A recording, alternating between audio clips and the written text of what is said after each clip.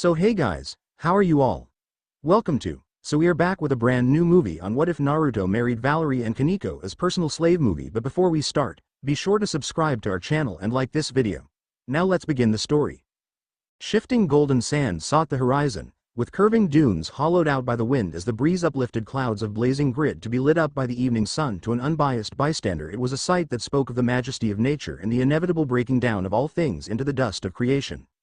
Naruto didn't even register it, his azure gaze sightlessly staring into the distant landscape of Kase no Kuni. He was too caught up in thoughts of blood tribute, burnt souls, and resurrections to worry about something like aesthetic beauty. Naruto.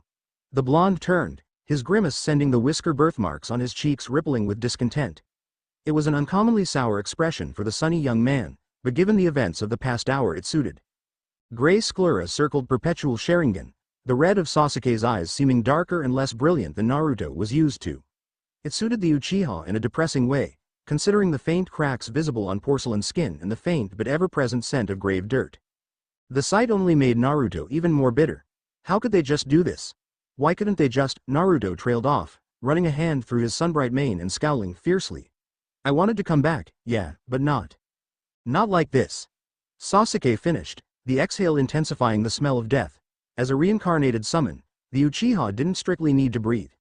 But the habits of the living were hard to break. What do you want to do?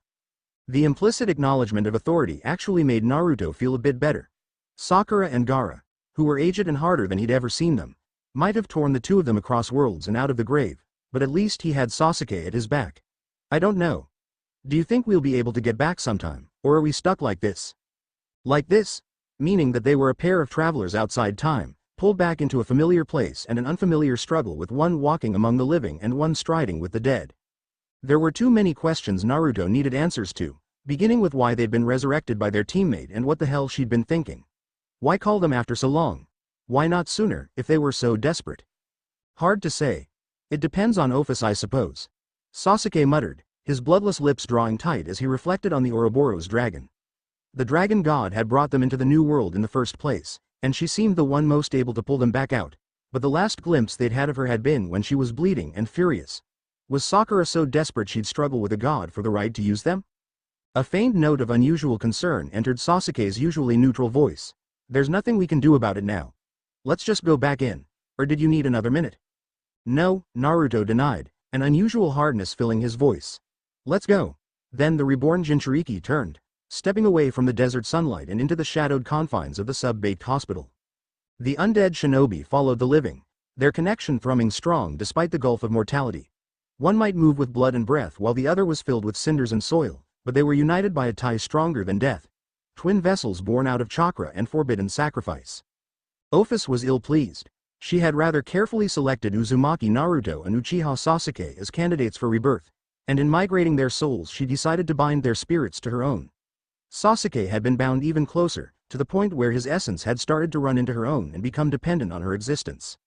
So it was no shock that when those arrogant shinobi had managed to steal their souls back that it backlashed at her. The sudden frayed connection spanning universes had hurt, and raised up other questions.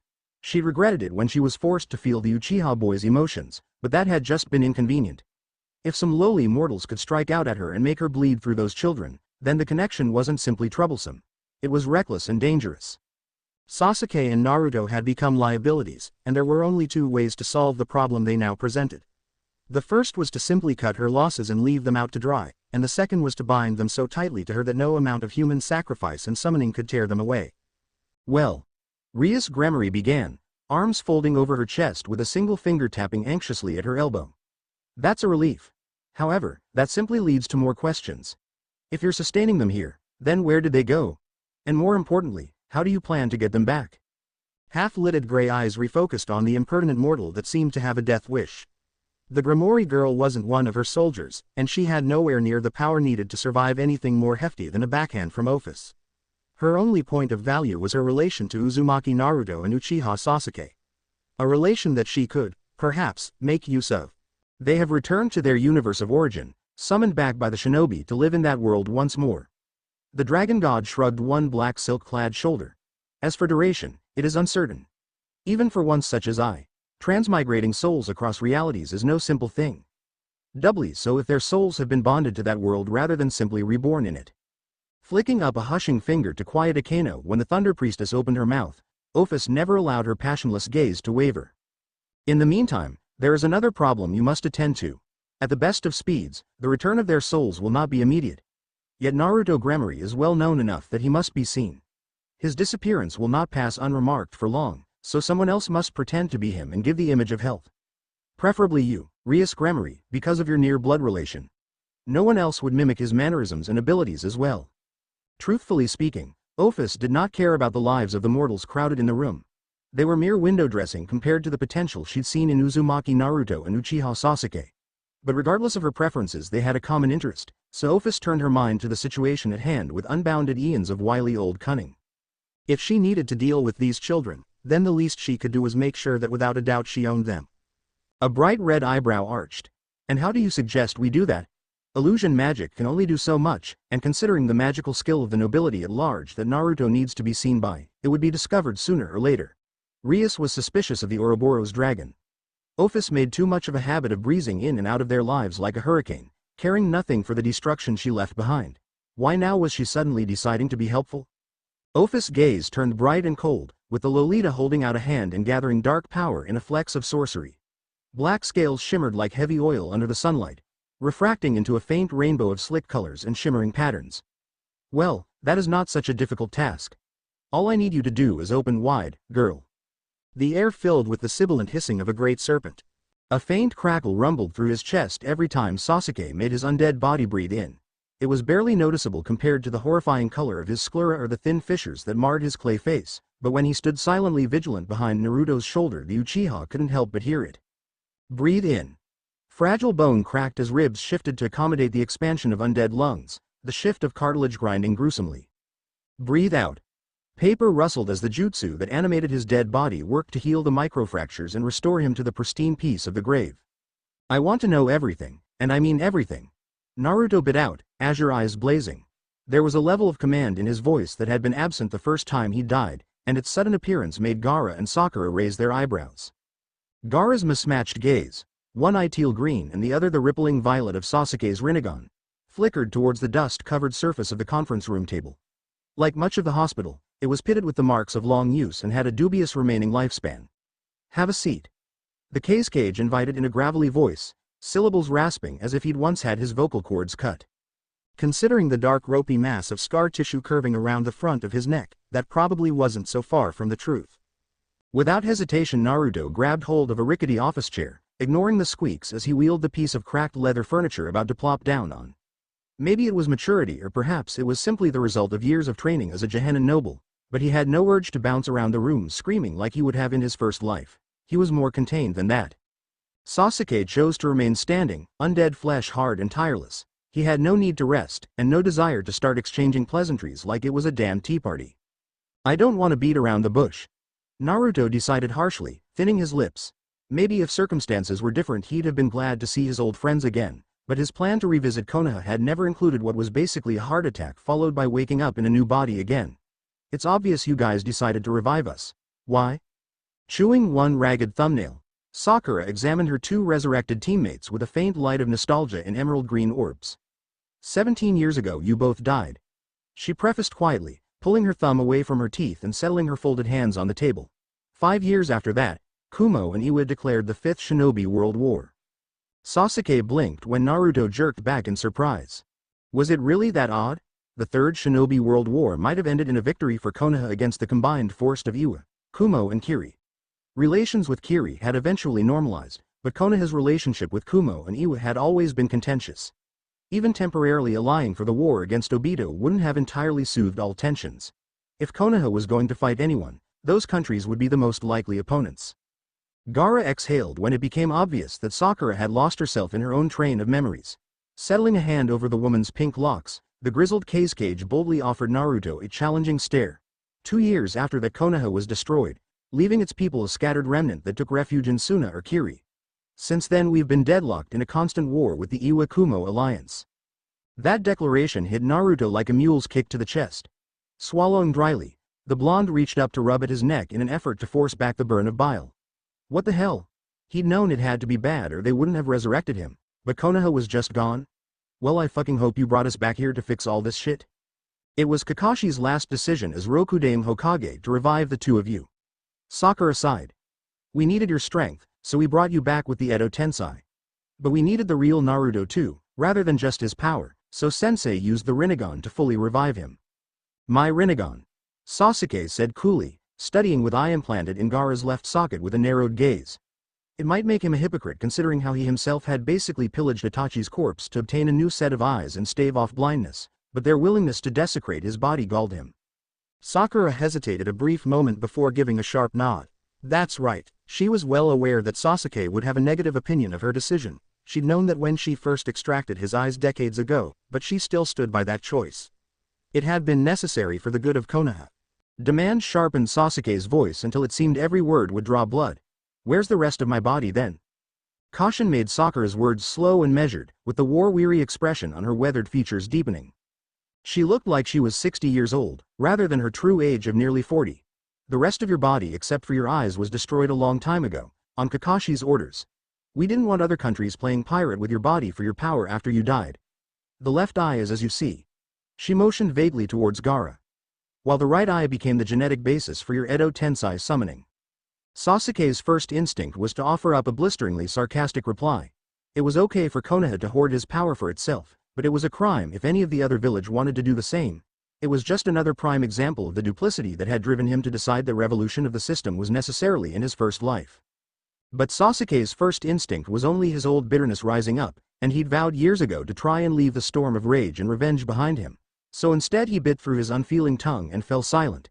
At least they hadn't started pumping his corpse for sperm or trying to graft his genetics into infants like the experiment Orochimaru had once conducted with Hashirama's cells. In the end, Sasuke had committed too many crimes for power in his day that he couldn't really point fingers at anyone else. Damn it, Sakura, Naruto finally exploded, raking a hand through his golden mane with his face twisted into a rictus of despair and fury. What the hell went wrong? We all came together to fight against Madara, and when it was all over we were comrades. The world I left behind was on the path to peace, not the road to genocide. The weakness of humanity to their own fear and hunger. Gaara murmured, folding his arms over his chest and seeming to age 100 years in a blink. When the villages committed to peace, we agreed to strive for a world without violence. Shinobi weren't going to be hired thieves and murderers anymore. But without those missions going into our pockets, the shinobi villages entered economic decline. Protection missions also dried up, as many shinobi were only employed as guardians against other shinobi. If we weren't killing, we didn't need to be guarded against after all. Some found employment in other fields of work, but for many trying to adapt was hard, too hard. Sakura tilted her head in agreement. Shinobi were trained to be warriors and spies, not farmers or glassblowers. It was the only lifestyle they knew, and when things got tough they fell back on it. We started taking on assassination and espionage missions again, and the economy improved. The ideal of peace was forgotten when it was war that put food on the table, and with you and Sasuke dead everyone suddenly remembered how weak Konoha actually was. The Kyuubi did us no favors, Orochimaru just compounded the issue, and pain nearly destroyed us. A bitter chuckle burst from Sasuke's mouth, the Uchiha shaking his head ruefully with a rustle of long dark hair. Naruto and I fought that last time to decide the future, and in the end we agreed to move forward with the idea that peace could be built on bonds and mutual understanding. But everyone only agreed to peace out of fear of our power. That's... The slap of Naruto's palm on the tabletop was deafening, cutting off Sasuke's rumination with an echoing clap. No, the Jinchuriki decided, lurching to his feet with a flash of blue fire in his eyes. I'm not going to accept that. We weren't wrong the first time, Sasuke. Peace though understanding is possible. A curled fist thumped against Naruto's thigh as the blonde glowered in frustration. I didn't want to be reborn this way, but I'm here now, and I'm going to figure out what went wrong and fix it. That's my promise for this lifetime, and I never go back on my word. The pinched look on Sakura's face relaxed into gentle nostalgia and exasperated fondness. That's the knucklehead I remember. Sasuke, turning on the spot, the Uzumaki fixed a sharp stare on his undead friend. There was no frivolity pulling at his whiskered cheeks or humor gleaming in his gaze. The only thing that could be found was burning resolve and diamond determination. It was the gaze of the king. Will you help me? And there he was, Sasuke realized. Naruto's second life had taught him to be polished like a son of the nobility, but it had also stolen the magnetic gravitas that had enabled a blonde orphan to change the world. Perhaps it was being in his old body that did it, Or possibly it was finally taking up a goal he cared passionately for, but that certain spark was back. A smile curved graved lips. Moron. Do you even have to ask? Sasuke would be standing there next to him. Right to the very end. Naruto wrapped his worn tan headscarf tighter around his face, covering everything up to the eyes in an effort to keep the blowing sand of the desert out of his mouth. Sweat stung the corner of his vision, brought out by the blaze of the sun despite the late hour of the day.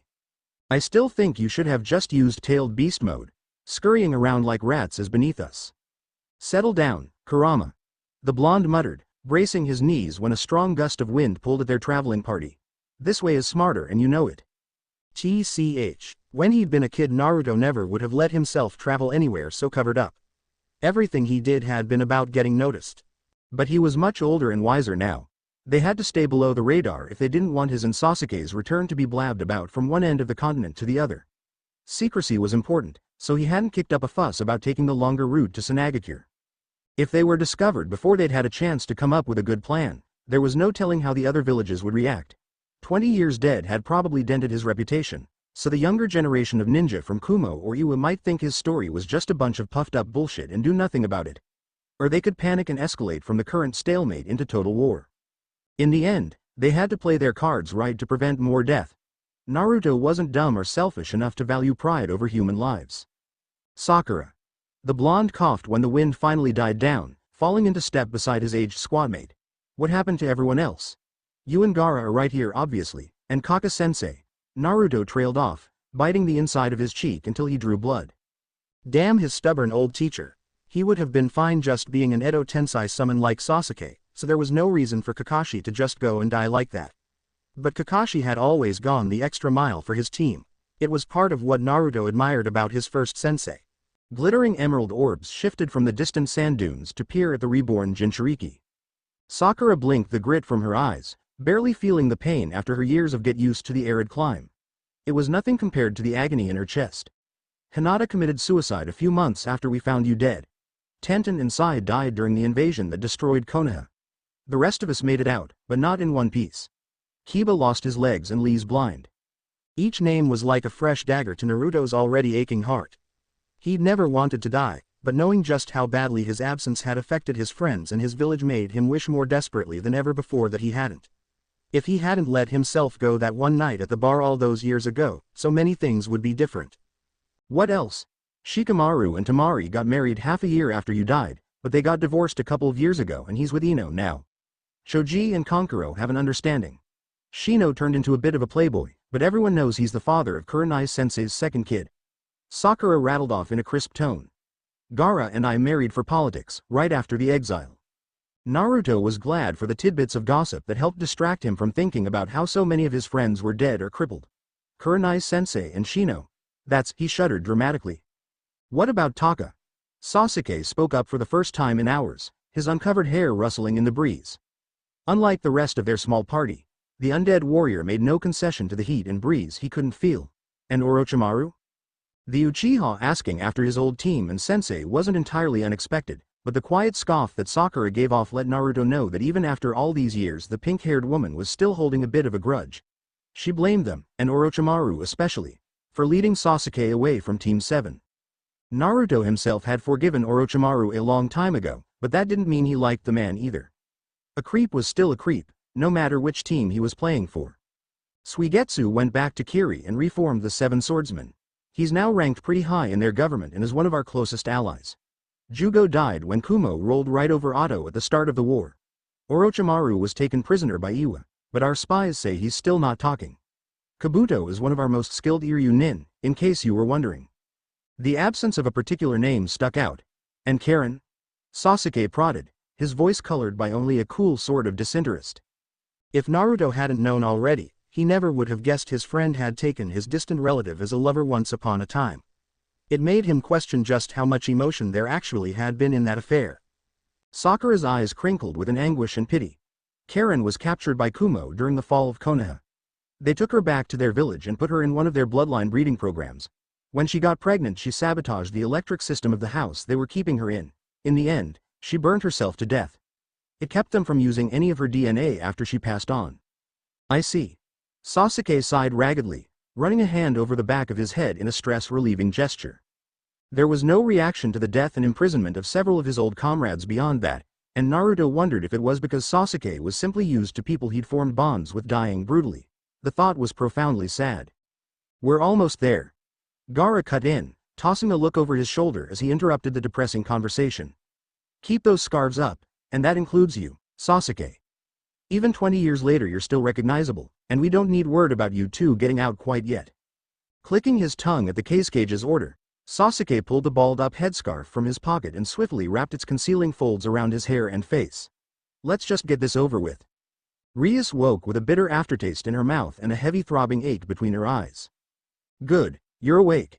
Akino's exhausted voice greeted her, and a soft warm hand slithered underneath Rias' shoulders to help the redhead into a sitting position. Wincing at the stiff pull of muscles in her neck, Rias turned her attention to her queen and stopped short in shock. Akino looked awful, with heavy dark bags beneath her eyes and thick bloodshot lines all through her white sclera. The skin of her face was grayed with bone-deep fatigue, and even more concerningly her pink lips had tinged to an unhealthy blue. "What happened?" Rias demanded in dismay. "How long was I out?" Blinking in confusion, Akino tilted her head. "Only a few hours, why?" "A few hours?" The disbelief was thick in Rias' strident tones. "But you look like," she trailed off, not quite sure how to say it without sounding outright insulting. But it seemed like her hesitation was for naught, as Akino suddenly just looked very amused. Like death warmed over. Akino chuckled roughly, stepping back away from the bed to give her mistress more space. "That's so cruel of you to say, Rias Tan." Rias snorted at the teasing, relieved that at least that was the same, and rolling to her feet in a single smooth motion. Patting at her tangled mane in an attempt to restore some order to the mussed strands, she smirked. "If you have enough energy to act the fool, then you'll be all right. Now, what happened with Ofus?" Pouting just a bit, Akino waved her hand about airily. "After she fed us our reptile supplement she said she would be in touch, and then she went kapoof." Rias frowned at that. "What do you mean us?" A niggling suspicion burbled up in her gut, and Rias hoped she was wrong. She had decided to take on the risk of venom alone, and she hadn't wanted the rest of her peerage to come gambling along with her. It was stupid and unnecessary. Scratching the side of her nose sheepishly, Akino let her violet gaze track off to the side to avoid meeting the redhead's piercing teal stare. "Well, once you had the snake stuffed down your throat, Yuto raised a good point. You and Naruto are practically brother and sister, and it would be strange if you weren't seen together. So if you're pretending to be Naruto, then someone has to pretend to be you, and we all agreed that I was the best choice, and then Ofus made it happen."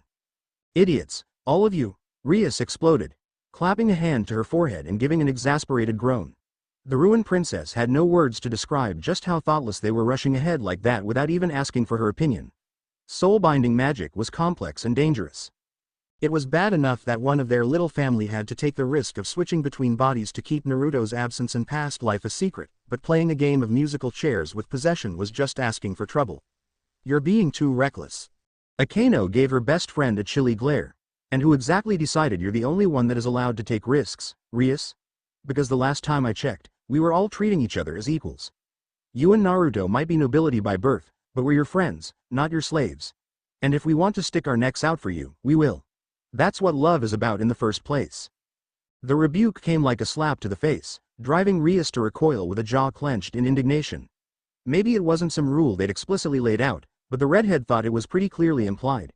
The older members of her peerage took care of the younger ones, and the strong defended the weak. Rias was the second oldest and the strongest in their little family, with the protection and resources of the nobility on top of it. Out of all of them, she was the most qualified to take risks and make decisions. For anyone that wasn't Sasuke to step up and throw themselves in danger alongside her without so much as a "by your leave," felt bizarre and disorienting. Then again, maybe she should have expected it. Having lost her family once and spending years on the run made Akino even more reckless than Rias herself could be. A few years of stability wouldn't tame the underlying insecurity.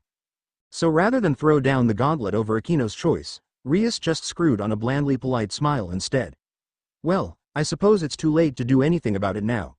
If she couldn't change things, Rias would just work with them as they were. She was good at that. The moon was high in the sky, hanging fat and pale like a swollen melon by the time they slipped into the backstreets of Sunagaku. More than one patrolling guard had flitted by overhead to inspect their party, but they always cleared out once Gaara made a wiggling motion with his left hand. Naruto couldn't help but find it amusing. Secret handshakes and code words? Maybe the whole cage game was much less serious than he'd always thought it was, and much more like a bunch of kids playing in their secret base? The Konohamaru Corps would have pissed themselves with glee back in the day if they knew. I don't think you're one to talk. All you ever did was whine on and on about being the Hokage. Shut it, furball. Knuckling the sand out of one eye, Naruto dogged Sakura's footsteps as she led him to one of the many squat homesteads that populated Suna. It looked exactly like the dozen houses they'd already passed, and if not for the swelling sensation of chakra at the edge of his still rusty senses, Naruto wouldn't have thought it was any different from the rest. Sakura coughed dryly, knocking on the door twice, then 5 times, then once, and then finally 8 times. Hurry it up, Kazui-kun. She harangued in a rolling tone better suited to a peasant fishwife than the Nanadem Hokage. The dango is getting cold. Troublesome bitch. A baritone voice rumbled from the other side of the door, vaguely familiar and accompanied by the sound of a lock clicking open. I knew I should have told your parents to piss off with the whole marriage idea. Oh sure, I'm the problem. Sakura snapped as the door cracked open, turning to usher in her followers without missing a beat in her contrived ranting. It's not that you smoke too much or that you drink too much, oh no. It's all me. Naruto slipped through the thin opening, squinting his eyes as they were plunged into complete darkness. The only thing he could see was Sasuke's faintly burning Sharingan hovering in pitch black. And then with the stink of burning pitch orange light flared. About time you got here. Shikamaru muttered, angry red scars curving across the planes of his face as he harshly studied the 2 resurrected shinobi. I expected you 3 hours ago. There were complications with the Edo Tensei. Gaara replied frostily, shucking off his cloak before squarely meeting his ex-brother-in-law's dark eyes. We needed more sacrifices to bind their souls than we expected, and ended up burning through every volunteer before we managed to take hold of them. TCH. The Nara grunted, holding his torch aloft to better considering Naruto's lively flush and the gray pallor of Sasuke's undead flesh. Well, at least it was worth it. Sacrifices? Naruto questioned lowly, with a particular edge to his words that only came from slow-building fury. Both he and Sasuke were intimately aware of what price had to be paid to use Edo Tensei or Rinne Tensei. At least one life for each jutsu. But Gaara's words fairly clearly suggested they needed more than that. How many people, exactly, died to bring us back here? 100 each. Sakura broke in clinically, flicking the lock shut with calloused fingers before grabbing the torch from Shikamaru's lazy grip and plodding through the hallways of the empty home. Left with no choice but to follow if he was going to get answers, Naruto clenched his jaw and stomped after the pink-haired woman. More and more the blonde was questioning what the fuck had happened to everyone. He died and had faith that his friends would at least be able to carry on his dream. Instead he came back to discover they were all dabbling in murder and human sacrifice. They descended a vast spiraling staircase, tunneling deep into the earth until all sounds of the world above had faded away and the only sound was Naruto's thrumming pulse in his ears. Hey, are we almost there? He prodded, breaking the silence with a huff. Almost. Gaara answered, abruptly turning in place and feeling along the bricked walls of the stairwell. Nimble fingers slid into recessed caches, and the redhead shoved forward, pushing a hidden door inward on its hinges. Coughing at the stale air, Naruto waved the dust away and moved into a great chamber bathed in golden light and filled with the scent of wax candles. Yo, Naruto. A grin split the Jinchuriki's lips, and for the first time in hours he felt something like steady ground underneath his feet. What's up, dog breath? He shot back, a teasing twinkle in his eye as he set his gaze on Kiba. The Inuzuka clan head had let himself go in the decades since they'd last seen each other. What used to be a tightly muscled abdomen had grown into a meaty belly, pushing against the rough-spun cotton of Kiba's tunic and jiggling when the man patted at his great stomach. Really, the only thing that was the same was the shaggy hair and the thick red tattoos marking his flabby face. Just waiting for you to lounge your wussy ass in here, foxboy. Naruto refused to look away from the stumps of Kiba's legs, rounded at the knee and covered up with rolls of cloth and blankets. It would demean his old bar buddy if he started treating the man like a freak show cripple. So even if it made his heart ache in his chest, Naruto was determined not to react to it. Well, better late than never, nay? The fanged grin on Kiba's face twisted. Yeah, he replied, a brittle sound to his booming voice. So, who all else is here? Naruto questioned with a practiced smirk, azure gaze shifting from one face to the next. Shino he had expected, and Choji's stern face. But the heavily pregnant Ino was a bit of a shock. Fuck, you look like you're about to pop. Sakura slapped the blonde across the back of the head, near 2 decades later but with all the familiar reflex of yesterday. Naruto. The Hokage groaned, shaking out her hand and glaring half-heartedly at her wincing squadmate. Barking a sharp laugh, Ino cradled a protective hand over her belly and eyed Naruto with an expression of nostalgic fondness. I see you haven't changed, she mused, cocking a pale eyebrow when Sasuke huffed. And neither did you, Sasuke-kun. The smile Naruto offered the hodgepodge collection of his old friends was only a little strained. Sure, there seemed to be too many faces missing. And sure, the ones that were there were all marred by war scars and old despair, but they were still his old comrades. If he turned away from them now just because they'd had a few tragedies or because they were a little weathered, he couldn't claim to be Uzumaki Naruto. So, what's the plan? Inhaling a lungful of smoke, Shikamaru pursed his lips around the stub of his cigarette and bent over the pitted table that Sakura had spread a yellowed map over. We're thinking that we can smash their lines here and here. The Nara traced curving lines that advanced from Suna's hinterland, deep into the land of fire. We want to move fast and hard, and reoccupy Konaha by the third day. At that point, the element of surprise will be gone. Naruto studied the shaded areas of the map representing lost territory with a frown. Objectively he'd know it had to be bad, but it was different when he actually could see how much of his homeland had been lost. Only a shallow crescent along the southern shoreline between Kei's no Kuni and Mizu no Kuni was still in the hands of Konaha Nin. Sasuke and I should split up then, Naruto decided, glancing at the Uchiha for any traces of disagreement.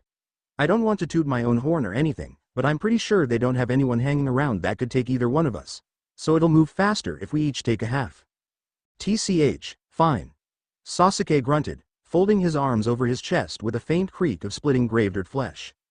The sound brought a disgusted grimace to Kiba's face, and the shaggy-haired man made a quiet attempt to wheel away. Shikamaru blinked in bemusement. That's what I would have suggested. He demurred. Maybe 20 years had passed and made his memory a bit foggy, but he was pretty sure that the Naruto who died hadn't even been that tactically aware. Did the Jinchuriki mature in the afterlife, or was there some other factor at play transforming him from a living wrecking ball to a somewhat competent strategist? Look. Naruto huffed, stepping closer to the table and gently nudging Sakura out of the way. If we follow the road system we're going to run into a few choke points. Nothing we can't handle. He reassured the room at large without removing his sharp gaze from the yellowed map. But you might want to take the time to really occupy them so you can use them as supply lines to Konaha. It would stretch it out to 4 days, but we'd be better off. I agree. Sasuke offered, speaking up to contribute for the first time since the discussion began. Compared to Naruto, he was much less enthusiastic about getting involved with the reconquest of Konaha, and it showed in his silence. You don't have a guarantee on how long the war will run, and they have significantly more resources than you do. Give them time to retreat and fortify your lines. If you try to force them into battles of annihilation you'll make them desperate and run up the casualties on both sides. Holding his palm up to forestall any further debate, Gaara offered his support. We'll go with Naruto's plan. Our alliance doesn't have the numbers theirs does, and because we've kept Naruto's return and this invasion a secret we won't have reinforcements from our allies. We don't have the manpower to sustain heavy losses, so we need to focus on preserving our armies while achieving strategic objectives.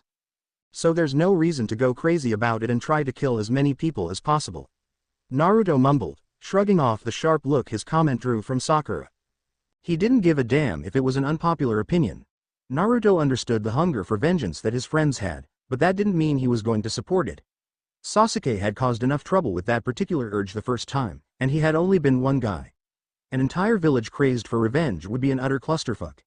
The only way to build peace in the long run was to break the chain of hatred and step forward into the future together. There was no point to taking back Konaha if it just led to more conflict and more killing. They needed open dialogue and a new system that would deal with the problems they'd had the first time they tried to build a world without war. Thankfully, he had come up with a plan as soon as Sakura started talking about invasions. Taking back their homeland would be enough to show the world that he was really back and that the Southern Alliance had some actual bite. At that point, Naruto just needed to get everyone around the table to hash out the peace details. It would be easy enough to get started, even if all the treaty haggling and paper pushing would make him want to dig his own eyes out with rusty spoons. If there was one thing about Naruto that Sasuke had learned over the years, it was that his friend never knew when to quit and take a breather. The indomitable fire in the belly that Naruto possessed had led the man to some of his greatest victories, but it also made him neglect his own well-being when the pressure mounted. So when Naruto's hands started faintly trembling, Sasuke knew he had to step in before the blonde ran himself into the ground. Stop wasting time, the Uchiha declared, shifting his dim red gaze from one tired shinobi to the next. Exhaustion stamped itself into their faces with wrinkles and dark bags. The hours-long discussion taking its toll after having continued through the night and into the early morning. You've already decided on your deployments. Now you're just talking in circles. Sakura clicked her tongue irritably, setting one hand on her hip as she glared at her ex-squadmate. The lack of slavish adoration in her eyes still shocked Sasuke from time to time, but he supposed that 2 decades of warfare would change even that. Fine. Everyone head home and get some rest. We'll be moving at the end of the week. Until then, no one say anything about Naruto or Sasuke. If word gets out, it'll be catastrophic for our plans. A chorus of agreements escaped the crowd as they shuffled away in a fatigued mass, leaving the resurrected shinobi alone with the 2 Kage. We need to get back to the office as well, Gaara explained, mismatched gaze soft and wistful as he spoke to Naruto. We'd like it if you two remained here. I understand the accommodations aren't ideal, but as Sakura said, we can't afford to have word of your presence getting out quite yet. Until then, Shikamaru will look after you. There are a couple of spare rooms here for you to use. Glancing towards the short hallway tunneled into the back corner of the conference room, Naruto gave an exasperated sigh and nodded. Fine, fine. Y'all gotta do what y'all gotta do. He didn't want to spend the next few days hiding in what was basically a cave, but it seemed he didn't have much of a choice. After exchanging goodbyes with the blonde and the taciturn Uchiha, the 2 Kages departed, leaving them alone for the first time in nearly 20 hours. Naruto made it half a minute before exhaling all his breath in a ragged whoosh, sagging down and steadying himself against the nicked round table. What the fuck? He cursed as anger mingled with despair. I knew it was bad after they gave us the rundown, but to actually see them. All the emotions in Naruto's chest tangled up into a wretched ball that seemed to stick in his throat, choking out every breath he tried to take and making his head swim. Near 2 decades in another world had dulled the pain of losing all his bonds and the life he'd built for himself. With difficulty, Naruto had come to terms with it all. A quick peek at a happy and safe Konaha was all he would have asked for, and he'd have been able to close the cover on his old life entirely. Instead, Naruto woke up and was forced to come face to face with the living ashes of his dreams, seeing the devastation marked in scars and the conspicuous absence of deceased comrades. He was surrounded by familiar strangers, and could only hope that if he managed to do it right this time that he'd feel less like an interloper and more like he'd actually come home. Uzumaki Naruto. Jerking violently as he was torn from his spiraling thoughts, Naruto flipped the table and turned on the spot with a livid expression. Don't do that. Fuck, what's wrong with you? Ofus blinked, tilting her head at the worn-out Jinchuriki before glancing at Sasuke's amused smirk.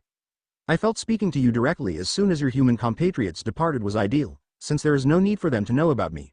Do you disagree? Now I just know that you're pulling my leg. Naruto grumbled, shoving aside all the memories of Kiba's broken body and Lee's broken mind to focus solely on the Ouroboros dragon. As long as he had something else to fixate on, he didn't need to think about how his fingers were shaking in his pockets or the nauseous burn in his throat. But fine, what's happening over there? Frowning at the mortal's demanding tone, Ofus primly dusted off her shoulder before settling her glittering gray stare on the whiskers adorning Naruto's cheeks. I have contracted Rias Gremory to possess your body and act as a suitable substitute for you during your stay here. When you return, your position in society will be undisturbed. The circumstances are not ideal, but I will facilitate your travels regardless, as per our agreement. Possession is a dangerous spell. Sasuke pointed out with a thin veneer of mildness over aggression. One word might be enough to move him to violence or soothe his protective temper. I will sustain her existence the same way I've sustained yours. Leaving Sasuke to mull over that bland reassurance, Ofus directed her next words at Naruto.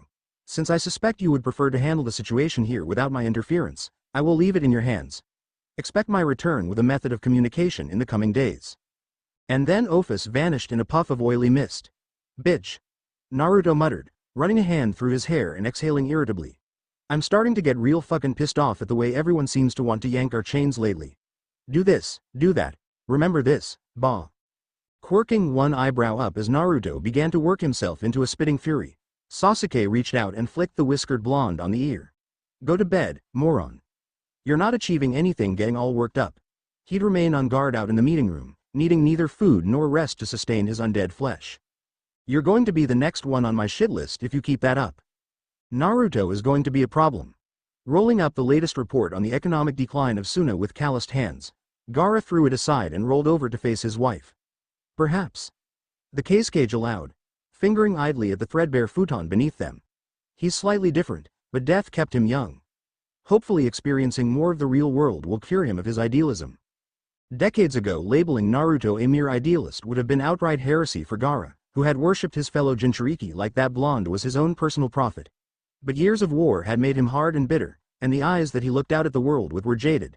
He'd make allowances for nostalgia, but that would only make him bend so far to accommodate Naruto.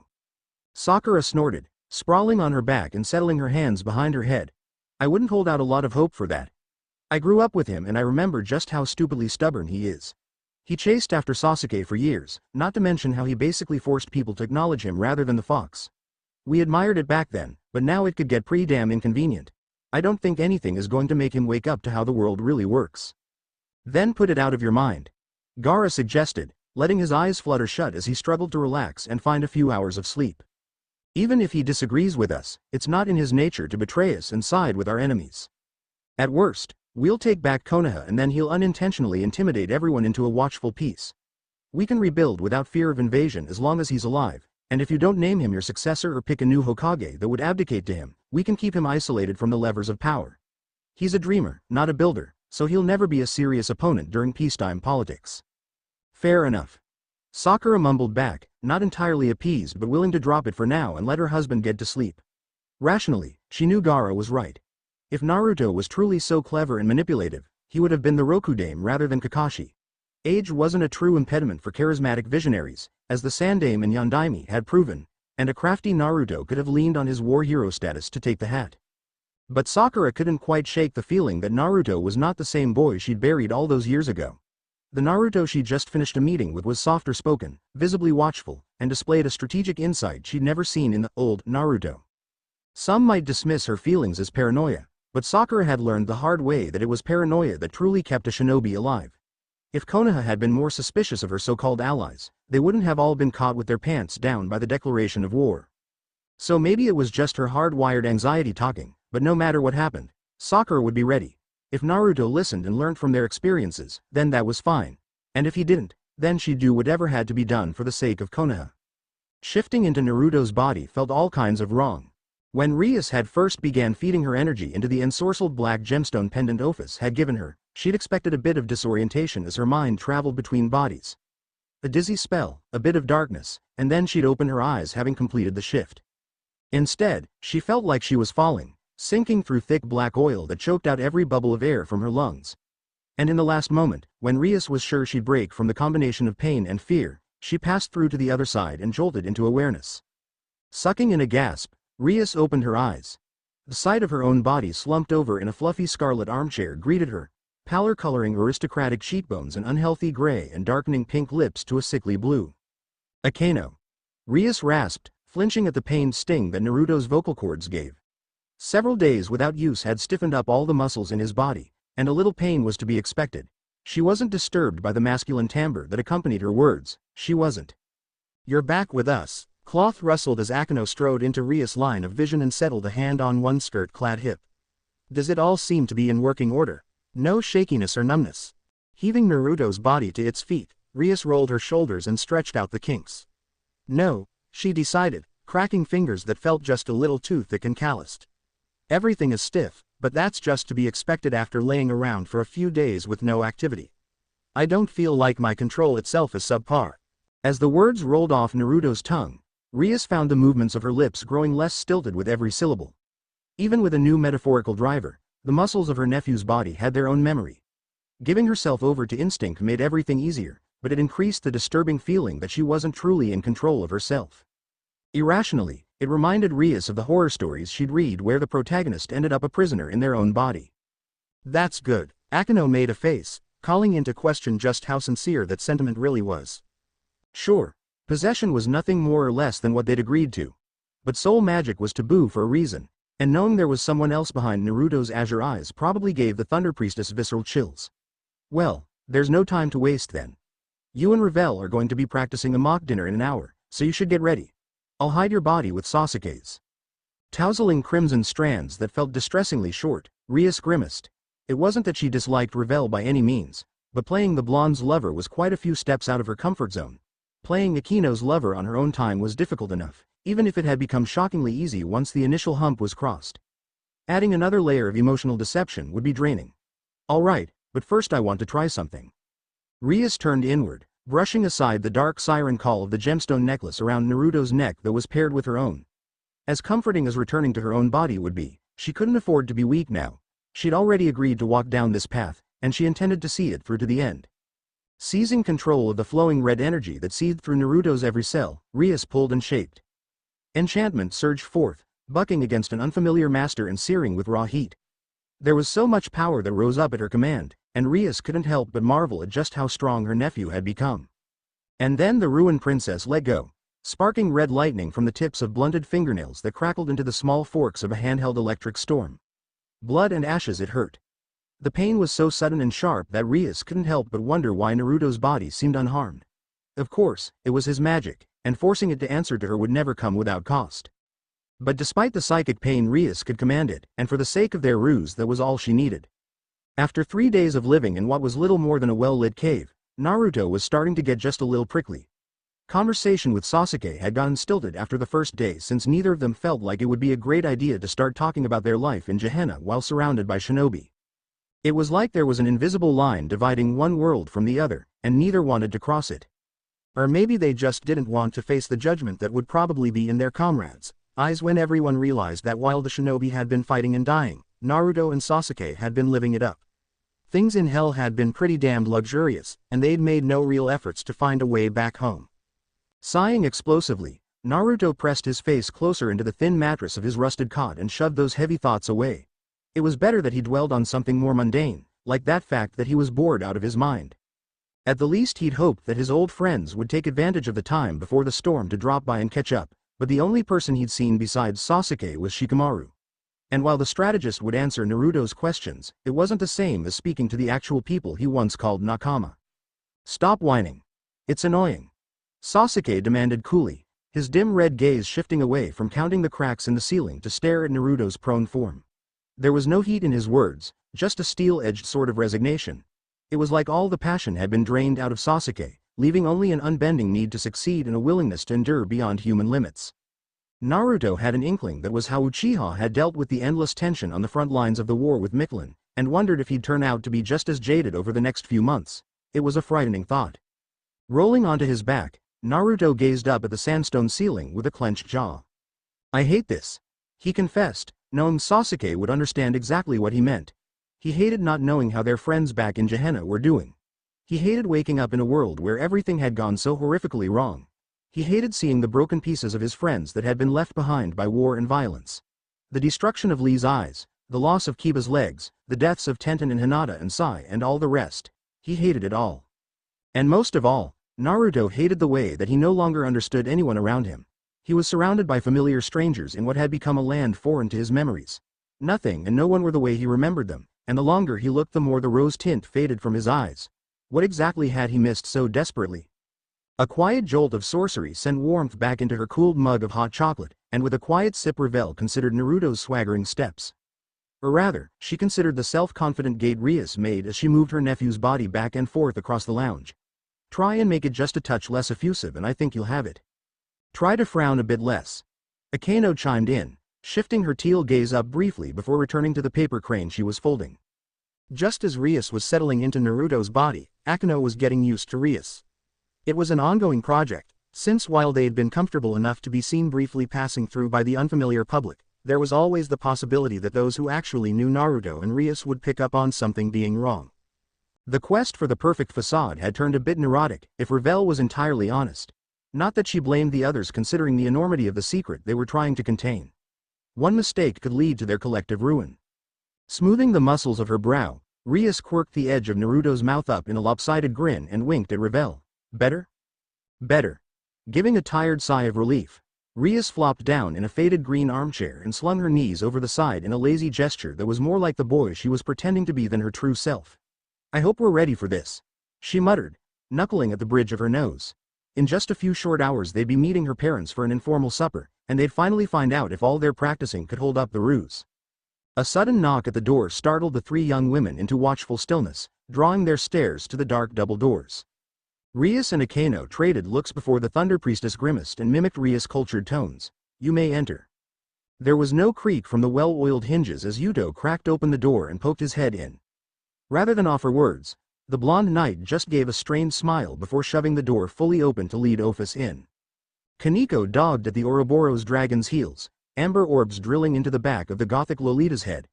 Her semi-hostile vigilance was a visible expression of the inner feelings of both peerages, who'd reluctantly accepted that the goddess was part of their life now, knowing there was little they could really do but accommodate Ofus' whims. Without Ofus, they had no chance of getting Naruto or Sasuke back. But that didn't mean that dealing with her dictates and lack of regard didn't rankle. "What can we do for you?" Rias greeted, skipping over the pleasantries she knew Ofus didn't really care about. Ofus' expression remained placid as she considered the two young women. "You are taking advantage of the artifacts I created for you. Do not use them for longer than 6 hours at a time. Your life force is being drained to sustain the possession, and your true bodies may expire if you exceed that limit." The look Yuto gave her was utterly horrified, but Rias brushed it off, just like she brushed off the sudden chill of fear in her gut. They'd never used the crystals for longer than 4 hours at a time, so it wasn't like she had come near to accidentally killing herself. "Thank you for the warning, but I doubt giving it is why you came here today." Indeed.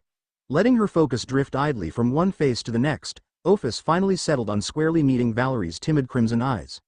"While they are in the other world, Uzumaki Naruto and Uchiha Sasuke have no method of independently contacting me, and I have no desire to constantly observe them. Their chakra would be unable to interface with any relics I gave them. Therefore, I will transport two of you to that world and give you the ability to call on me."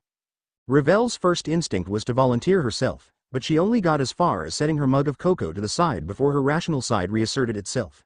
She doubted that Ofus was going to be a daily ferry, so whoever was brought dimension hopping would be in for the long haul. Rias couldn't go because she had to pretend to be Naruto. Akeno couldn't go because she had to pretend to be Rias, and Revelle herself couldn't go because she had a high profile of her own. If the pinched quality Rias gave Naruto's mouth was any indication, the ruined princess had come to the same conclusion as Revelle. "I will go," Koneko declared neutrally, folding her hands behind her back with all the rigid tension of a trained soldier. Yuto may be needed to act as Rias' escort to social events, and Gasper is too young to be involved in this. Very well, Ofus accepted before anyone could raise an objection. "And the other?" "What do you mean, other?" Rias questioned sharply, the baritone in her borrowed voice rumbling with hints of tense displeasure. "Surely you only need to borrow one of us?" Maybe it was a bit petty of her, but their little family was already strained at the seams. Why did Ofus seem so content to scatter them to the winds? For the first time since she'd entered the room, Ofus' blank facade slid away, with her eyebrows pinching together in irritation and impatience. "Naruto and Sasuke will not necessarily travel together. In fact, based on the babblings of those humans they are currently aligned with, they will make a habit of operating separately. Therefore, it would be more prudent if they each traveled with someone capable of making contract with me. I have no desire to squander the investment I have made in them because of sentiment. Now, who is the other?" Rias clenched her jaw, but subsided into sullen silence when Akeno placed a cautionary hand on her shoulder. "It's me." Valerie spoke up, breaking the tense stillness with an unusual steel note to her voice. Even her slitted red eyes had shifted from quiet anxiety to a gentle sort of determination. "There's no one else who can go, unless we tell other people about Naruto's secret. Which I'm not going to do, and which I'm not going to let anyone else here do. So, it has to be me."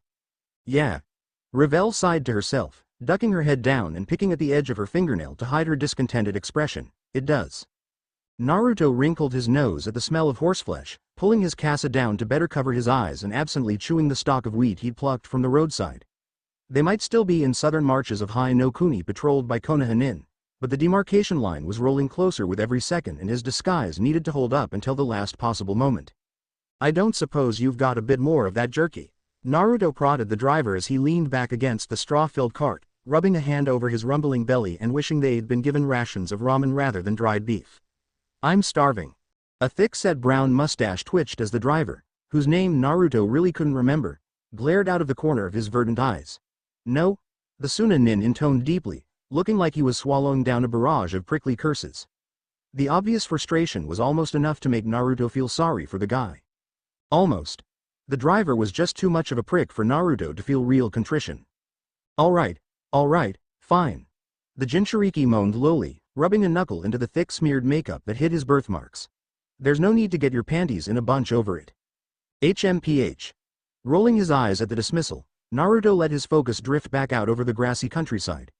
The warm sun beaming down over the enormous prairie was nostalgic. How many dozens of times had he seen a similar landscape when he'd gone to visit Gaara for a while all those years ago? The sight made him feel just a little bit closer to home, as opposed to the creeping alienation he'd experienced living underground in Suna.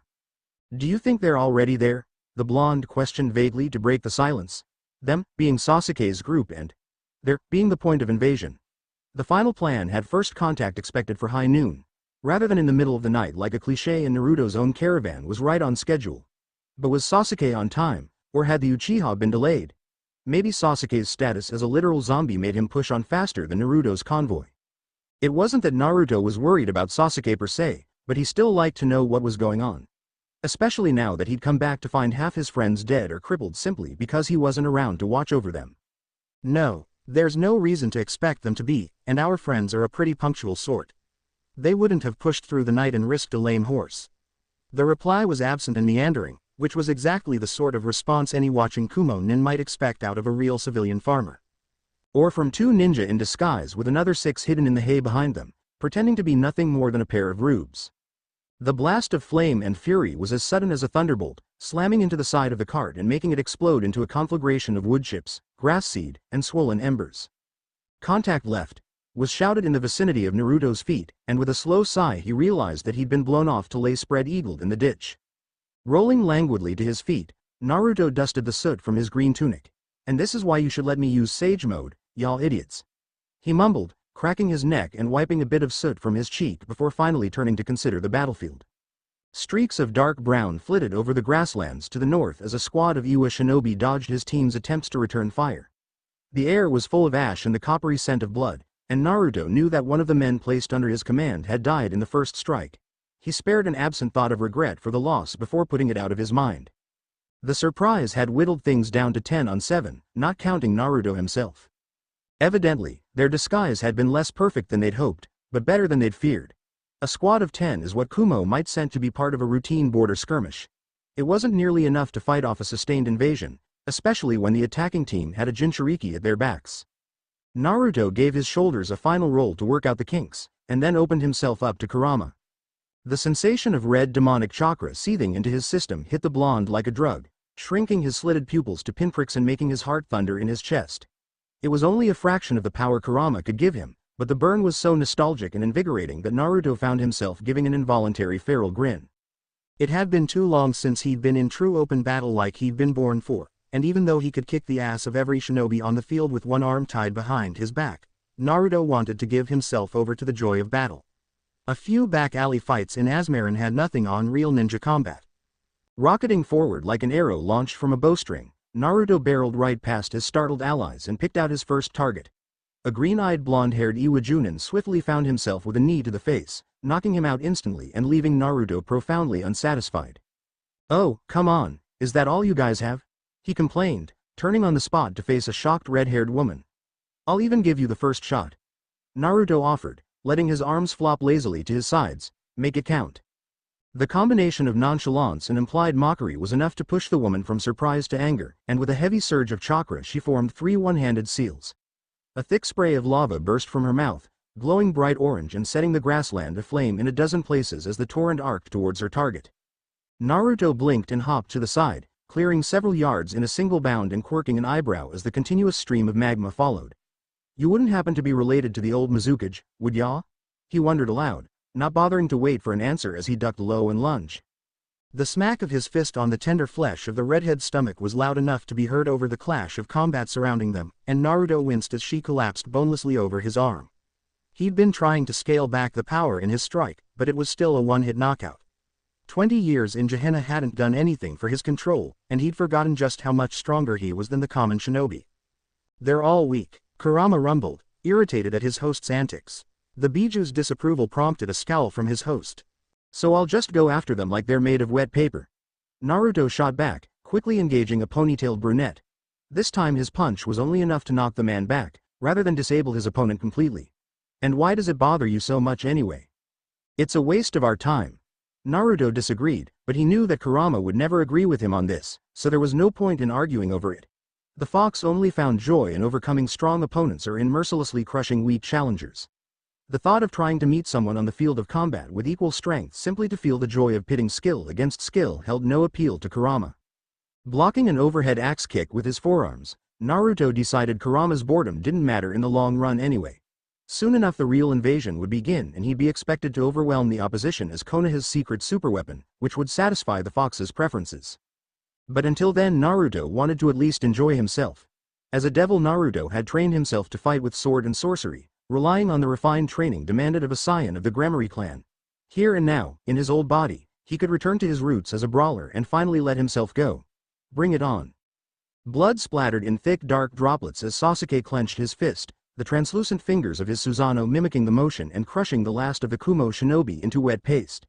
Little chunks of gore dripped through the spaces between the ghostly warrior's knuckles, landing on the broken ground with wet plops. Keep moving. The Uchiha ordered his handlers, letting their horrified gazes slide off his back like water.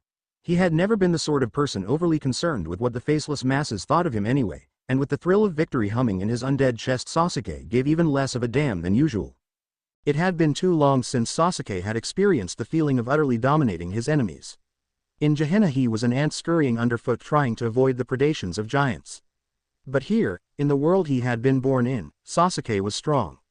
He was stronger than anyone else in the world except Naruto, and even that was questionable given that an Edo Tensei construct never tired and felt no pain. So what if Gaara's little stooges were losing their lunches? Their opinions meant less than nothing to him next to the feeling of violent fulfillment. He wondered if Naruto, who had been born and bred for war just as Sasuke himself was, also shared the uplifting sensation of triumph that now bloomed in his breast. Letting the last vestiges of his Susanoo fade away, Sasuke eyed the coral tint that slowly stained the horizon. Dusk was drawing near. With the undead Uchiha spearheading their offense, the Southern Alliance had crushed half a dozen outposts since they'd started fighting just after high noon. If they pushed on through the night at a similar pace, they'd be in spitting distance of Konaha itself, but it was probably better to cut their speed in half. The armies following his invasion force could only invest and fortify so quickly, and while Sasuke didn't need to eat, he'd rather not have his handlers die because the defenders cut their supply lines. It was better to take the time to do things right, a lesson he'd learned hard in his first life. Turning away from the shattered battlefield, Sasuke gave Shino a sharp nod and launched into a tireless sprint. A handful of curses met his ears as the living shinobi scrambled to follow in his wake, but Sasuke didn't bother to look back. They had orders to follow him, and since he'd done all the fighting there was no reason for them to be too fatigued to keep up. I would suggest, I know, half march. Sasuke ruthlessly cut off Shino's puffed words once the Aburame had managed to draw level with him. He already knew what the best course of action was and didn't have the patience to have strategy baby-fed to him by his old classmate. Naruto would have scolded him for being rude, but Sasuke had no attachment to most of the people he'd left behind. 20 years apart had dulled his sentiment to the point that it was no skin off his back if the Aburame got all pissy about being shrugged off. All the people he cared about now lived in Gehenna. Sasuke only cared about Konaha in abstract terms, because he didn't want to admit that everything he'd fought for had been for nothing. If their sacrifices in the name of peace for Konaha had turned out to be pointless, who was to say any sacrifices they made for the sake of Gehenna wouldn't be similarly pointless? No, Sasuke viscerally refused to accept that possibility. They would have peace by any means necessary. The stub of his left arm throbbed with phantom pain, but he bore it stoically and signed the last of his paperwork off with a flourish. For 20 years he'd lived with the pain, rejecting the well-meant suggestions of his subordinates to get some kind of prosthetic. The Yondaime Reikage always scoffed that looking for a replacement for the left arm Uchiha Sasuke had cut off was an affront to his pride. The idea of grafting on one of those Zetsu limbs was repulsive, and beyond that he'd just end up looking like a warrior ashamed of his scars. But beneath the pride was a sense of shame, the feeling that even if he could that he didn't deserve to walk around hardy and healthy. I had chosen war over peace for the sake of his people's continued survival, soaking his hands in blood and turning his back on the supposed child of the prophecy. A bit of phantom pain and a few ugly scars in exchange for the lives lost and the dreams abandoned was a cheap payment. Ah, if only the Uzumaki boy had lived. Naruto had an earnest, innocent and exuberant charisma that appealed to everyone from brats in their cradles to hidebound war veterans like Onoki. With Naruto as their spokesman, maybe the shinobi could have weathered the economic depression together and found a new destiny.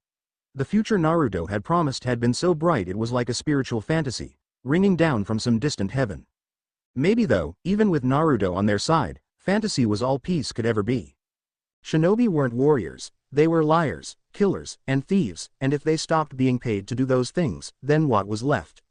How could they put food on the table when no one hired them to wage war? There'd been some talk of adapting jutsu to the various civilian industries, but that kind of development took time. Time no one had when the people were marching in the streets looking for someone to fill their hollow stomachs.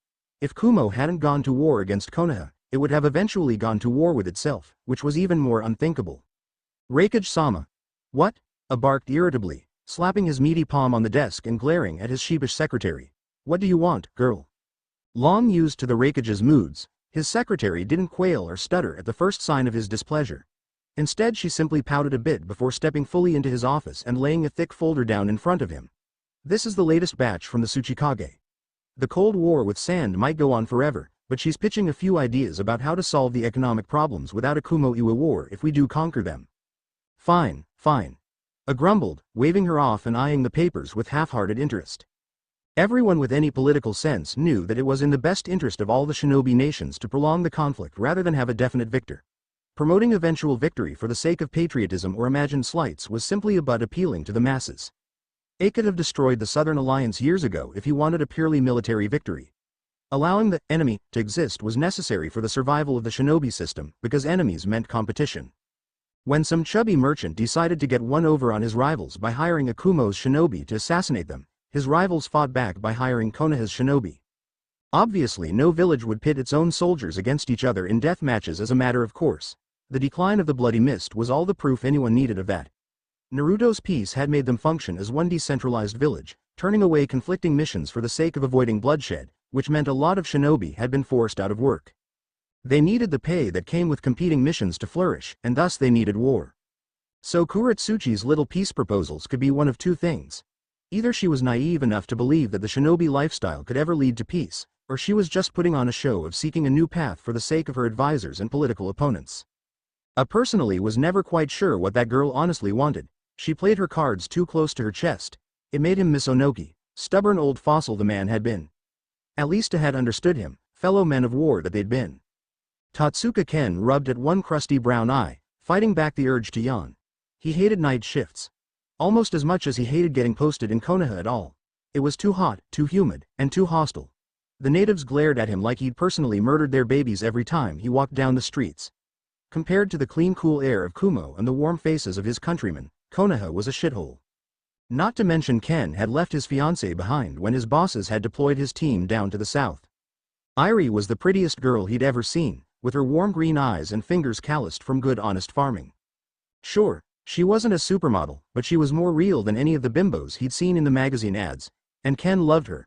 Once he finished his current rotation, he'd have saved up enough money for them to get married and start a new life. Maybe he'd retire and work on a farm himself.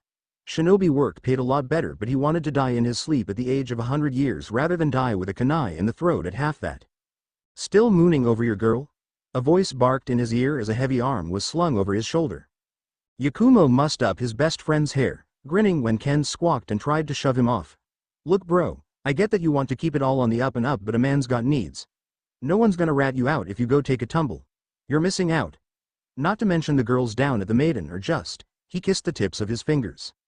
A cherry red flush lit Ken's cheeks, and he pulled away from the older shinobi with a glare. No way, I'm not a dirty perv like you.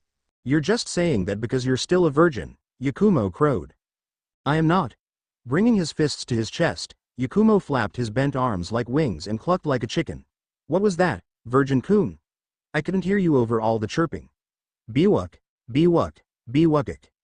Fuck off. Their antics drew the attention of a couple of their fellow watchmen, who joined in on ribbing Ken with gusto. Their good-natured teasing ate up the time and might have carried on longer if not for the sudden flicker of flame that appeared on the southern horizon. The hell is that? Yakumo muttered, squinting at the small but growing light. Did some asshole decide to get their breakfast in right before dawn and start a forest fire? Ken sighed, brushing off his sleeves and standing tall now that his friend had been distracted. Might be. The Chunin agreed easily, sparing a glance for the slowly spreading fire. Wouldn't be the first time these AS heaters forgot how to cook like civilized people. Do you want to send the message or do you want me to? Screwing his face into an expression of distaste, Yakumo shook his head and shoved at Ken's shoulder. No chance. You can deal with the captain this time. Sage knows he'll be passed out drunk in some wrinkled whore's tits again, and it's not my turn to listen to his rants about proper respect. A rather large part of Ken wanted to just roll his eyes and try to bribe Yakumo into doing it again. Everyone hated Iwari Taicho and the captain hated them right back. It was mystery how someone so disliked by the men ended up in charge of them. Most people put their bets in bribery or blackmail. Ken personally thought Iwari had used family connections to leapfrog his way up the chain of command. But the larger part of Ken nagged at him to be fair. Everyone took their turns putting up with the captain for the sanity of the whole unit. So when his term came around, he really should do his part. Fine, fine. Just don't expect me to badger him about your vacation request. That's on you. Yakumo grinned toothily, But whatever reply he offered was drowned out by a sudden rush of sound as the trees below the walls of Konaha suddenly exploded with a sun-bright flash of brilliant orange. 20 years out of the saddle left Naruto feeling a bit winded, perfectly resurrected body or not. But that little bit of fatigue burned away in an instant when he cleared Konoha's walls in Kurama mode only to find that the faces of the Hokage monument had been smoothed away, leaving a featureless gray expanse. At the point, the only thing left was a red-hot ball of pure rage boiling in his gut. Slitted orange eyes narrowed as Naruto forced his gaze away from the empty space where his father's face should have been to the foreign tower crowned with a Kumogakure flag. Bastards! He rumbled, lurching forward. Rock and wood crumbled beneath the toes of Kurama's fluid body as the giant chakra monster stomped up the streets, roaring so loud hundreds of windows shattered. Maybe he should be a bit more careful about the collateral damage, but the deeper he moved into Konoha the more Naruto found his anger building. It wasn't just the Hokage monument that had been scored away. He could see the distant grove where the memorial stone should have been, but instead the entire forest had been cleared away for a cluster of condos. The rounded red tiles roofs of his childhood had been almost entirely replaced by square shining metal panels. The invaders hadn't just conquered Konoha, they'd destroyed it and remade it in their own image. There was nothing left of the home he had such precious memories of. Easy kid. Kurama cautioned. Buildings are just buildings. Blow 'em up and rebuild 'em later if you want, don't lose your head. Swallowing thickly, Naruto clenched his fists before relaxing with a sigh. Yeah, I guess. He allowed, trying to throw off the fury and focus on his mission. He couldn't get too attached to material things. The conquest might have turned Konoha into an eyesore, but if he couldn't forgive that, how could he ask people to forgive the lives that had been lost? Fireballs and bolts of lightning rippled over the flank of Naruto's summoned chakra construct, sucking at his reserves like tiny little mosquitoes. They wouldn't be a threat for another few hours, but if he just sat around eventually he'd tire out. Time to take care of business. Mentally stepping back a bit, Naruto let Kurama's consciousness come to the fore. As he gave up bits of control over his own body, the flaming orange fluid of his Biju transformation began to turn solid. If they switched entirely, the liquid chakra would be replaced by flesh and bone, but they didn't need to go that far. They just needed to go far enough for Kurama to be able to speak. Surrender now, mortals, or I'll slaughter you all. Kurama's voice projected over the village like a sonic blast, making Naruto snort in amusement even as the seemingly wild Biju made threats. Then, just to prove he could, Naruto swirled up a tailed beast bomb and fired it directly up into the sky. A couple of heartbeats later the ball of chakra exploded, splitting the clouds with a nova of pure white flame. It was large enough to blot out the rising sun, and the rush of wind it generated rose to a ghostly wail. You want another one, bitches? Are you trying to be a yakuza or something?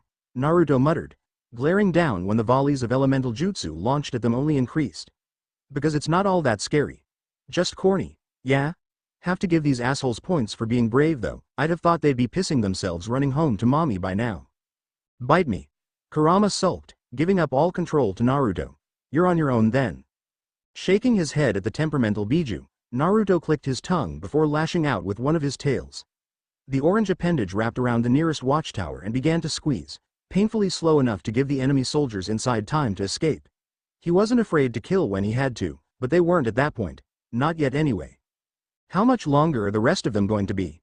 The blonde wondered aloud as he sought out a tower flying an Iwa flag and barreled right through it, bricks and mortar shattering beneath the weight of Kurama's body. Naruto had gotten a bit excited when he caught sight of Konoha, but he hadn't run that far ahead of the troops. They should have showed up by now and started pushing for a surrender. Then blue flame collided with Naruto's construct, throwing the giant orange fox off its feet and into the face of the former Hokage monument.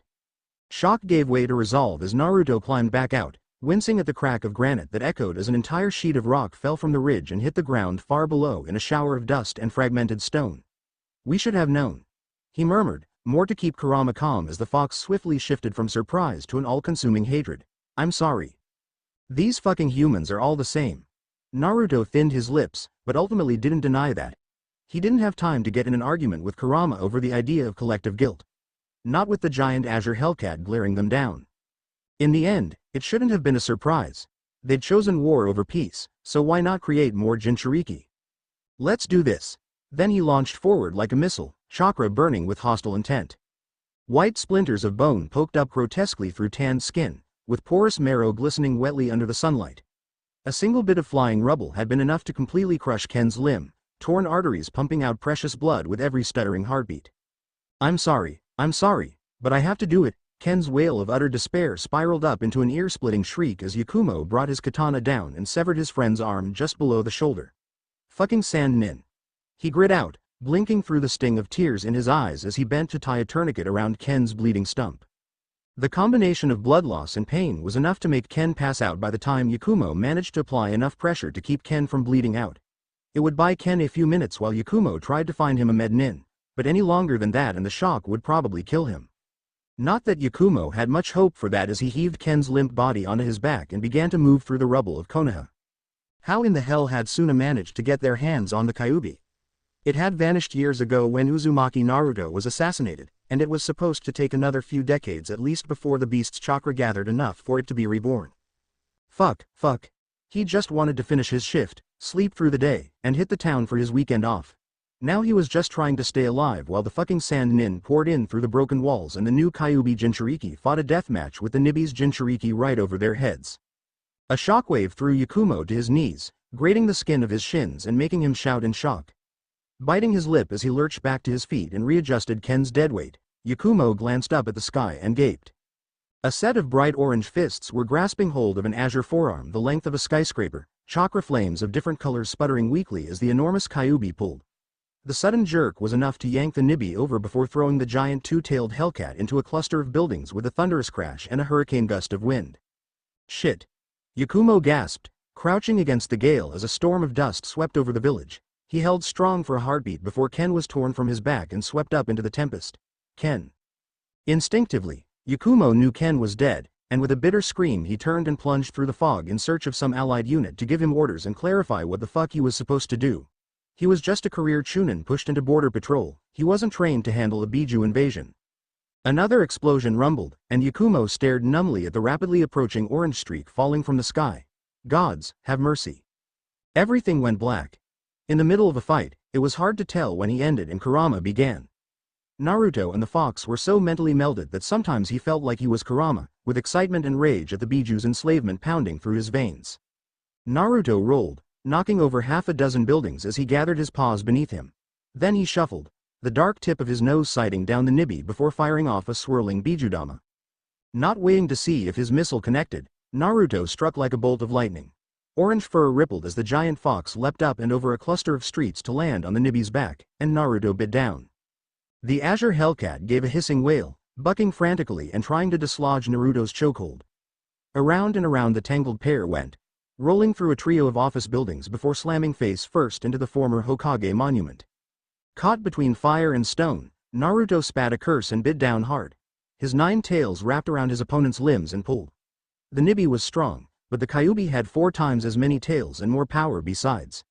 It only took a few minutes of struggle to force down the other Jinchuriki. Give it up already. Never, a deep and unmistakably male voice roared back, startling the blonde. He'd been expecting Matabi's new Jinchuriki to be a girl like Yugito. Now get off Leaf Eater. With that the Kumo nin began to fight harder, wailing and flailing until the tangled mass of Biju rolled back into the village, leaving a bulldozed wasteland behind them. What the fuck are you doing? Naruto shouted, twisting so he could brace his back feet against the broken ground and stop the rampage of destruction. Are you trying to blow up the entire fucking village? I would rather destroy this whole village than let Konaha take it back. Where before the younger Jinchuriki had been all venom and passion, his voice fell to grim icy determination. Then the blue flames that made up Matabi's hide began to shift and burn. Naruto, you need to move. What? He's going to explode and take us all with him. Heat seared against the skin of Naruto's face, burning away spots of skin and leaving red blisters that Kurama's chakra rushed to heal. Damn it, was this kid that proud? There must be thousands of his own allies still fighting, not to mention the civilians and the combined Sandleaf shinobi. He'd wipe out the whole village because he couldn't deal with losing? Or maybe it wasn't arrogance. Maybe it was fanaticism. The Kyuubi being in the hands of the Leaf again would have the cloud and stone pissing themselves. Throwing his own life away and the lives of his comrades might seem like a fair price to pay to get rid of that kind of superweapon. Fuck. Naruto. Die. Uzumaki Naruto. The blonde took a steadying breath against the shock of being addressed by name, clenched his jaw, and made a choice. Sasuke wasn't delusional enough to expect Konaha to look exactly the same. No city could go through a war without rebuilding into something different. But in of all his vague suppositions of how the village might have changed since he'd last seen it, the Uchiha had never imagined it looking like a nuclear wasteland. Black glass stretched as far as his Sharingan eyes could see, breaking into sharp edges and sudden dark gaps that tunneled into the earth. It was an utterly lifeless scene, with not even the Hokage monument spared from the blast. There was a huge crack splitting the plateau down the portion where the Yondaimi's head had once been. What the hell did Naruto do? Waving off his so-called allies, Sasuke stepped out into the apocalyptic landscape. Ash puffed under his heels as he wandered over the ebony hills, drawn northwest like the needle of a compass. Maybe his state of undeath made him more aware of the bonds tugging at his soul, or maybe his Rinnegan just enhanced his chakra-sensing ability. Either way, he knew exactly where to find Naruto. When he finally settled his gaze on the blonde, Sasuke exhaled a sharp gust of displeasure. "You still alive there, Dobi?" he prodded, getting a wordless groan in reply. To put it bluntly, Naruto looked like shit warmed over. The Jinchuriki's sunshine strands had grown to a waist-length tangle, stained with white streaks any toothless granny would be proud of. The whiskered skin of Naruto's face was lined with faint wrinkles. Ropey red scars crisscrossed over the naked flesh of his left arm and chest, while Naruto's right arm was simply gone just below the shoulder. Gritting his teeth so hard that they cracked and healed anew, Sasuke bent down to scoop up his heavily wounded friend.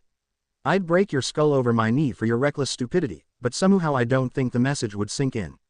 The threat was half-hearted, and when Naruto coughed a fine mist of blood, Sasuke found himself protectively pulling the blonde tighter against his chest. Another person would have been bursting with questions about how Naruto had gotten to be in such a horrific condition, but Sasuke knew the man well enough that he didn't need to ask. Everything could be inferred from sight and his knowledge of Naruto alone. Kumo or Iwa had deployed some sort of weapon of mass destruction, and Naruto had tried to be a self-sacrificing fool and contain the blast with his own body. Unfortunately, it hadn't worked all that well, seeing as how real life wasn't like the movies. Turning on his heel, Sasuke began hopping back towards the remnants of the southern walls. The idiot needed medical attention, and when he woke up, Naruto would find his body in a very different state than what he'd left it in. The rapid wounding and healing cycle the blonde went through to survive the explosion had probably aged him 20 years, and there was no telling what other scars had formed internally during the blast. "Moron," he muttered lowly, blowing the hair out of his eyes. No doubt he'd have to sit on Naruto to make him stay in bed long enough to heal up from this latest bout of moralism. The Kyuubi gave Naruto a powerful healing factor, but it wasn't perfect. A body could only take so much abuse before giving out, and Naruto wasn't allowed to die before they managed to fix the shitshow they'd come back to. "Uchiha Sasuke, do you care to explain this latest idiocy?" A startled blink. "You." Naruto woke to red shards of agony threading through every cell of his body. It felt like he'd run an Olympic marathon before fighting a war and then going to sleep underneath an elephant. Every breath was a pained struggle against a suffocating weight, crowned with the sensation of broken glass in his lungs. It felt like it took more effort to open his eyes than he'd had to spend fighting Kagaya. The dimly lit sight of a canvas medical tent greeted him, weather stains dizzily drawing his confused stare before Naruto forced himself to shake off the last dregs of unconsciousness. "Hello?" he rasped with the note of gravel over pavement. "Do you make a habit of being suicidally reckless, Uzumaki Naruto?"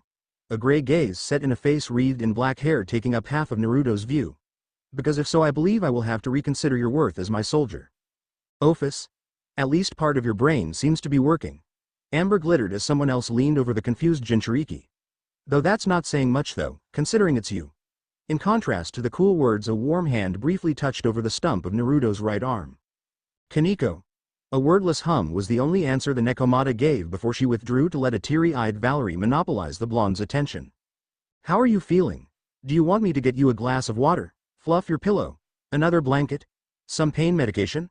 The Dhampir rambled on with concern, visibly rattled even as Ofus snorted and also pulled away. Footsteps padded away as the two girls slipped out of the tent, leaving Naruto alone with Valerie. Naruto licked his cracked lips with a tongue that felt like sandpaper, coughing faintly before shaking his head.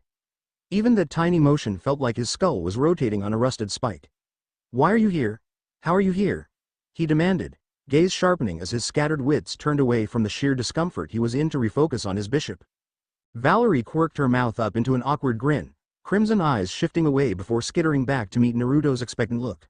"Oh, well, Ofus decided that someone needed to cross over here. She said she didn't know how long you'd need to be here, and since she couldn't spend all her time watching you, that a couple of us needed to be here to summon her when you and Sasuke were finished." To Naruto's displeasure, the blonde girl was obviously lying. Or perhaps not lying, but she was certainly leaving out some things that he would want to know. "I see, and what else is Rias up to?" Shrugging lightly, Valerie fisted her hands in her lap while struggling against the urge to look away. She's not doing a whole lot. Mostly she's just been spending her time lying to everyone and pretending that both peerages are on a vacation, nothing too difficult. The frustration that churned in his chest was foreign. Naruto couldn't remember any time where he'd honestly been frustrated with Valerie. His bishop was easygoing, kind, and more than a little easy on the eyes. She'd never tried to hide anything from him before, and the fact she was trying to now put him on edge. Still, maybe Naruto would have better luck getting whatever it was out of her when he wasn't stuck in a bed. So with a drawn-out sigh the Jinchuriki dropped it, relaxing back into his pillow and considering Valerie with a half-lidded stare. So, is it just you and Koneko that came over? Yep.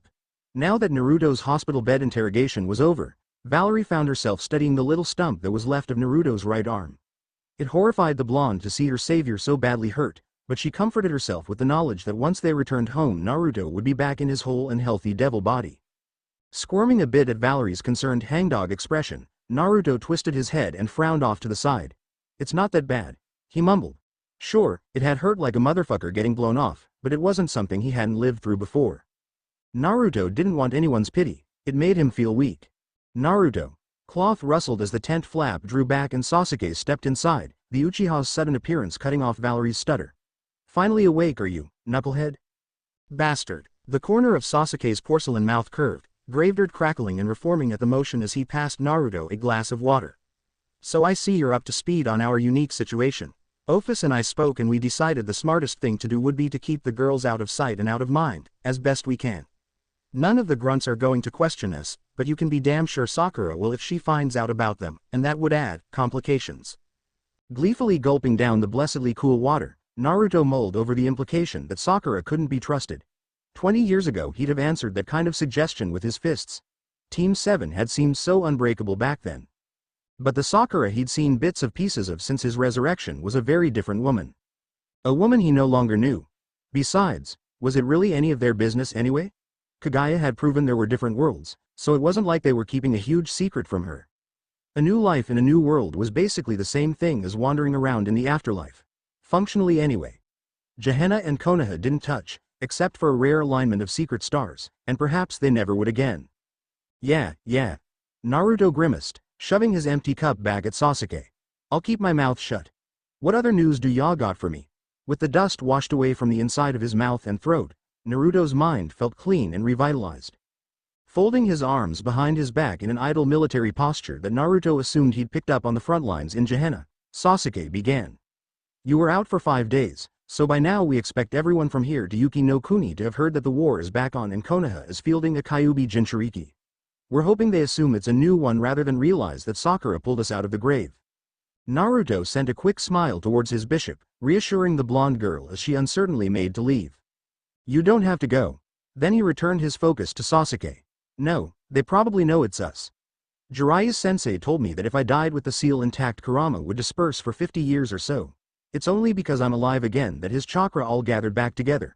Kurama said something about his mind, the nexus, and the seal or whatever. I didn't really get it, but they might. So they're probably going to know. And there was that kid. What kid? Sasuke demanded sharply. The guy they sealed Matabi into. He called me by name, so he definitely knew it was me. So either Kumo and Iwa already know all about Jinchuriki revivals, or Matabi told him when we were fighting. Naruto didn't want to believe the second one, but he knew it was the more logical option. No one had ever revived a Jinchuriki that hadn't gone through an extraction before dying as far as he knew, so some random kid from Kumo knowing about seal theory that he barely knew about was pretty far-fetched. Matabi had been his friend, but she still seemed willing enough to lend her power to his opponent and bring the fight to him. Willing to go to the point of a suicide strike even. Had she really been his friend at all? Maybe she'd just been amused by the little mortal monkey spouting ideals at her. Thinking of the Hellcat brought a very important question to Naruto's mind, and he gave Sasuke a steely look. What about the village? I know after 5 days we've probably got some reinforcements and a decent base camp set up, but how bad is the damage? Kurama and I tried to contain the blast. Tense silence hung in the air. Sasuke. When we got here the place looked like someone had dropped a nuke. Sasuke hesitated before shaking his head. There were no survivors. Naruto pressed his hand to his leaking eyes. Of course there weren't. And then he began to bitterly laugh. To Koneko, the entire world Sasuke and Naruto came was wrong. She was so used to the subconscious thrum of chakra moving through reality that coming to a plane without it felt like being wrapped in cotton. Everything was missing just a touch of color, everything was just a little bit muffled. And even the air seemed to be leached clean of rich aromas. But she hadn't been pulled across the void to complain about the lifelessness her destination, so Koneko kept her mouth shut and her opinions to herself. Now that Naruto's awake, we're going to be moving out. You should get ready for a midnight march. Sasuke huffed quietly as he came up behind the Nekomata, the crunch of the black ash under his feet reaching her ears long before his voice did. Here. Koneko accepted the purple bandana he shoved at her with a grimace, tying the cloth over her distinctive white hair and settling the hite over her brow. It had been recently washed, but she could still smell the faint scent of blood, making her suspect Sasuke had scrounged it off someone's corpse. Does it fit? Unsettling red eyes that were ringed with dark sclera traced Koneko from head to toe, studying the makeshift shinobi outfit they'd constructed. While questions would be inevitably asked if she stuck around the Uchiha, suspicion would be delayed if the Dimension Hopper looked like just another soldier under Sasuke's command. It'll do. Fine. Having completed Kaneko's disguise, Sasuke turned away and stared over the ebony wasteland with a desolate expression. A stranger wouldn't have noticed the slight downturn to his lips or the faint crease between his brows, especially with the winding cracks of resurrection marring his skin, but Koneko saw it clearly enough. Asking him if he was all right seemed like a stupid question, so Koneko squared her shoulders and settled her amber gaze back on the desert Konaha had become. They'll rebuild it, she declared, making an instinctive attempt at reassurance that she wasn't sure was even wanted. Sasuke's agreement came in a nearly silent murmur that was snatched away by the evening breeze. A heartbeat passed before he gave a louder sigh. But I'm not sure they should. A sort of bleak wistfulness brightened the crimson of his Sharingan. Even if they try, they're not going to be able to get back what they lost. The clinical othering in his miserable words caught Kaneko's attention, and her shoulders drew tight with a mixture of relief and guilt. Them, she dared to question, watching as a dune of ash began to disintegrate in the distance. Not we. The thought that Sasuke might want to stay had crossed her mind from time to time, but she tried not to pay it any heed. No, Sasuke sounded as if he'd aged 10,000 years in a moment, remorse and nostalgia mingling on his tongue until his very breath was heavy with the tone of defeat. I think I knew the moment we woke up here that we didn't belong anymore. Even Naruto is starting to realize that. This place no longer feels like home, and for me, I don't know if it ever did. Valerie drew her cloak tighter around her shoulders, following faithfully at her king's heels like a determined bloodhound as they leapt through the trees. As far as she'd been picked up from the camp gossip before they set out, they were traveling to resupply at an abandoned outpost that had once been owned by a man named Orochimaru before traveling northeast towards the Land of Lightning. Those names meant nothing to Valerie, since she hadn't even bothered to glance at a map before rushing after Naruto. It didn't really matter to her where they were going, as long as she stayed by his side and made sure no one hurt him anymore. To Valerie, the land of shinobi that her king described had always seemed like a fairy tale. There were bold warriors and hateful villains in his stories, but good always beat evil. She knew what Naruto told her was a good-natured fib, but she hadn't thought reality would be so different. She hadn't thought Naruto might almost die, surviving as a cripple that burnt through his youth in a single battle. He'd been in so much pain when he woke up, both physical and emotional, that it lit a quiet ember of rage in the blonde's breast. Why did these stupid humans have to turn to Naruto to solve all their problems? Why couldn't they have just worked through whatever greedy squabble they had on their own without involving him? It didn't matter that they thought he was happily in the afterlife rather than happily in another world. They were greedy, short-sighted, and selfish either way. You know, if you think too hard your brain is going to start smoking. Naruto threw a grin over his shoulder at her, mouth pulling up into an attempt at reassurance despite the dark hollows of his cheeks and the corpse-white streaks through his hair. Valerie smiled back, ruby eyes dull with insincerity. I'll try not to. They were pretending at happiness, pretending that nothing had changed despite the pain this world had rewoven into Naruto's heart. Some fanatic shinobi had blown himself up, massacring hundreds of troops and tens of thousands of civilians, but it was Naruto who felt he needed to bear the burden of that bloodshed rather than laying it at Kumo's door where it belonged. The smile on Naruto's lips went brittle, and Valerie knew that he'd seen through her poor lie. But rather than confront her, he merely tipped his head before turning away. It was just more evidence to Valerie that the shinobi world was draining the life out of her king. Birdsong echoed as they ran on through the night, trees hills giving way to wet lowlands and rice paddies. Eventually dawn broke over the eastern horizon, and with a sharp whistle Sasuke urged the whole company to halt. We're here.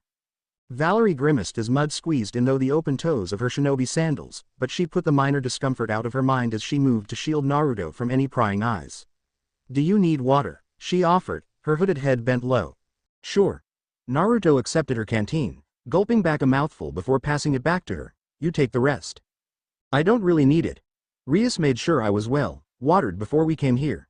The euphemism would fly over the heads of any eavesdroppers, but Naruto knew about her blood hunger already. Drawn as close as they were with the unyielding steel in Naruto's spine, to the rest of the shinobi it would look like Naruto was just having a private conversation with a pretty young woman. But Valerie took note of the gray pallor to her king's face and the faint trembling of his remaining hand, and she worried. In her opinion, Naruto needed a few weeks of rest to finish healing, but the blonde had quietly told her before they set off that war waited for no man. Konaha was depending on Naruto, and he wasn't willing to let it down. He was too selfless. If she didn't love him so much for it, Valerie might scream with frustration. Would it kill him to maybe accept that he couldn't solve the whole world's problems? Because it was definitely going to kill him if he tried. There's a few scraps here and there, but it looks like they picked it clean when they swept through here after taking Orochimaru. Sasuke cut in, striding up with an idle hand resting on the hilt of his chikudo. The Uchiha considered Valerie with his unsettling undead scrutiny for a moment before looking back towards Naruto. Orders came in by Hawk. Sakura wants us to force a march right to the Ushimo border before Kumo does. But it's up to you. Naruto knuckled at his left eye, mouth twisted into a fierce frown. Meaning if I don't feel up to it, we won't, because there's nobody around that can make us do it, yeah? Snorting at the thought, the grayed blonde shook his head. No, I'm not going to drag us down. Tell them that they've got an hour to rest, because after that we're going right to Kaminari no Kuni. I'm not dragging this out any more than I have to. Sasuke hummed noncommittally, a wary expression on his face as he studied Naruto. If you're sure. Then he spun about, stalking back towards the faceless crowd with a stiff back and a silent Koneko plodding after him.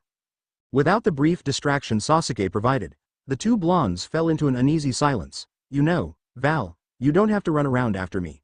Naruto scratched the bridge of his nose pensively. Things are gonna get pretty violent from here until it's all settled. No one would think less of you if you wanted to hole up someplace until all the fighting's over. I would think less of myself. The Dampier instantly refused, fretting her dainty fingers together as she latched a deliberate narrow stare on her king's empty sleeve. You're right. I don't like violence. But I'm not a child like Gasper is, so please don't send me away. Valerie wasn't like Ravel or even like Koneko. If Naruto didn't want her around, then she wouldn't force herself on him to ease her own worries. A servant swore to follow the orders they were given, every last one of them, and she didn't want to give Naruto a reason to throw her away, but just because she would obey didn't mean she wanted to. Holding her breath, she waited, and just when the silence seemed unbearable the protective clench to Naruto's jaw relaxed. I suppose I couldn't expect you to do something I wouldn't. Just remember that some of the people we're going against are pretty strong. Strong enough to kill a devil. So be careful, okay? For the first time since she'd stepped into this hellish world, Valerie found her face slipping into a real smile. And maybe it was a reaction to her sincerity, or maybe it was just her imagination, but it seemed like the heavy cloud of despair that had hung around Naruto for the past day was finally lightening. Phantom pain thrummed in the empty space where his right arm had been, but Naruto forced it down as he stepped over the ice-coated grass of Midnight Shimo no Kuni. He had no time to spend drowning in self-pity when a war was riding on his shoulders. Peripherally, Naruto was aware of the tired grumblings of the men that Gaara and Sakura put under his command. The long march was draining even him, and the girls weren't doing much better. Only Sasuke, undead creature that he was, seemed unaffected by the long march and the chill that turned every exhaled breath into white mist. Naruto guessed, based on hazy decades-old memories of the landscape before the Fourth Shinobi World War, that they'd hit the border of Lightning Country just after dawn. After that it was a gamble to see if A and Killer B would march out to meet them or if he and Sasuke would need to stomp right into Kumogakure itself. Once they took Kumo out of the war, Iwa would probably fold, since the former was much more powerful after managing to get 6-5 now after the clusterfuck in Konaha. Biju in its arsenal. That wasn't even mentioning the fact that Kuretsuchi was more flexible than Air Onoki. If he gave her a reason to come to the table and talk it out, Naruto believed she would. Rationally, open war couldn't go on much longer, and Naruto clung to that hope like a drowning man. He never wanted to wake up against with ash on his tongue and the knowledge that he'd failed so miserably. Kurama quietly pointing out that if Naruto had been ruthless enough to go for the kill from the start, he could have prevented it, made the whole thing even worse. That's just the way the world works, Naruto. Not now, Kurama, just not now, okay. The blonde shot back irritably, the crunch of ice under his heels intensifying as he took out his frustration on the frozen ground. He didn't want to hear Kurama ranting on about how he should just go for the throat the next time he got in a fight. That wasn't his way. And if not now, then when? Humans rule each other through violence.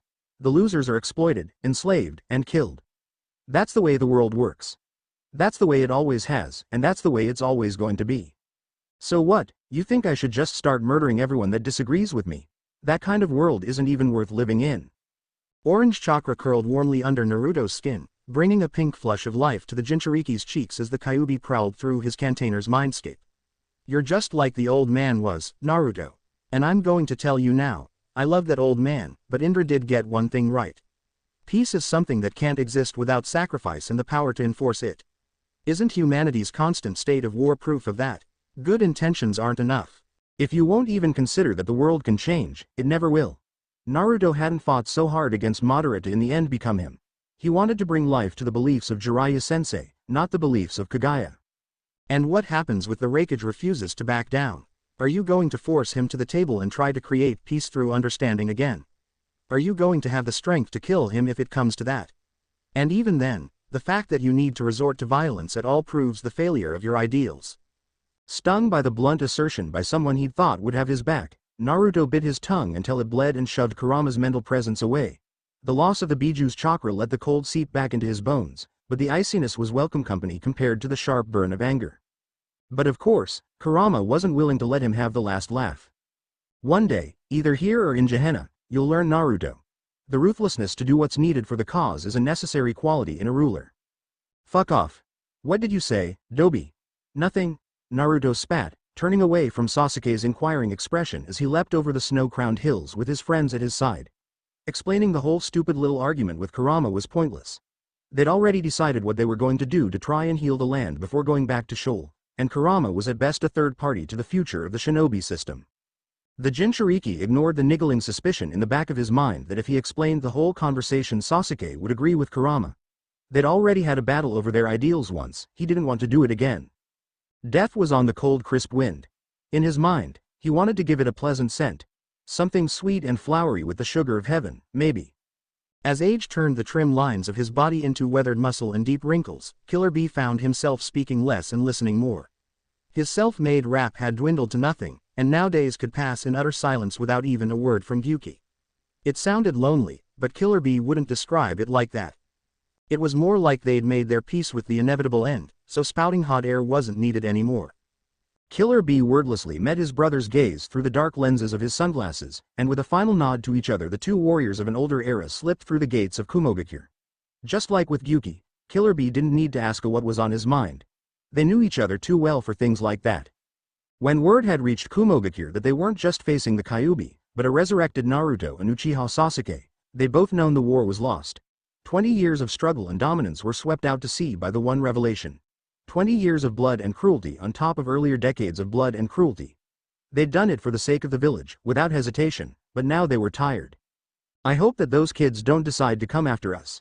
Killer Bee finally spoke, voice raspy from long disuse as they raced through the darkness. It's not like I ever told them they needed to toe the party line, bro. Ordering them to stay isn't enough. When Kumo had decided to strike first and recapture the Biju, they'd ended up with 5 squalling babies that were promptly dumped in Killer Bee's lap to raise. It hadn't been easy, what with the crying and the pooping and the teenage rebellion, but in the end Killer Bee was proud of them. Proud even when word came that Green D had gone wild and annihilated Konaha, because despite that horror the boy had still been like his own son.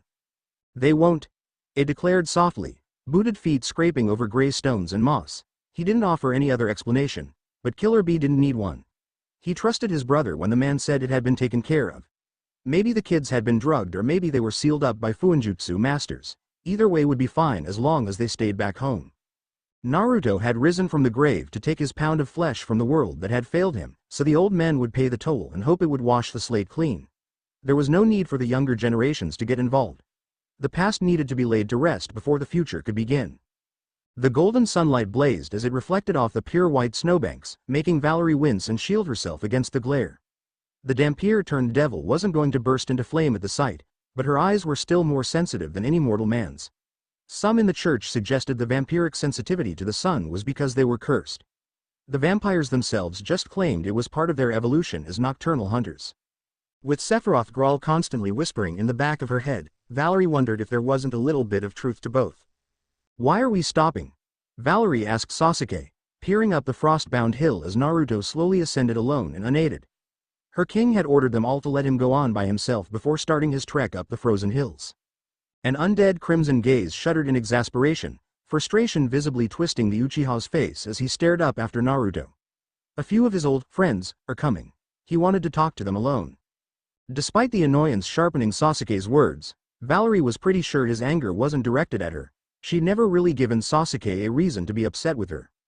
Ice crunched as Koneko shoved her way forward, nose wrinkled with distaste as a concealed dip in the terrain brought the snow up to her knees. You should go, the Nekomata advised, slapping a handful of white powder away from her waist, before he sells us all to the circus. It would be counterproductive. Kaneko's roundabout assertion that Sasuke had just as much right to be negotiating as Naruto was one Valerie disagreed with. Valerie didn't dislike the Uchiha, but he wasn't as strong or as determined as her king. But she did understand Kaneko's loyalty. Naruto's voice rose into an indistinct murmur as the blonde waved his remaining hand at a pair of dark-skinned men that appeared on the mountainous horizon. The man on the left was swaddled up in white and yellow robes, while the one on the right sported sunglasses and a black kimono. The trio watched warily as the Raikage and his brother slowly made their way over to the Jinchuriki, stomping through the snow until they stood tall and unbent before the scarred blonde. The tension was thick enough to be cut with a knife as the entire expeditionary force waited for the slightest sign of hostility from the Kumo Nin. More than one face burned with unyielding hatred, to the point that Valerie knew most of their so-called comrades were waiting for an excuse to start a fight. Peace wouldn't come easily to those kind of men. One way or another, the rivers would be running red. Chewing anxiously at the inside of her cheek, Valerie turned to Sasuke and repeated the rook's suggestion. You really should go up there, even if Naruto wants to talk to them alone. If a fight did break out, she didn't want her king to be caught standing alone right next to a pair of ninja whose strength was supposedly legendary. Sasuke wasn't her king, but he was powerful, especially in this world. Please. They weren't really close enough that she'd feel comfortable making personal requests of him, which was why it surprised Valerie when Sasuke just exhaled irritably and started trudging his way up the frosted hill without a word of argument. She'd thought he would need a little more begging than that. I hope you don't try to suggest we go up there too, Koneko warned coolly, the ochre tint of her eyes piercing as she studied the Dampier. The implication that she'd have found the proposal utterly moronic was hardly subtle. Without the buffer of the rest of their companions, Valerie was exposed to the brunt of Kaneko's chilly regard, and it made her wilt a bit. Of course not. The blonde reassured the pale-haired girl, waving away the idea vigorously. We're just strangers here. Sasuke and Naruto know these people and know how to deal with them. We just need to stay out of the way until it's time to go back home.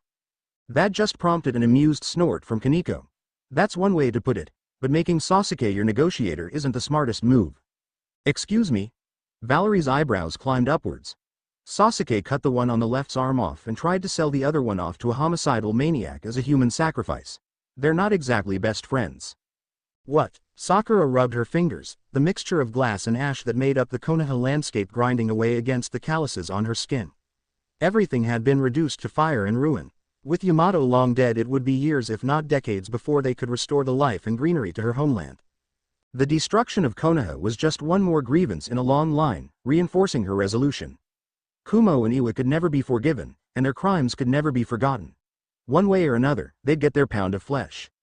She wondered if this was how Sasuke felt when Itachi drew the curtain on the Uchiha clan that bloody night so long ago. Rising back to her feet, Sakura brushed the dirt from her faded cheongsam before turning to Shikamaru. How soon will Kiri get involved? She demanded without preamble, stalking back towards the tent city that had been erected by Leaf Nin eager to reclaim their village. To think that a few hours ago she'd been one of them, still full of hope and energy. Coughing harshly into his fist, Shikamaru spat out a wad of yellow phlegm before shaking his head. If they get involved, don't you mean? They've done pretty well for themselves sitting on the fence. Sakura narrowed her eyes into a poison-green glare. Don't play games with me, Nara. The Hokage had very little tolerance for bullshitting at the best of times, and with the ruins of Konaha surrounding them she wasn't exactly in a joking mood. Schooling his face into neutrality, Shikamaru shrugged lightly. It depends on a lot of things. If Naruto and Sasuke get stalemated, they'll sit and watch. If those two keep bulldozing their way to Kumo, I'd expect Kiri to declare war on Iwa by the end of the week. I wouldn't worry too much about it. We don't need them, and the probability they'd declare war on us is so small it's essentially non-existent. In the end, Sakura couldn't find any points in his assessment to disagree with. It wasn't exactly a secret that the Northern Alliance had been throwing its weight around after the destruction of Konaha, and in doing so they'd alienated a lot of the smaller villages and the only neutral, great power left. Supporting the Northern Alliance wasn't in Kiri's best interests. More than one village council was probably sitting at the edges of their seats drooling as power on the continent was rebalanced. Everyone wanted a piece of the pie, but few were willing to spend the blood and treasure needed to buy it fairly. Kiri wasn't Sakura's real concern anyway. As long as Sasuke and Naruto didn't turn their backs on Konaha, they could take on the rest of the world and win. Which was the rub? You saw them more often than the rest of us put together did before the invasion. Do you think they're determined enough? It wasn't exactly the most subtle of questions, and the fact that Shikamaru just looked at her with his inscrutable dark gaze without answer made Sakura's blood run cold. Once the pair were safely hidden away in the command tent with the rotating remnants of Anbu standing guard outside, Shikamaru scrabbled for a cigarette and lit up. Do you want me to make it pretty for you or just give it to you quick and dirty? Just tell me straight. Sakura muttered, sweeping around the battered table and peering down at the yellowed maps that were spread out and marked with troop movements. Don't beat around the bush. After the downfall of Konaha, she wasn't the sort of person to mince words. The death of her country had been the final nail in the coffin of the bubbly little girl she'd once been. Giving Sakura a wry look that clearly implied she was asking for it, Shikamaru tapped an idle finger against the diamond marking the front pushing into Shimo no Kuni. Sasuke is at any given moment 3 steps away from telling us to fuck off. Maybe he just liked being dead, who knows? But he isn't invested in the war, and if Naruto wasn't here then he wouldn't bother with us. Which was just about what Sakura had expected, to be honest. After the clusterfuck that led up to the Uchiha clan massacre, Sasuke was never going to be the blind patriot Itachi had been. Reluctant protection was the best they could have hoped for from him. It wasn't ideal, but as long as Sasuke didn't end up as Konoha's enemy again, she could work with it. And Naruto? Shikamaru spent much longer digesting that query, even bringing up his hands into his so-called thinking pose, as he mulled it over.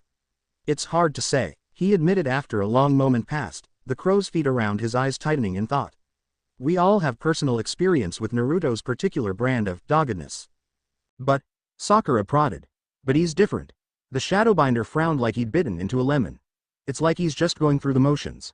Like he's doing what he thinks he should do, rather than what he actually wants to do. Maybe death had a greater effect on him than we expected.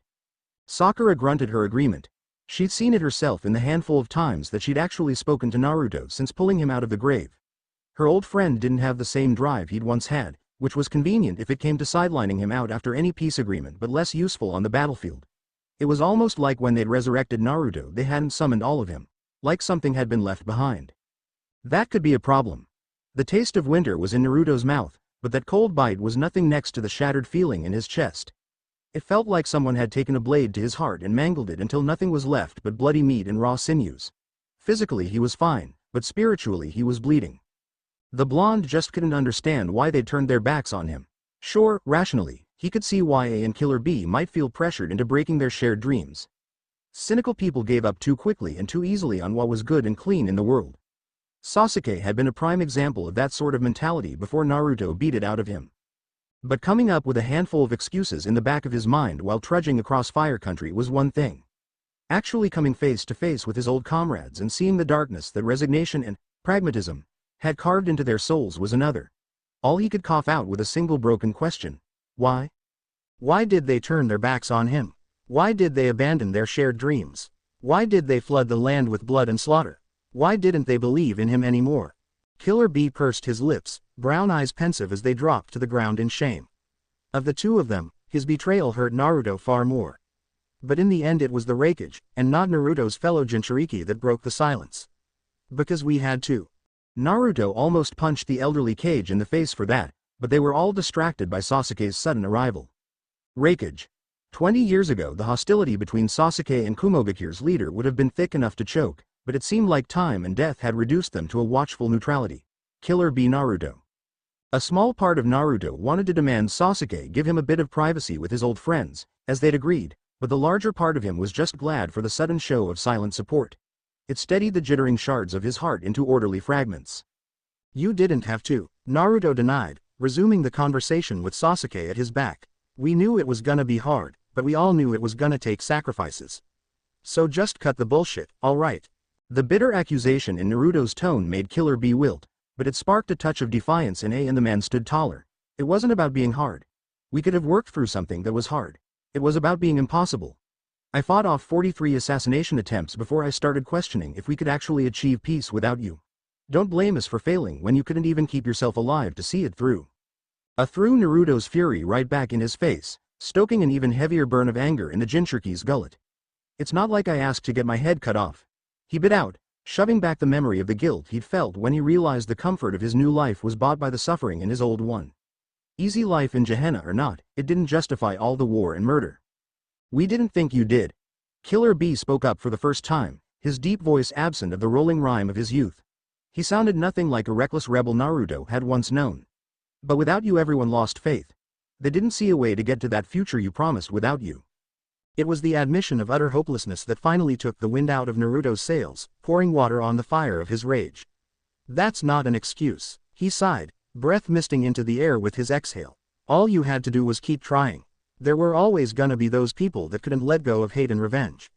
We knew that even when we were fighting Kagaya, it wasn't going to be perfect, but it could have been better than this.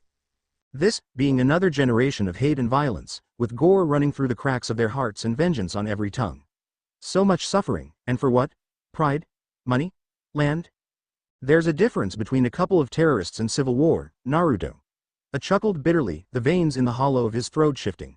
He'd already been an older man during the 4th grade shinobi war, but the wrinkles and liver spots made him seem like a hidebound centenarian. No one was hiring shinobi anymore, and your naive fantasy doesn't put food in the belly. Naruto's lip curled back in disgust. So you figured there was going to be blood either way, and better for it to be everyone else than you. Did you even try to find other things for shinobi to do but kill each other? The white folds of the Raikage's robes rustled as he hooked a thumb in his belt and sneered. And what exactly do you think is a good career choice for a man that's spent his entire life killing for money? Most shinobi just aren't good for anything else. Every word was a tired exercise in pessimism. At some point the thick taste of copper and blood had exploded over Naruto's tongue, but he couldn't pinpoint exactly when he'd bitten into the inside of his cheek. He was too busy trying to knuckle away the pounding headache building in his temples. Just, shut up, okay. We'll fix this. Just call for peace and we'll get around the table and hammer something out. I'm not happy but we can still fix this before it gets even worse. No.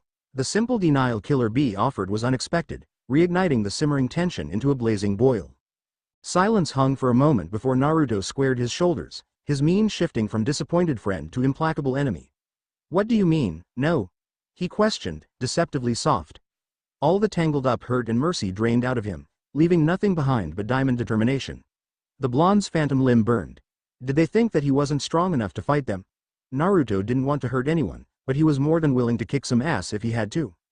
In contrast to Naruto's rising aggression, it seemed like that last dregs of pride fell away from the Kumo Nin. Neither of them seemed willing to meet his eyes, but eventually Killer B pursed his lips and raised his head. We're tired, Naruto. It's time for a new generation to step up, which ain't gonna happen until we're out of the way. Darui already knows what we want him to do. Disbelief made all the muscles of Naruto's face go slack. What? He struggled to comprehend just what exactly they wanted from him. It just didn't make sense. They couldn't. Surely not. What? We're tired. Tired but unwilling to surrender. Tired, but still searching for that crimson blaze of glory and honor. All it would need was for Naruto to stain his fingers with scarlet sin. Viscerally, he refused. He'd fight if he had to, for the sake of the future. But fighting to satisfy the pride and masochism of his old comrades. What they were asking for made Naruto recoil, his right hand fisting in denial. Perhaps that was the last straw. Fine then. Sasuke cut in coldly, settling on hand on the hilt of his Chikuto and pinning the two Kumogakure shinobi with his spinning pinwheel gaze. For the first time since his resurrection the Rinnegan burned in his left eye, and naked steel shone under the dawn sunlight as he drew his blade. I'll end it for you. There was only a split second between Sasuke's ominous declaration and the sudden rage of blood and thunder that shattered the morning. The Uchiha and the Raikage were racing across the hilltops, clashing steel and lightning even as Killer B wreathed himself in red chakra and threw a lariat at Naruto.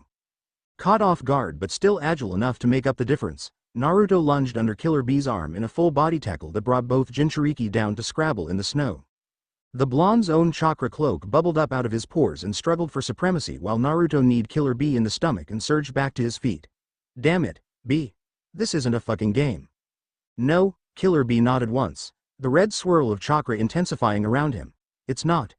Then his skin peeled away, the scent of burnt copper and iron thickening in the air as he drew on more and more of Gyuki's power. The time for talking and compromising had passed. It was time for adrenaline and violence. The air echoed with a subsonic boom as B stepped forward, ice and rock shattering away from the force of his launch.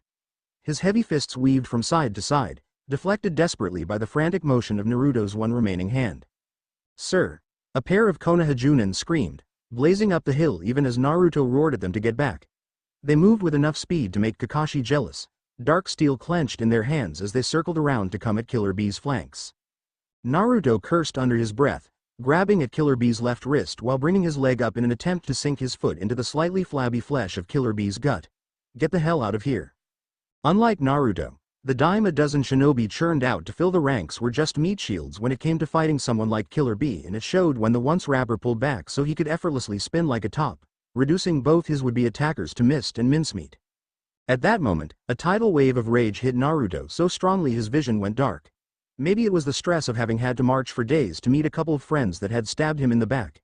Maybe it was because through death and life in Gehenna and resurrection Naruto had lost a piece of himself. Maybe it was the sea of blood he was already swimming in because of having agreed to fight a war for Konaha. The blonde didn't know. All Naruto knew was that when his senses flooded back in, he was wrapped up in the warm golden orange of his Kyuubi chakra mode, heat thrumming in his veins as he backhanded Killer Bee so hard a tooth went flying. "You want to get your ass kicked?" Naruto growled out gutturally, fists forming out of Kurama's liquid chakra and pummeling into his fellow Jinchuriki. "Fine." Soil and snow kicked up as Naruto and Killer Bee collided, all fire and fury as they surrendered to the bloodthirsty instinct in their veins. They were monsters born and bred for war, and it showed as they escalated from trading fists to rampaging along the nearest mountainside in their Biju forms. Naruto slammed a paw against a granite plateau, steadying himself as Kurama's throat rippled and swelled with a Bijudama. If Killer Bee wanted a fight, he'd get one. Naruto would break every stubborn bone in his body until the fucking moron was ready to sit down and listen. Flaming orange jaws opened with a crack, and then the air was full of heat and light. There was fire and lightning on the horizon, blazing so bright it drowned out the midday sun, and Koneko thinned her lips at the sight. "Stay put." It wasn't the first time she'd had to order the fretting Valerie to not get involved in what looked to be a battle of the titans, and Koneko doubted it would be the last. There seemed to be no lull in the rage of combat, and as the hours dragged on it only grew more intense. Conceptually, she'd had a vague understanding of the strength Naruto and Sasuke had in this world. But to actually see it took Kaneko's breath away. Suddenly it became utterly clear the kind of power the two were able to muster in their original forms. A level of might that was beyond them in Gehenna. Before today Koneko hadn't really known what they were giving up. The sheer difference between what her friends could do in Gehenna versus what they could do in their homeland was large enough to give her goosebumps. But they could be getting hurt. Koneko imagined for a brief second what it would be like to meet up with her mad, murderous sister again and wrap her hands around that pale throat. The idea that anyone else would choke the life out of Kuroka set her teeth on edge. That revenge belonged to her and no one else, which is why she understood what Sasuke and Naruto were feeling. Sometimes, a fight is about more than just winning. The Nekomata stated cryptically, crossing her arms and continuing to watch the clash of elements. A dissatisfied sound rumbled in Valerie's throat, but the blonde let the issue drop for another few minutes. Off to the west the two young women could see white lightning bolts arcing through the air like some giant mobile Tesla coil. It was a storm come to earth wandering the mountains of Shimo no Kuni, crackling just beyond the edge of mortal hearing. To the north there seemed to be an enormous sea of orange flame, rippling and twisting like a wild thing. More than once Koneko had heard the shinobi marvel at it like the ignorant apes they were, never having seen the majestic conjurations of their betters before. Suddenly an echoing shriek filled the air, making Koneko slap her hands over her ears and grimace at the high-pitched howl. "What is that?" she wondered, knowing that even as she spoke the raging wind stole the words from her mouth. Gold eyes tracked towards the dying sunlight, and then Koneko forgot to breathe. An enormous pillar of pale light kilometers wide blazed, stretching up towards the heavens like some reborn god trying to regain the skies. It wasn't electricity so much as pure plasma, energy condensed so tightly that it seemed like it was physically tangible. "Blood and bone," Valerie whispered as the colossal display of furious supremacy died away, leaving a hole in the clouds so wide that even the two devils couldn't see the far side of it. One battle had ended, and within the hour Koneko saw Sasuke plodding back towards their group from the western hilltops. Blood coated Sasuke's left arm from his shoulder to his fingertips, dark and congealed in the chilly air. "It's done," he muttered when he came into earshot, his eyes still shimmering crimson and violet. He was the very picture of a victorious warlord returning from the battlefield, and it was enough to spark hearty cheers from the ragtag band of Konaha ninja. The cries of joy from the Konaha shinobi were loud enough to deafen Koneko and make her wince in annoyance, but those irritants were easily dismissed. What wasn't so simply brushed off was the way that Sasuke tore his own arm off at the shoulder, throwing the bloodstained limb away into the snowbanks to disintegrate beneath their collective gazes. It was a gesture of self-destruction that Koneko didn't know how to deal with. Rias might have resorted to words at that moment, seeing the tense crinkle of Sasuke's undead eyes and drawing out his secrets one by one with her soft cajoling. But Koneko wasn't Rias, so when she realized that Sasuke wasn't alright, the only thing she could do was saunter closer to his body of gravedirt, pressing shoulder to shoulder as they watched Naruto's struggle in the distance. Will he be much longer? Who knows? Sasuke shot back flippantly, his arm reforming out of ragged strips of paper. It'll end when he wants it to. That sounded almost like a bitter recrimination to her ears, and Koneko realized that despite the steely way Sasuke dealt with his past, even he wasn't unaffected. To Sasuke, the entire ninja world was the first bitter reality that had born him, shaping every hope and trimming every dream with gore and chakra. To Koneko it was just an irritating sideshow, pulling her comrades away from Gehenna and demanding undue blood and sacrifice. I hate this. Koneko confessed, knee-deep in the snow and selfishly wishing that Ofus had stolen the memories of their past lives from Naruto and Sasuke. They were too far from home, surrounded by strangers and expected to sweat and bleed for the sake of fleeting humans. Sasuke's admission was heavy, as if he spoke to more than the rook alone when he sighed, "So do I." The stink of blood was so heavy in the air that Naruto wanted to gag. It was a cloying scent, threading down his throat and choking him until he could think of nothing else. But despite the thick smell of death, the blonde knew that it easily brushed aside. Easily ignored compared to the wet muscle that trapped Naruto's elbow anyway. "You fucking asshole." Naruto croaked, his tongue stiff in his mouth as he stared down at a pair of guileless dark eyes. "I should have known you'd do something like this." Blood-stained Killer Bee's white teeth as he grinned despite the crippling pain in his chest. "It's alright, kiddo. It's alright." Considering the way Naruto's Rasengan had torn through him, it was a wonder the dark-skinned man could even speak. Then again, Killer Bee had always been a pretty tough old bastard. Distantly, Naruto could taste the mingled blood spatter and tears on his lips, copper and salt threading together. "Go easy," he rasped, blinking through the wetness blurring his vision. Just try and go easy. Even now it wasn't too late to live, if Killer Bee was willing to fight through the pain of Biju rejuvenation. But Naruto knew what an unyielding and terrible resolve looked like, and so he knew that particular hope was smothered in the cradle. A cool palm settled over the blonde's shoulder, squeezing once faintly in reassurance before falling away with sickening finality. The sudden drop of weight on his arm pulled Naruto down to his knees in the snow. Killer Bee went slack, and with a shuddering gasp Naruto knew the man couldn't be hurt anymore. "Asshole," he repeated, trying not to think too hard about the way the gore clung to his skin as he pulled his arm free. "Asshole." It had been so easy to fall back into his old habits. Naruto had practically made it his calling in his first life to beat the sense into people. On some level, even though he'd been feeling off since his rebirth, he'd expected to do the same to Killer Bee. Naruto had never expected the Hachibi's Jinchuriki to drop his guard at the last moment, choosing to take a Rasengan right through the lung and then refusing healing. He'd never expected that kind of fatalism from the rapper, and he'd never expected Gyuki to allow it. "I hate this," Naruto whispered, clutching at his graying mane with blood-slicked fingers. "Why is this happening?" "It's time to go back, Naruto." Kurama's usually booming voice had been lowered to a quiet rumble, and silent grief thrummed between them like a live wire. "Get up." With a last heaving sigh, Naruto stumbled to his feet and turned to the south. Every plodding step he took felt like some momentous effort, sorrow and anger sharpening the breath in his lungs to shards of glass. He had no idea what he was supposed to do now. All Naruto could do was keep putting one foot in front of the other, hoping that it might lead him to some place worth being. Some place where it didn't feel like his heart was dying. It wasn't until the sun was setting that Naruto appeared on the northern snowy ridges, his golden hair burning beneath the dusk like a primordial flame. The sight spurred a dozen cheers from the faceless shinobi that made up Konaha's advance force, and Sasuke knew each and every one of them was ignorant. They only saw the victory that the Jinchuriki bore, not recognizing the devastation or bitterness twisting Naruto's face. But Sasuke saw it, and he understood. "We shouldn't have come back," the undead Uchiha confessed to the night air, shifting with a crackle of porcelain and bone. A Naruto that had never encountered the failure of hope was a familiar Naruto that Sasuke knew how to deal with. The new Naruto that had anger and desolation in his eyes was something else entirely. Sparing a sidelong glance towards the tent that Koneko and Valerie had huddled up in, Sasuke clenched his jaw and moved forward through the snowdrifts. It was good that the girls were sheltering from the wind, since he knew his friend needed something the two devils couldn't provide, and there was an instinctive common tongue that existed between those who killed former comrades. Dobi. Bastard. Naruto greeted stonily, the wrinkles of premature age deepening around his mouth as he pursed his lips. It seemed for a moment as if the Jinchuriki would continue speaking, but after a few silent seconds Naruto just defensively hunched his shoulders and moved to stand next to Sasuke.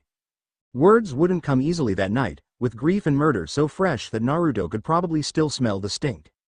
Sasuke certainly could, even though he knew the aroma was only a construct of his fevered mind rather than his unfeeling body. "There's some sake in the stores," he offered, knowing how tempting the oblivion alcohol would provide must be. Sasuke had taken the booze from the ruins of Otogakure on the passage north despite knowing it might be bad for troop discipline, and Sasuke faintly wondered if he'd had some touch of foresight then. Maybe on an instinctive level he'd expected something like today. Naruto hummed lowly in comprehension but made no move to abandon their shared vigil. "I didn't burn him," he muttered, his hand twitching slightly. "I didn't." Snow crunched as Sasuke took a step forward, half turning so that the purple of his Rinnegan gaze glittered under the first rays of moonlight. "I'll do it." Unlike Naruto, he needed no sleep, and a few hours roaming the icy slopes in search of killer bees' remains would do him no harm. A funeral pyre was the least he could do for a man that had asked for clemency during his trial all those years ago. After the fiasco of the Fourth Shinobi World War, it had become standard practice to burn all corpses to prevent resurrection. When Sasuke had finally cut down the rakeage after giving the man the battle he wanted, he'd wasted no time cremating a via Amaterasu. The fact that Naruto had forgotten to do it for Killer Bee just showed how off balance his friend was becoming. A brief moment of defiance lit a fire in Naruto's azure stare, bringing back a faint flicker of life before guttering out again. "All right." He sighed throatily, turning away and slinking off in the direction of the supply tent. Morning would eventually come and demand he be awake and aware, but until then Naruto firmly intended to be senselessly drunk. Watching until Naruto disappeared through the tent flaps, Sasuke frowned and began his journey north. The wetness soaking his pants and the howling wind tearing at his hair didn't bother Sasuke, even when he crowned the third ridge and ending up twisting his ankle between two boulders. It was beyond him to feel any kind of physical discomfort, creature of death and forbidden sacrifice that he was.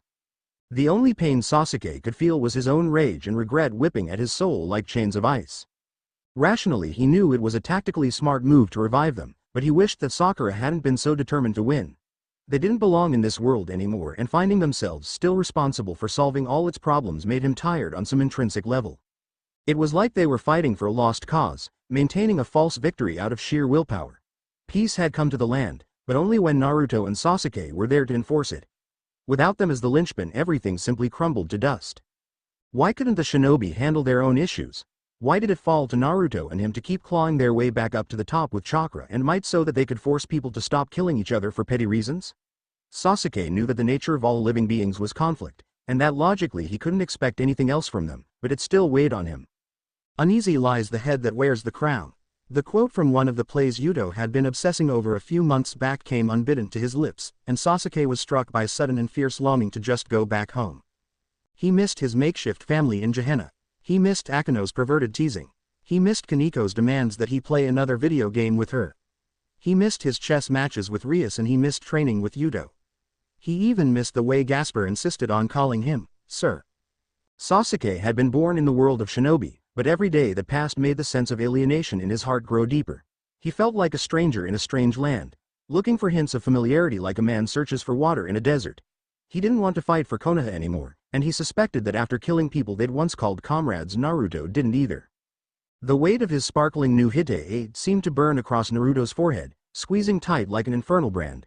For his entire career as a shinobi he'd proudly proclaimed his allegiance to Konaha and his willingness to fight for her, but for some reason it just felt wrong now.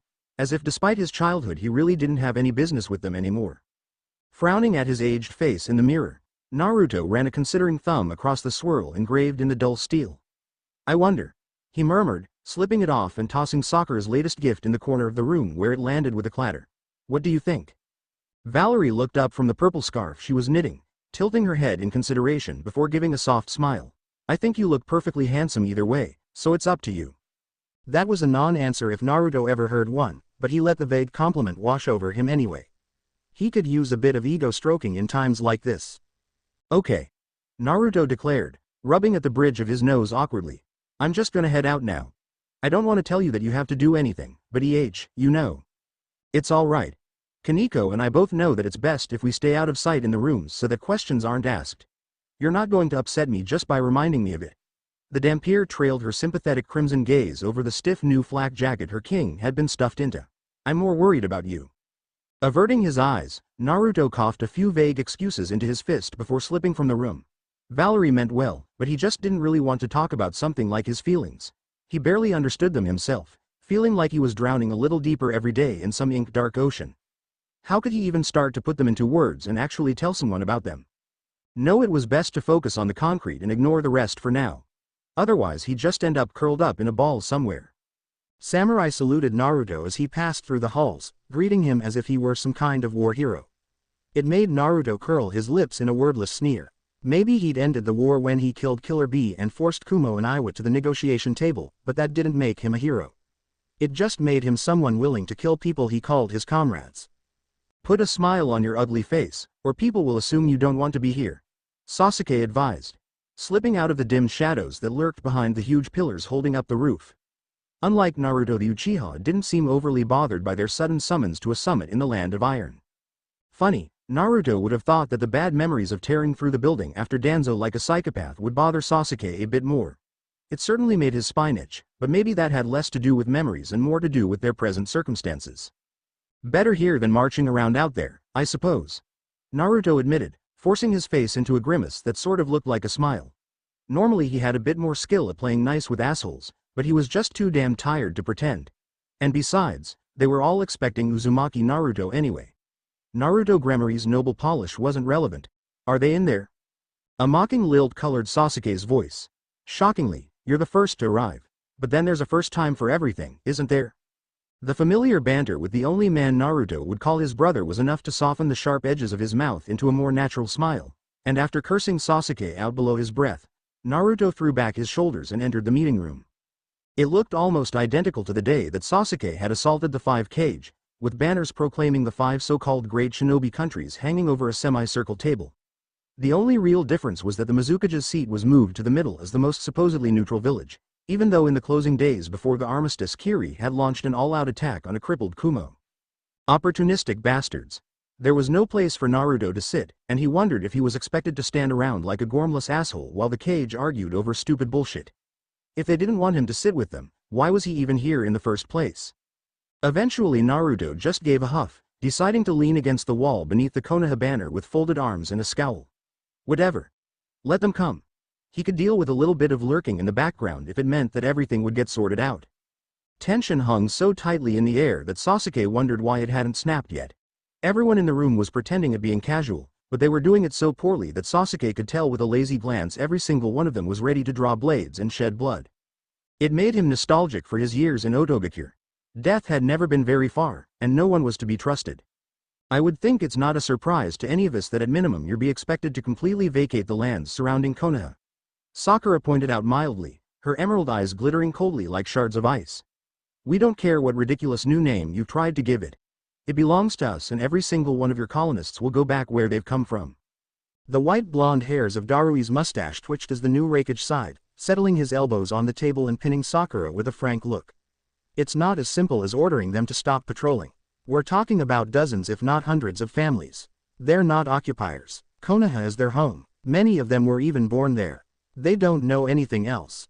Unlike Darui had the level head needed for rubbing elbows and playing politics. In purely pragmatic terms, Sasuke supposed it was actually a good thing he'd killed since while the old Rakage had been respected, he'd been too much of a hothead to surrender with any kind of grace. Gaara considered Naruto with an unfathomable gaze before turning to his fellow Kage and frowning. That's an excuse, not a justification for the continued occupation. The shinobi of the Leaf have their own traditions and their own culture. Just because a handful of your warriors were born in the ruin of their homeland doesn't mean Konaha belongs to them. Konaha belongs to Konaha, and no one else. Precisely. Shojiro agreed, propping himself up on one elbow as he stared at Darui and Kuretsuchi with a lidded gaze. The Rokudame Mizukage wasn't a staunch Konaha ally by any means, but he no doubt understood the value of a strong and independent Leaf to the balance of power. Not to mention that no one sensible wanted to make an enemy out of a village with walking superweapons. Scarlet-tipped nails rasped against the tabletop as Kuretsuchi leaned back, the corner of her mouth quirking up mockingly. Just because the government changes doesn't mean the people have to. Just give everyone a choice about if they want to stay in Konaha or be expelled. It would be a lot more ethical than throwing them out of their homes just because of what their grandfathers did. And have a fifth column inside the gates for the next 50 years? Do you take us for idiots? Sakura pursed her lips. They will all go, and that's our final word on the matter. Unless you want to settle this on the battlefield. Very deliberately, Gaara shifted his stare towards Naruto, holding his mismatched eyes on the aged blonde for a few seconds before looking back at Darui. The naked threat visibly irritated the other cage, but there was little they could do but concede with a grumble. In the end, all the power in the negotiations was held by the Southerners, since no one could beat Naruto or Sasuke in the field. In the end, the entire discussion seemed to play out that way. Gaara or Sakura would suggest something in a very mild and reasonable tone of voice. Then Kuretsuchi or Darui would disagree, and then Gaara or Sakura would make some veiled reference to Naruto or Sasuke. After that, Kuretsuchi would huff and puff while Darui sighed, and they'd concede. It was vaguely amusing to Sasuke in a schadenfreude sort of way, but Naruto seemed to just get more irritated as time went on. Sasuke watched Naruto move from careful neutrality to disbelief to a burning rage. Bright blue eyes darkened to indigo with a hateful flame, and the faint white scars along Naruto's jawline rippled as the blonde clenched his teeth. Naruto had never been all that great at keeping quiet when he was irritated, and Sasuke knew that sooner or later something was going to give. No, Sakura bit out sharply, all shards of gravel in her throat as she slapped a palm down and glared heatedly as Kuretsuchi. Kusa might have been a buffer state, but it was our buffer state. You won't be getting a single fucking Ryo out of them, much less have any influence on selecting their head Junin.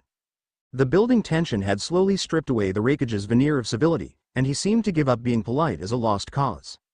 Instead of polite smile, a venomous sneer twisted Darui's mouth, and he held his hands out in sarcastic supplication. Well, what do you expect us to do? We can't just give you the pre-war order.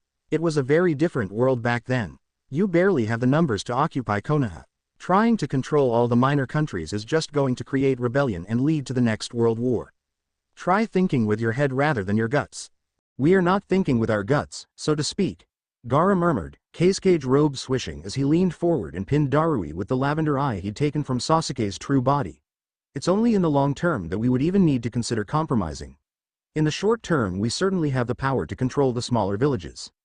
The naked implication that was they expected to turn Naruto into a guard dog, moving from village to village and striking terror in the people's hearts to uphold their hegemony. And that was the straw that broke the camel's back. The boiling heat in Naruto's eyes froze over, and the blonde strode forward with liquid lethal grace. That is enough, he declared, his voice deceptively mild in comparison to the frigid pressure of his killing intent bearing down on everyone in the room. Kuretsuchi jerked back in her seat, lips bloodless while Sakura's eyebrows climbed to her hairline. Over the years, Sasuke had become intimately familiar with all the shades of Naruto's anger. In general, Naruto's rage was like a firecracker. All flash and light and gone in an instant. Naruto was quick to burn but quick to forgive. But at a certain point the fire went cold, and all that was left was ice and poison.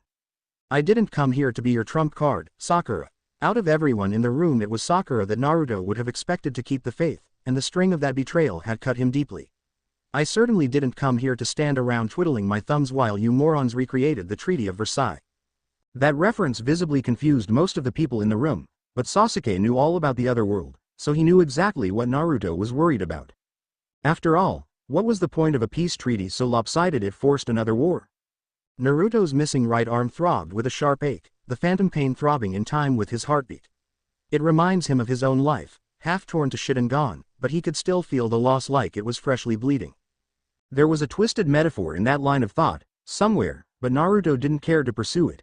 He'd bowed and scraped and struggled and wept and raged against the world, and he'd gotten nothing to show for it. As far as he was concerned, he was fucking done with keeping his tongue behind his teeth and placing faith in other people. If there was anyone in the world that Naruto would have expected to never turn their backs on him, it was Sakura and Gaara. Sakura had been by his side on Team 7 for years, preserving loyally through fire and blood until they finally birthed peace and brought Sasuke home. Gaara had been his dark mirror, sinking down in hatred until they'd fought and Naruto brought the redhead back to the light like a diver pulled up pearls from the seabed.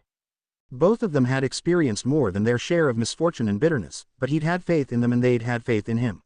Sure, Naruto had expected some haggling and anger, because they were all only human, but he'd believed in their fundamental goodness. In their understanding and in their loyalty.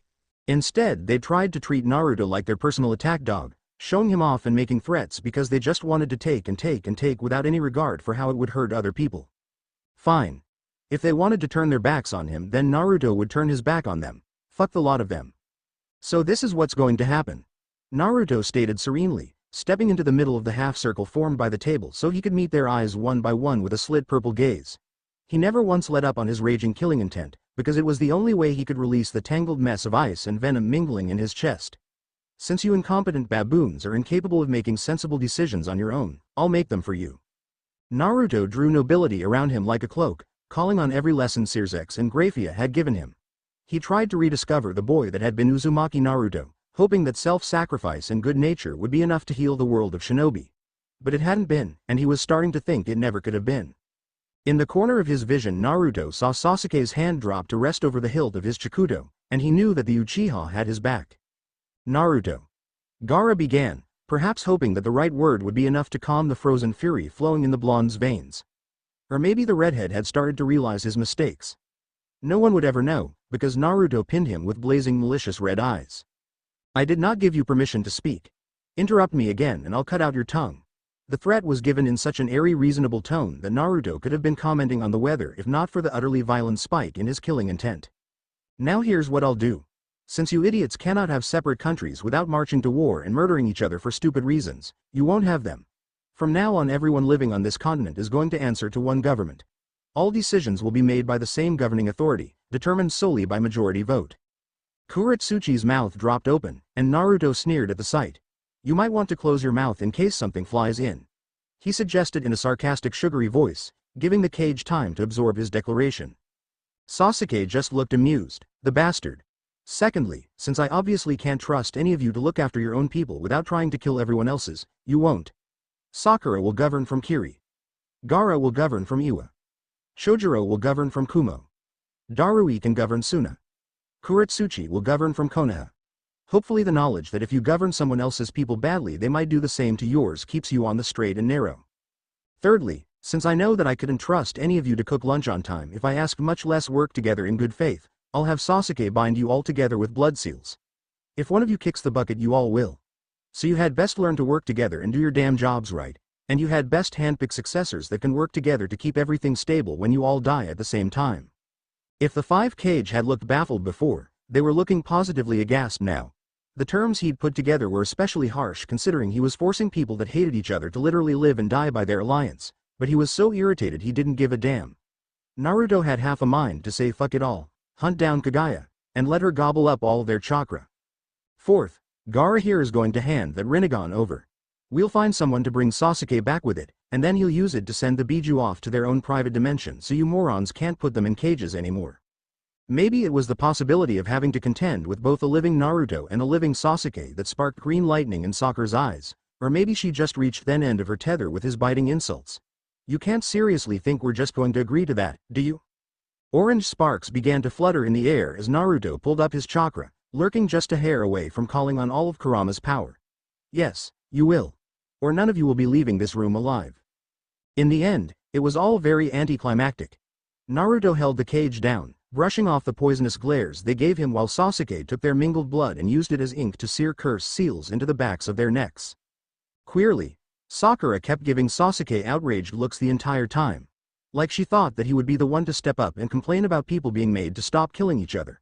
But Sasuke had never been in love with the will of fire in the first place, and once Naruto stopped defending it the only option left to her was to put up and shut up. Part of Naruto was relieved, because while submission was a rational act considering he could destroy them all and just make the same offer to their successors, he'd been worried they'd fight anyway. Naruto didn't want to actually kill them. Smack them around a bit for their stubborn blindness maybe, but not murder them. Since his rebirth he'd gotten more than enough blood on his hands. The other part of him, the deeper and darker part, was disappointed. Naruto wanted to unleash the beast in his chest that was rattling in its cage. He wanted to break, he wanted to burn. Inhaling the acrid scent of cooked meat and blood, Naruto jerked his chin towards the door in a silent command. It only took a moment for the bruised and aching cage to file out of the room, their faces twisted into expressions of shared misery. None of them spared a word for him, which was probably for the best.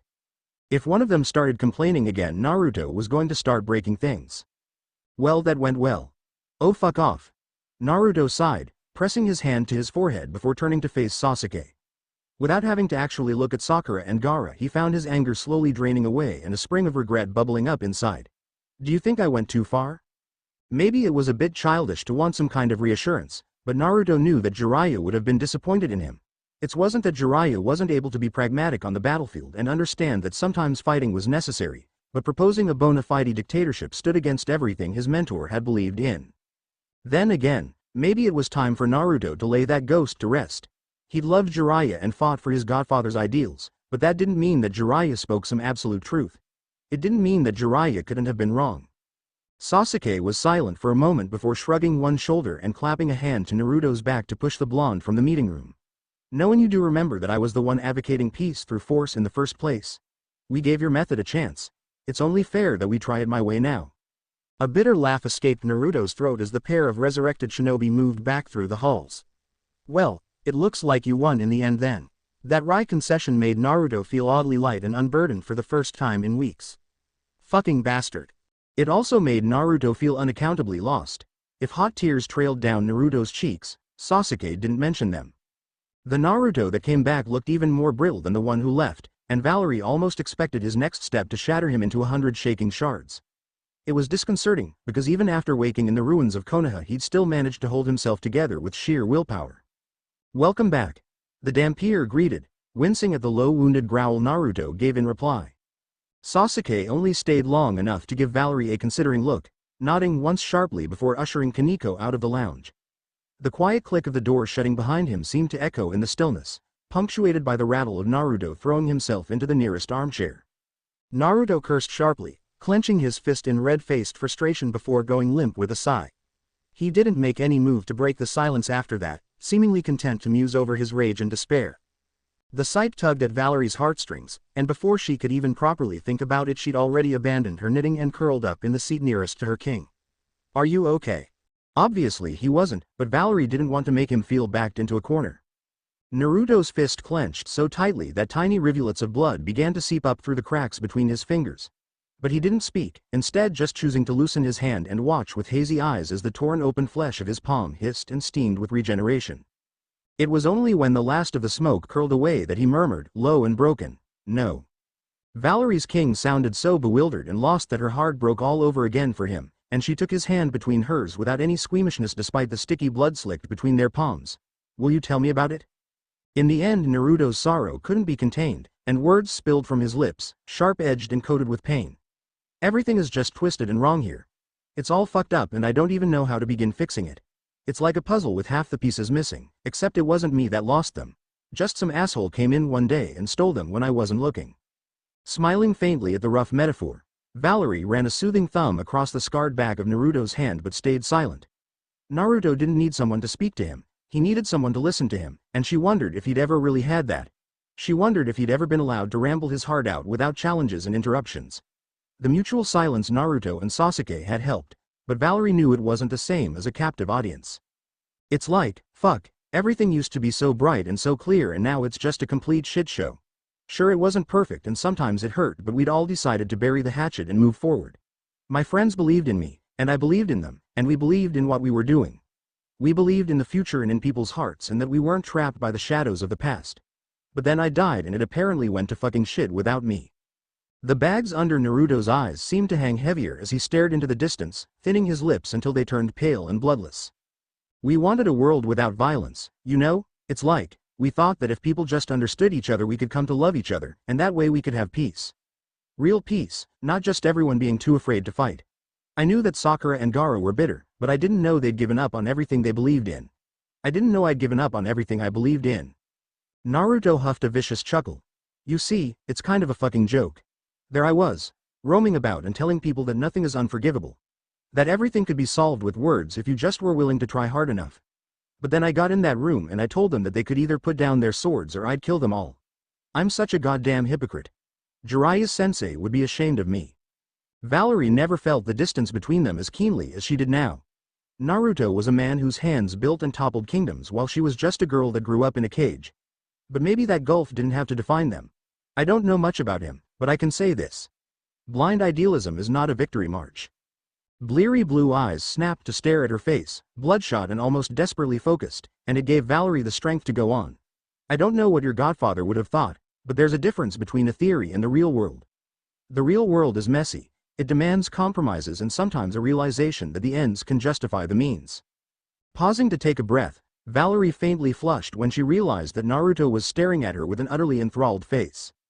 He watched her like she was in the process of hanging the moon, and it made the blonde realize this was a make-or-break moment for her king. So yes, your godfather taught you that love is the key to real peace, but love can only be born with understanding and without conflict. Maybe that kind of peace can only grow under the peace of the sword, because people need to stop fighting long enough to let that love grow. Blood and ashes, she was embarrassed and rambling, but even spouting half-baked philosophy seemed better than letting the queer charge in the air hang around unchallenged. And even if your godfather disagreed with you, that doesn't mean he was ashamed of you. He loved you, and we'd forgive the people we love pretty much anything. Naruto quirked up the corner of his mouth, and then threw back his head and laughed. He laughed long and hard until his voice went hoarse and gleaming tears crowned his eyelashes. He laughed until Valerie flushed with shame. He laughed until his bishop tried to pull her hands away. Cutting off mid-chortle, Naruto let the hysteria slip away like early morning dew under the sun, leaving only his unsettling focus on the dampier. A pair of azure eyes burned like the hottest part of a flame, pale and bright and imbued with some kind of fey glitter. It consumed her to the point Valerie barely noticed when her king gently took her by the chin, prodding at her bottom lip with a calloused thumb. "The sun rises in your eyes," Naruto whispered, the words falling like a last judgment from his mouth. Then he kissed her. "Are we going anywhere in particular or are you just wandering aimlessly?" Sasuke snorted at the sarcastic barb, throwing a vile glare over his shoulder at Koneko. "I had the thought that maybe we could get some milk and tuna for you." The cool expression on Kaneko's face didn't waver a hair. Instead she just very deliberately shifted her gimlet gaze towards the tapestries that lined the corridor. The silent insult would have infuriated someone else, but it just made Sasuke smirk with amusement. Cheeky brat. A quiet minute passed as Sasuke waited for the Nekomata to try and dig more information out of him, but eventually he caved with a shrug. "I just need to speak to Sakura for a couple of minutes." Kaneko's mouth pursed at that, but she didn't vocalize any disagreement, which was ideal because even if Sasuke himself didn't particularly want to speak to his former teammate, he had to. Naruto might forget about the minutiae because at heart Naruto was a dreamer. He was a visionary that dealt almost solely with larger concepts. Sasuke was the one that had to handle the nitty-gritty details. Sasuke was the one that had to take Naruto's off-the-cuff expectations and refine them into an actual workable system before the cages decided to try and pull a fast one on them. Turning the corner, Sasuke settled his Sharingan stare on the pair of Junin guarding Sakura's room. The malice in his crimson eyes was so potent that both men went pale and stepped out of his way with a stammer. For a moment Sasuke considered warning Koneko to stay quiet and let him deal with his former comrades, but then thought better of it. She was a clever enough woman to not need that kind of direction. So instead he just squared his shoulders and slammed open the doors with an echoing bang. "Evening, Sakura." Dark shadows circled under her venomous verdant gaze, and the pale pallor of the Hokage's skin only made the color even bolder. "Sasuke," she allowed, her voice quiet and stately despite her ill appearance. "Is there some kind of emergency? Or is it just that you couldn't contain yourself until my husband got back?" The perverse implication could have started a scandal if they were anyone else. But no one would believe that a dead man could be controlled by such bizarre lust, and as a leader Sakura's reputation was spotless. So Sasuke just brushed it off with nary a blink before stepping fully into the room and standing with tireless stiffness. "I think we should clarify a few things about Naruto's treaty." Sakura's lip curled with disgust that bordered on hatred, but she didn't look surprised. "Well, go on then." She prodded, voice thick with rage and a touch of desolated betrayal. "Wow me with the mastery of statescraft you attained during those years of being an insane traitor and dead. I'm just on the edge of my seat here." Then, despite the still aching branded seal on her back, the Hokage lounged indolently in her armchair. If Sasuke was still alive he imagined that his heart would have lurched at that insult. After decades apart and new bonds in an entirely different world, he hadn't thought that Sakura would have had the capacity to hurt him. But having such a blatant reminder of the failure and ruin that was his first life thrown in his face so suddenly made him rock back on his heels. "You shut your fucking mouth." Koneko shot back, her tone level and chilled with the fury of an Arctic thunderstorm. It wasn't a loud declaration by any means, but it was sharp and biting enough to make Sasuke's eyebrows twitch.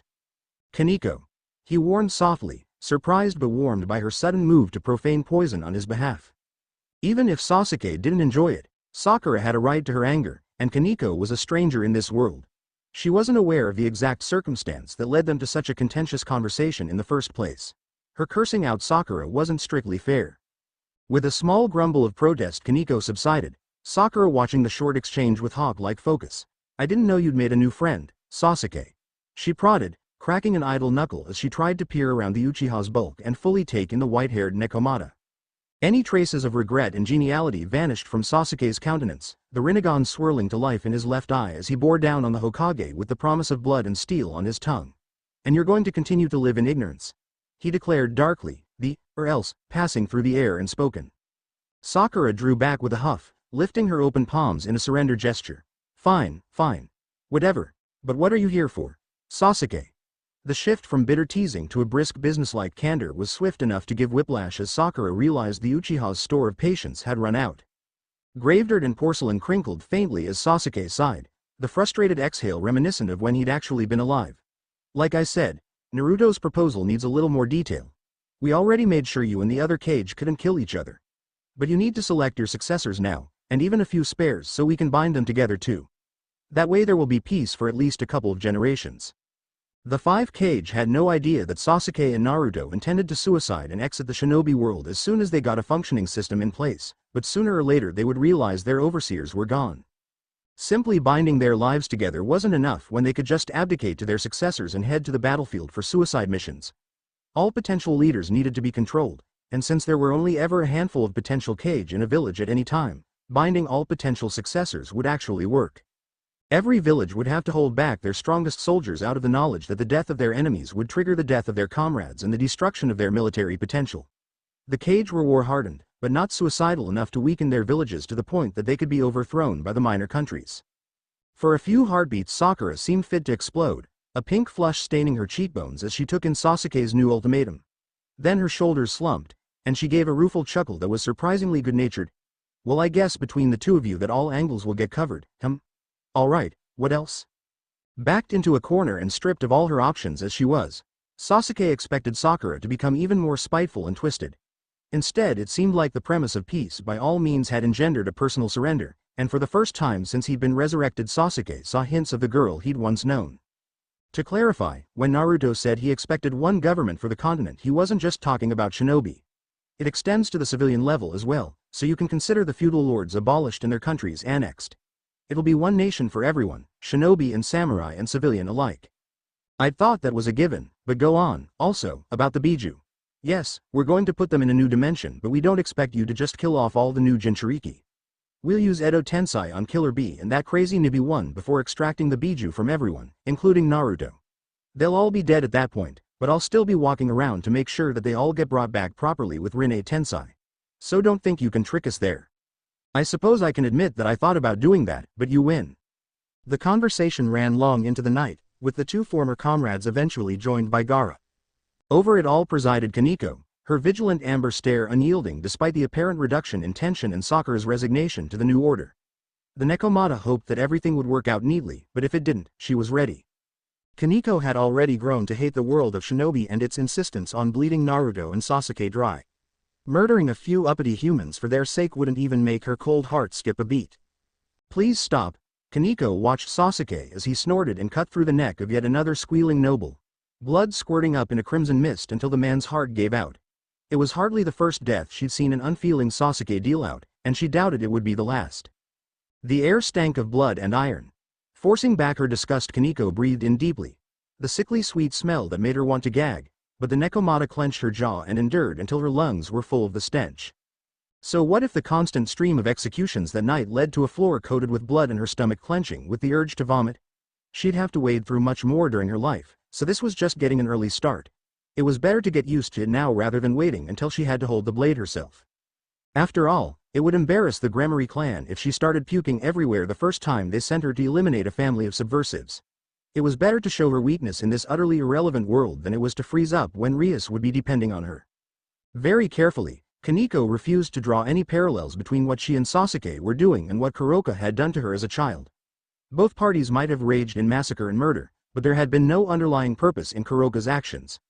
Koneko only killed because it was necessary, where Kuroka had killed simply for the pleasure of it, because she was a crazed bitch. They were not the same. They weren't. Waiting until Sasuke cleaned the blood from his sword, Koneko jerked her head towards the open doors before leading the way out of the family suite. Let's go. Fine. Crimson-soaked tapestries garbed the walls, and every step Koneko took made a quiet squelch from all the gore sticking to the floorboards. I hope Snow Country is less troublesome. Everything would have been so much simpler if the Lord of Lightning Country had just swallowed his pride and sworn loyalty to the regime Naruto was creating. Sasuke shrugged his shoulder, unbothered by the heavy scent of the dead and dying that littered the Lightning Country Lord's palace. Koneko briefly envied him. It might not be fun in games to only be able to perceive the world through sight and sound, but at least her friend never had to worry about being able to taste the choking cloud of blood and shit in the air.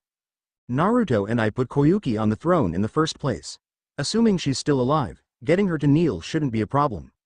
Sensing a story that Sasuke hadn't bothered to share with Rias or her peerage, Koneko filed that comment away in the back of her mind. She'd bring it up once they were in Gehenna again so that everyone in their little makeshift family could hear about it. Until then they had some dirty work to do to make sure Naruto's new peace proposal got off the ground. And after that it's Stone Country. She prodded, trying to remember the bland names the humans of this world had called their homelands. Their lack of originality had been funny at first, but when they needed to actually visit all the idiots and lay down the law, Koneko was finding it much less amusing. Couldn't they at least be creative enough to come up with unique names rather than just describing the natural world? Earth Country. Koneko gave a hum of acknowledgement, stepping out into the moonlit courtyard. Silver light dappled the evergreen trees, painting green needles a pale white. The trees themselves stood out against the darkness like whitewashed ghosts, silver columns against the black shadows cloaking the walls of the compound. If she squinted, Koneko could probably peer through the haze and count brick by brick, but she didn't care to look that closely. The Nekomata couldn't claim to be enthusiastic about having to wander the continent in the first place. Sasuke was running around demanding the unconditional surrender of the various daimyo while she just stood around like stupid muscle. At least it was probably more interesting than whatever Valerie was doing.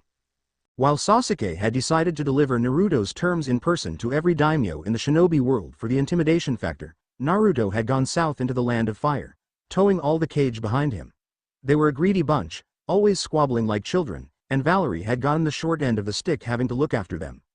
So while Koneko felt like drowning herself in the nearest bottle of sake just to get away from the boredom, she imagined Valerie was fantasizing about the escape found in the noose of a rope.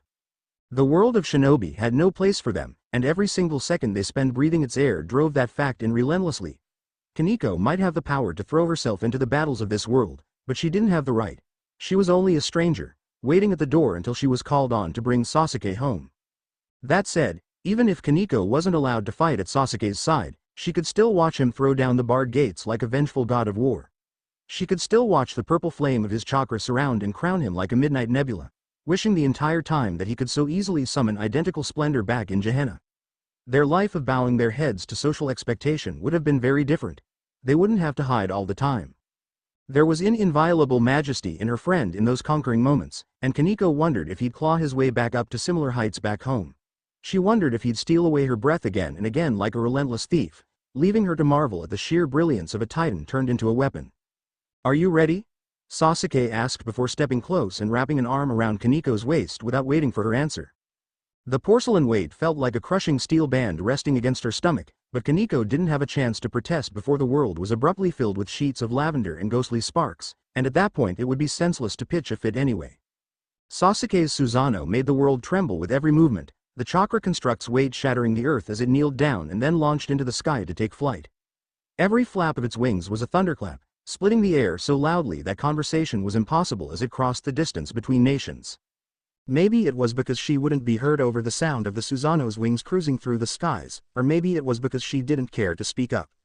But Koneko rode the hours out until they reached Snow Country with her nose pressed into an unyielding chest that smelled of grave dirt and ancient bone. Ink stained Naruto's fingernails, and his hand was stiff from all the writing he'd done in the last few hours. "Someone help me, please?" he moaned, slamming his face into the pile of paper covering his makeshift desk. "I see that hasn't changed." Rubbing at the stump of his right arm, Naruto pulled back to quirk an eyebrow up at Shikamaru. "You're one to talk." Despite vague memories of promises to quit in their youth, the grizzled man had still decided to practically hotbox the tent with secondhand smoke. If Naruto had long-term plans to stick around in this body, he'd probably be pretty pissed off. Shikamaru just scoffed, snatching a handful of papers off the cheap little slab of pine that was Naruto's so-called desk. "You're making marks on your forehead with you do that, by the way." "Shut the hell up." Dark eyes scanned through each memo, growing tighter with concentration as Shikamaru powered through the legwork that came with setting up Naruto's one-world government. Honestly, Naruto was kind of surprised at how easily Shikamaru took to what was essentially creating a global junta.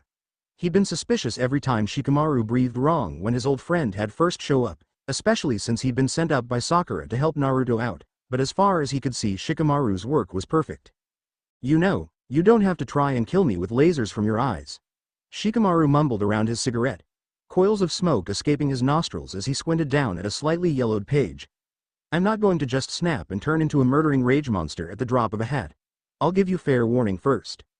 Naruto huffed a laugh, turning his eyes dun to the stark black kanji but keeping an ear on Shikamaru's movements.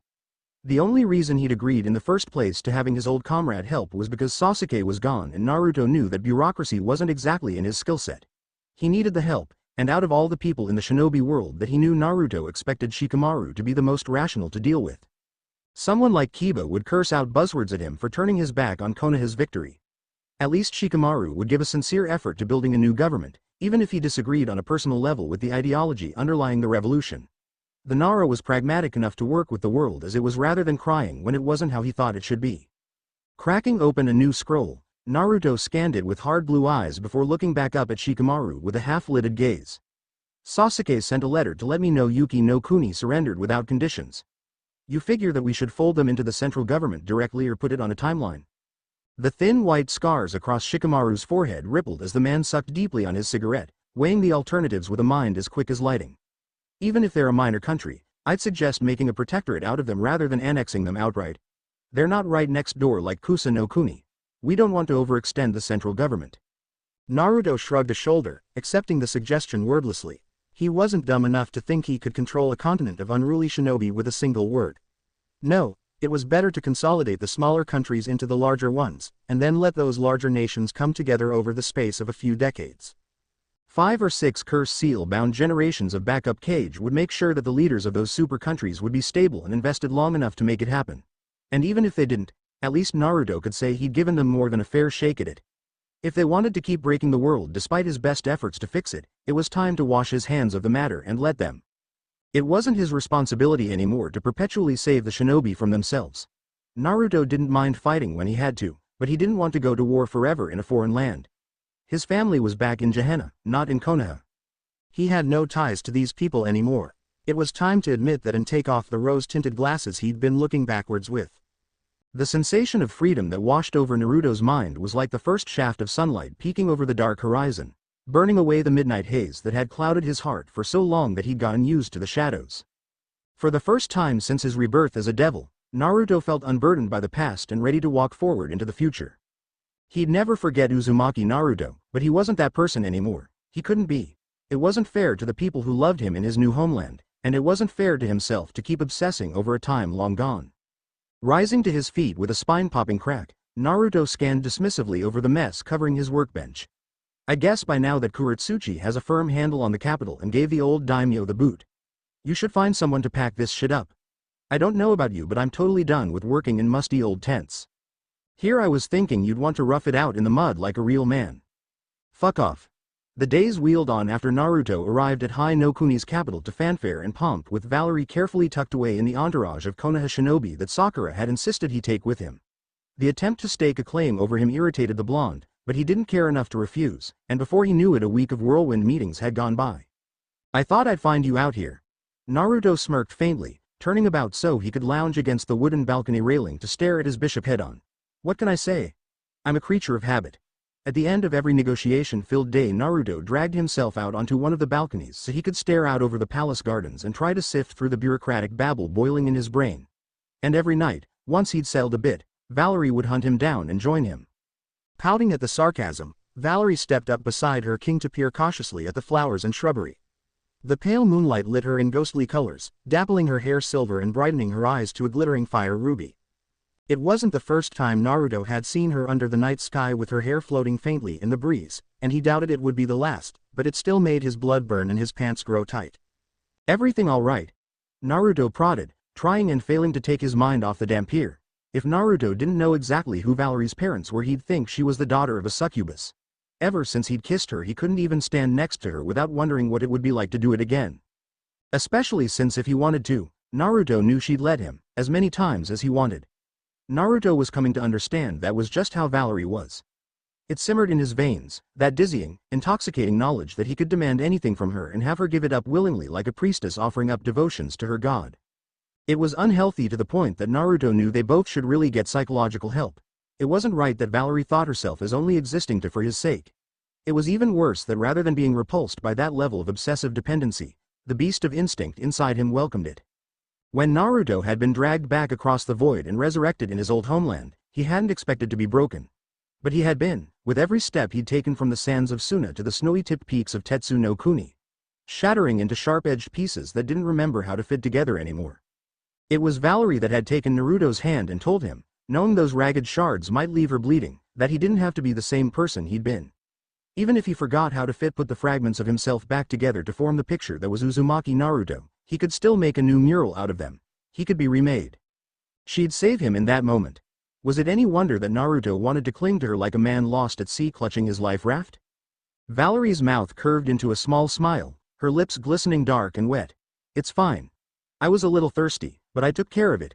It took a moment for that underlying implication to work its way into Naruto's brain, but once it did he realized that his bishop wasn't wearing lip gloss. No, her mouth was damp with some of the blood that Rias had bottled up for her. He wondered if it tasted sweet or if it tasted like bitter metal. Oddly, questioning that didn't disturb Naruto like he thought it probably should. His heart was still ardent. Still yearning. If he hadn't made a silent promise not to take things any further until they were back in Gehenna, with him back in the body that felt more and more like his true one as the days passed, he'd probably press Valerie into the railing and kiss her mouth swollen. Naruto dragged a shaky hand through his blonde and gray mane, stepping towards the doors that led back inside. We should probably head in for the night. It'll be a busy day again tomorrow and all that. He could admit that he was beating a hasty retreat before he lost control of himself and did something he regretted. With Ravel he'd never been so vulnerable. He'd had moments of emotional weakness with his fiancée and known that eventually that relationship would get consummated, but he'd always been able to push it off by focusing on his morals. Ravel and Valerie were both decades younger than Naruto, at least by experience, and it wouldn't have felt right to do anything with them. Sometimes he'd even thought that he'd hold off until the girls were well into their 20s or 30s. Valerie was either 18 or 19, while Naruto was almost 40. That age gap would have made any decent human being balk at the difference. And maybe that was the problem. His humanity was slipping through his fingers bit by bit, like grains of sand. He'd already decided that it was time to lay Uzumaki Naruto to rest, but what did that leave behind? Just Naruto Gramori, the son of the devil. Sweat slicked her palms and every cell in her body screamed at her to run away, but Suzuno throttled back that urge and stood her ground. She was a proud kunoichi of Kurigakure, and she'd known since she was a little tyke that at some point she might have to die for her village. Waiting around until it was time for her biju to be extracted wasn't exactly what she'd thought her death would be like, but at least they'd promised to resurrect her afterwards. A second chance at life was more than most people ever got. She just had to push through the pain and do her duty. That's one down. Uzumaki Naruto muttered, his neck craned back as he watched the last flickers of red chakra flee from Killer Bee's undead body to form the solid body of the Hachibi. Suzuno hoped she didn't faint. I totally didn't sign up for this. One of her fellow Jinchuriki growled in agreement, but the blonde young woman was so dazed it went in one ear and out the other. In 2 months Konaha had changed the world again, and she was still trying to catch up. See you on the other side. Gyuki boomed, a hurricane gale escaping his mouth at the biju squinted down at the assembled Jinchuriki, looking through them to his kindred within before gracefully letting Uchiha Sasuke whisk him off to another dimension with the Rinnegan. Easy peasy. It was maddening. 3 days ago she'd been trying to decide if she wanted pork or fish for lunch, and now she was standing next to the greatest concentration of power in recent history. The 5 Kage lurked off to the side of the beach with their lips pursed. All the Jinchuriki were gathered in one place waiting to go through extraction. Then there was fucking Uzumaki Naruto and Uchiha Sasuke walking around and giving everyone orders. Suzuno was breathing the same air as legends. She was living a fangirl's wet dream, if she could stop wanting to piss herself long enough to enjoy it. Alright, next. Nobody moved for a few thundering heartbeats, frozen under the mismatched red and violet glare of the last of the Uchiha. No one wanted to be the one that stepped forward to take the full brunt of that cold malevolence. Then finally Killer Bee turned to give a particularly petulant-looking teenage boy with a blazing orange buzzcut a significant look. Green D folded his arms across his chest with a sneer, a ripple of barely restrained violence concentrated on his graveyard and porcelain cheekbones. The Nibi's Jinchuriki had been cursing up a quiet storm and trying to melt Naruto with his eyes since the moment he'd been resurrected, but a quiet word from Killer B had been enough to make him grudgingly cooperate. Fine. Green D spat when Naruto only watched him with an expression of supreme patience. Fine. Then he stomped past Suzuno, leaving deep prints in the famously white sand of Nami no Kuni. Let's get this over with then. A bitterly amused smirk twisted Naruto's mouth, but then vanished so quickly Suzuno was left wondering if she'd just been imagining it. To be fair, she'd expected more than a bit of hostility from both of them after remembering the Battle of Konaha, but rather than anger the Kyuubi's Jinchuriki seemed like he just couldn't give a damn about any of it.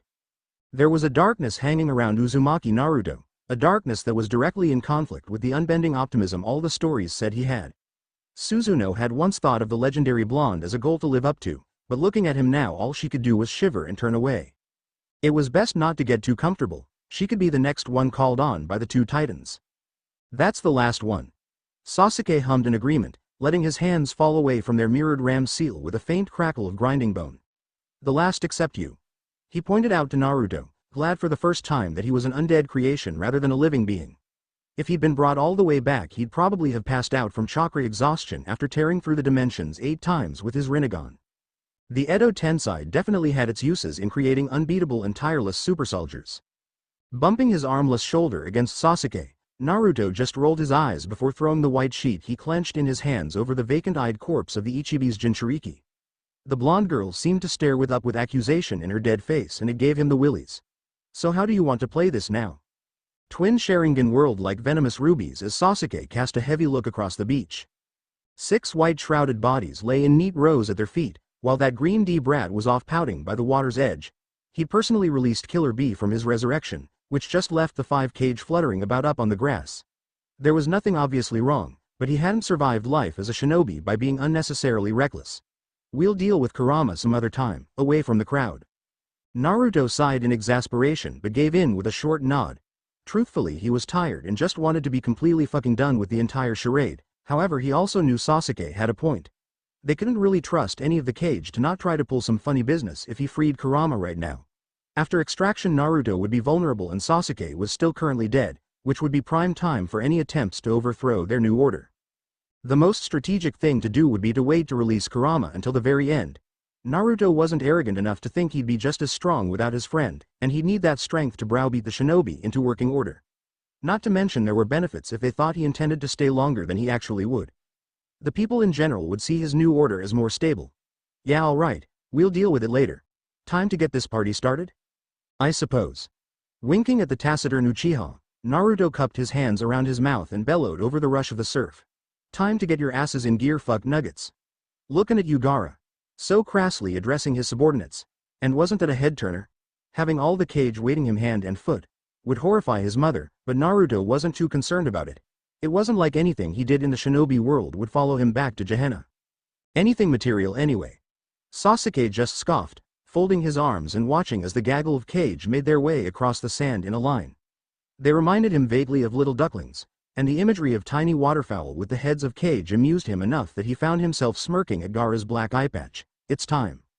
Time for them to call out whoever they'd chosen as their sacrifice, so that life could be breathed back into his bones and into the bones of the Jinchuriki. Time for them to give him back his eyes, so that Sasuke could finally touch his true power rather than the copy the Edo Tensei Jutsu gave him. Time for them to remember how it felt to live in true fear of his name. No funny business. Naruto warned, rubbing at the joint of his crippled shoulder with his hand as he pinned Chojuro with a suspicious glance. I'll be watching. Gaara's mouth twitched, but the blonde couldn't tell if the man meant to frown or smile, since it smoothed back away in a split second. Of course. We might have had our differences, but we never dealt with you in bad faith. There was a rebuke in those words that actually aroused a flicker of sympathy in Naruto before he ruthlessly squashed it. Yeah, sure. It might be technically correct that Gaara and Sakura had never outright told him that they'd turned their backs on his old ideals, but they'd never admitted they had different goals either.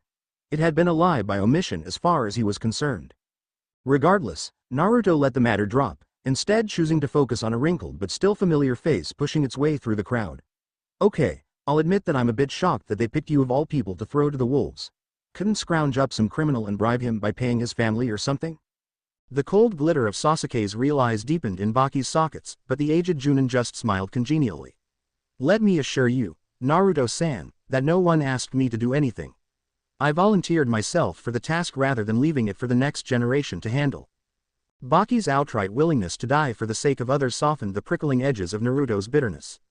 His determination to follow his new path to the end didn't waver, but the blonde found himself looking over the wrinkles of stress in the faces of the cage with a little more forgiveness. I suppose you were just doing the best you could, he muttered to himself. The time for such conversations had long passed though, so shaking off the maudlin fugue, Naruto briskly directed Baki to take his place before calling Green D over with a shout. I figure you know already, but don't fuck this up. He warned blandly, calling on his Nine Tails chakra mode. You'll only get one shot at this, so let me know if you're short on chakra and I'll give you a bit of a boost. Rather than haggle over the exact arrangement that the constantly conflicting powers had agreed on, Baki just smiled enigmatically and gave himself over entirely to the Rinne Tensei. Thick streams of chakra in a dozen colors swirled through the air, finding their homes with a final sense of rightness. Sasuke closed his eyes and for the first time in a month truly breathed. The flame of life passed into him, licking at his insides and chasing the chill of the grave out of him. Touch came back first, with the sand between his toes capturing him despite the sensation of his false eyes crumbling away. Then came taste, with the scent of the sea wind brushing over his tongue. Finally, Sasuke murmured, half a prayer, and then collapsed like a puppet with his strings cut. Fuck, Naruto spat, diving to catch Sasuke before his unconscious friend landed face first in the sand. I told you not to fuck it up. His admonishment went unheeded as Baki breathed his last and died, while all around him Naruto's fellow Jinchuriki were waking back up with confused cries. Lowering Sasuke to the ground, Naruto flipped the Uchiha over and pressed his fingers against the pulse at his friend's throat. Sasuke's heart thumped steadily, slow and strong, and he breathed in relief. At least they had that going for them. A calloused hand settled on Naruto's shoulder, and the blonde looked up in surprise only to catch sight of Sakura gingerly kneeling next to him with her hands wreathed in green chakra. It's just the shock of it. Sakura reassured her old squadmate, the pads of her fingers touching briefly at Sasuke's temples before continuing on to trace the rest of his skull. Remember when Madara was first resurrected and went a little crazy over all the sensations? It's the same thing, but Sasuke went for a lot longer with most of his senses gone, so having them come back probably overwhelmed him. It's nothing permanent. Sitting back on his haunches, Naruto rubbed at his forehead where he just knew that a headache was going to build. Yeah, alright, that's fine I guess. No harm done or anything. We'll just pack him up and head on back then. Get Kuretsuchi to look after the kids or whatever. Not quite. Sakura grinned impishly before looking over her shoulder. Gaara, be a dear and go grab my kit. There's no time like the present. The one-eyed redhead mumbled an agreement before striding off, but the Hokage had already turned her attention to pulling Baki's body up beside Sasuke's. Naruto stared in confusion before it all clicked, and he spluttered, "What, you're doing it here?" I don't know what you're so shocked about. I'm the best medic on the continent. That doesn't mean that you should be doing eye surgery on a beach. Don't be such a big baby, Naruto. I brought all the tools I thought I'd need with me, and even if I didn't, this is nothing compared to the way Obito and Madara ran around swapping eyes back in the day. They didn't even sanitize, just bare hands with their balls to the walls. Those guys are not the kind of people you should be taking your ideas from. Red was her color. It was the shade of her eyes. It was the tint of her mouth. It was the hue of the blood she drank. Love and hate, life and death, and above all things passion were woven into red. It also had the peculiar effect of seeming demonic and unnatural to humans, which was why Valerie chose to carefully observe Sakura with a clinical stare that shimmered like edged garnets. She wasn't trying to frighten the woman. Not exactly. Valerie just wanted Sakura to know that even though Naruto had basically forbidden any interaction between his Gehennan friends and the shinobi, she was watching. Look, I'm not saying you should coddle him, but keep in mind that by this point he's used to only having sight and sound.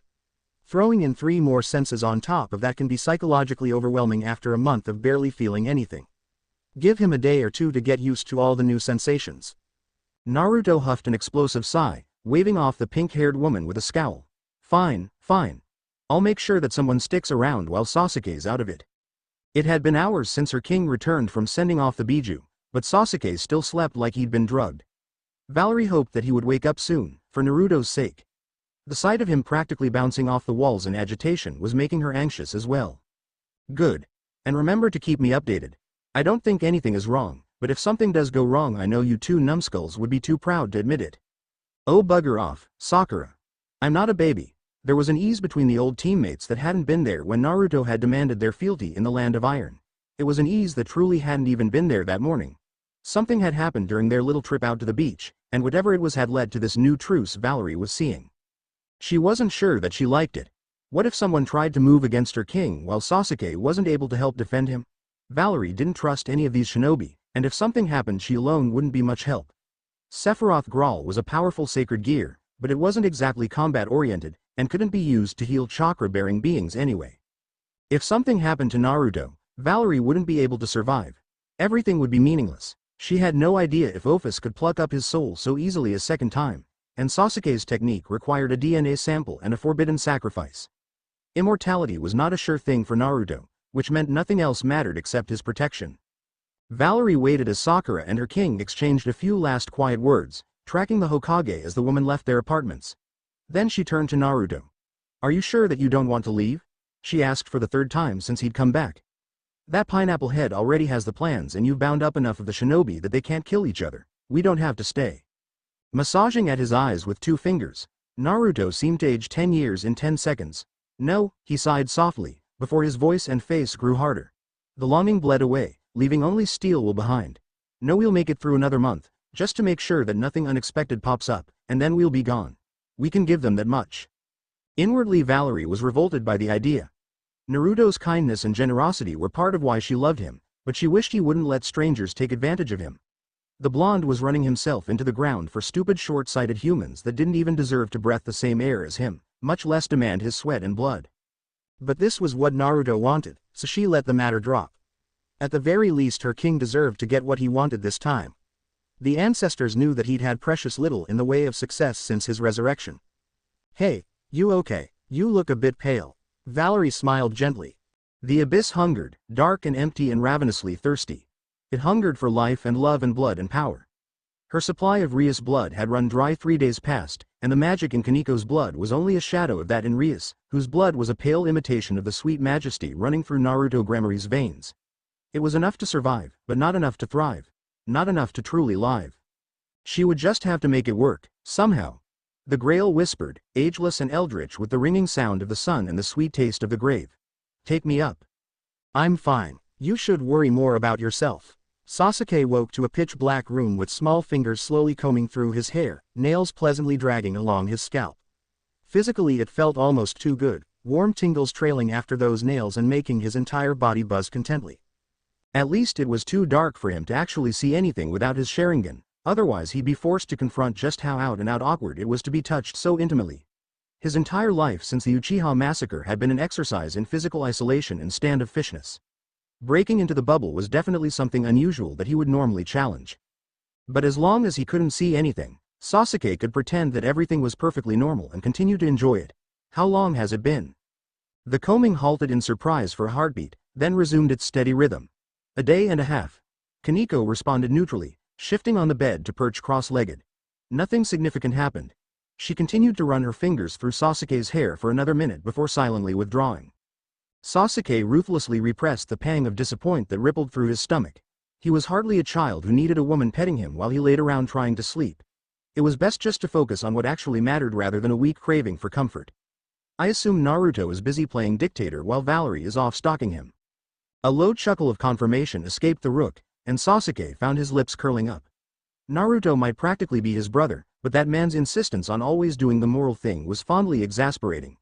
As for Valerie, stalker was increasingly becoming an appropriate label for the girl. There'd been an odd light in the Dampier's face lately, and Sasuke wondered if he'd have to be concerned about it further down the line. But for now at least it wasn't an issue, so he put it out of his mind to concentrate on the now. "Can I at least get up?" Sasuke prodded, trailing his fingers over the hyper-soft sheets and pushing back the faint nausea the overpowering smell of lemon laundry detergent gave him. It was enough to give him a bit of a headache, but he didn't feel like he was going to pass out by any means. He was stronger than that. The bed shifted again, and then like stars winking into existence the bright yellow irises of Kaneko's eyes burned in the shadows. The Nekomata must have been lazing around in the state between sleep and awareness herself, Sasuke realized, for him not to see her gaze before now. "If you want." The dark rims of Kaneko's pupils contracted slightly, and then she was moving without bothering to wait for his demand. Her small hands forcefully rolling Sasuke upright so that he stood swaying in the darkness. The Hokage didn't order any bed rest. Sasuke rolled his shoulders, searching for any kinks left behind by his day unconscious. Better to beg forgiveness than ask permission. He cracked his knuckles, watching as Kaniko's sunlight stare floated back into his line of sight. I had no idea you were such a rebel, Kitty Cat-chan. I just told you the truth. Your own delinquency or lack thereof is on your shoulders. Kaniko's gaze narrowed into impish yellow slits. And considering your history as a felon, I would say there is nothing someone like me could do to restrain your sense of utter degeneracy. Half-heartedly swiping through the darkness at her eyes, Sasuke smirked as Kaniko's only visible feature retreated warily. Be careful what you say, or it might come true. Resorting to violence against women? You do realize that I'll repay every insult with interest? Sasuke drawled, letting thin trickles of chakra flow back into his eyes now that he was satisfied he wasn't about to fall to pieces. The crimson of the Sharingan blazed, and his headache redoubled, but he could finally see with his own true eyes. Quirking an eyebrow at the activation of his bloodline limit, Kaneko shrugged and motioned towards the door with her chin. It was a soundless invitation to finally step out of the confines of his bedroom, even if they were both sporting pajamas and sleep-tousled hair. Without explanation she understood exactly what he wanted, and offered it without reservation. The hunger to explore the world in a living body, finally feeling with all his senses after a month of deprivation, struck Sasuke, and without a word he slipped around the short form of his friend to pad towards the door. She followed close behind him, but Sasuke knew that she would. Wood scraped against the soles of his bare feet and the palms of his hands as he shoved through the door and stumbled out into the hallway, but Sasuke didn't care. Even that faint irritation was its own form of pleasure, and he silently promised never to take his sense of touch for granted again. Squinting down the empty corridor, Sasuke hummed. What time is it? Compared to Naruto, he had a much less significant role in directing the functions of government, but he could still be accosted by some idiot bureaucrat if he wandered aimlessly. At that moment he just wanted some time to himself, perhaps out in the garden where he could breathe in the rich scents of a dozen different species of flowers. 9:45 at night. Her answer was cool and smooth, but Kaneko stared at Sasuke's back with heated sharp focus. It was an expression that spoke of her quiet regard, the unyielding kinship that lay beneath her undemonstrated facade. If Sasuke showed any signs of being overwhelmed, he had no doubt she'd try to muscle him back to his convalescence. Pleased that the halls would be mostly empty, Sasuke made a direct beeline towards the nearest empty bedroom with a balcony. There were no pampered civilians around to titter at the barbarity of shinobi, and the Uchiha fully intended to take advantage of it. Treading through a painfully bland room with a tan and white color scheme, Sasuke threw open the patio doors and vaulted over the railing. He landed in the grass 2 stories below with a rustle, and a silent thump let him know Kaneko had followed him. Cool grass slipped up between Sasuke's toes, slightly damp with moisture, and it was glorious. I didn't take you for a flower girl, Sasuke pointed out snidely, following the garden path and inhaling the slightly spicy aroma of a brace of stargazer lilies. His headache intensified, and Sasuke knew he was pushing the boundaries of what he might be psychologically prepared to handle after a month of living in deprivation, but he pushed on. But maybe you're less of a masculine tomboy than I thought. Kaneko lightly punched Sasuke in the lower back, and then shoved him to the side so she could walk alongside him. There's nothing wrong with a woman enjoying flowers. However, it brings into question a man's sexuality when he does, she shot back cuttingly. All right, you got me. My entire life has just been a Freudian attempt to repress my crazed cocklust and incestuous obsession with Naruto. I come out to the gardens to water them with my tears and moan in misery. The amused splutter Kaneko made prompted Sasuke to choke out his own laugh, and before he knew it they were howling with mirth. In fact, with more humor than the joke really called for. But Sasuke supposed they couldn't help it after a month of blood and iron. It was good just to unwind a little. Well, in that case I'm sorry to say I'm going to have to break your heart again. Kaneko sighed with mock sympathy after her laughter stopped. She pointed vaguely up towards the galleries that were lined around the eastern wall of the former daimyo's garden. Following her motion with his eyes, Sasuke blinked once before shaking his head in disgust. Standing in plain sight and totally absorbed with one another were Naruto and Valerie. In fact, they were dancing some half-assed waltz with enough enthusiasm that Sasuke wondered if they were even still sober. Kaneko tilted her head and regarded her friend with the blandest look she could muster.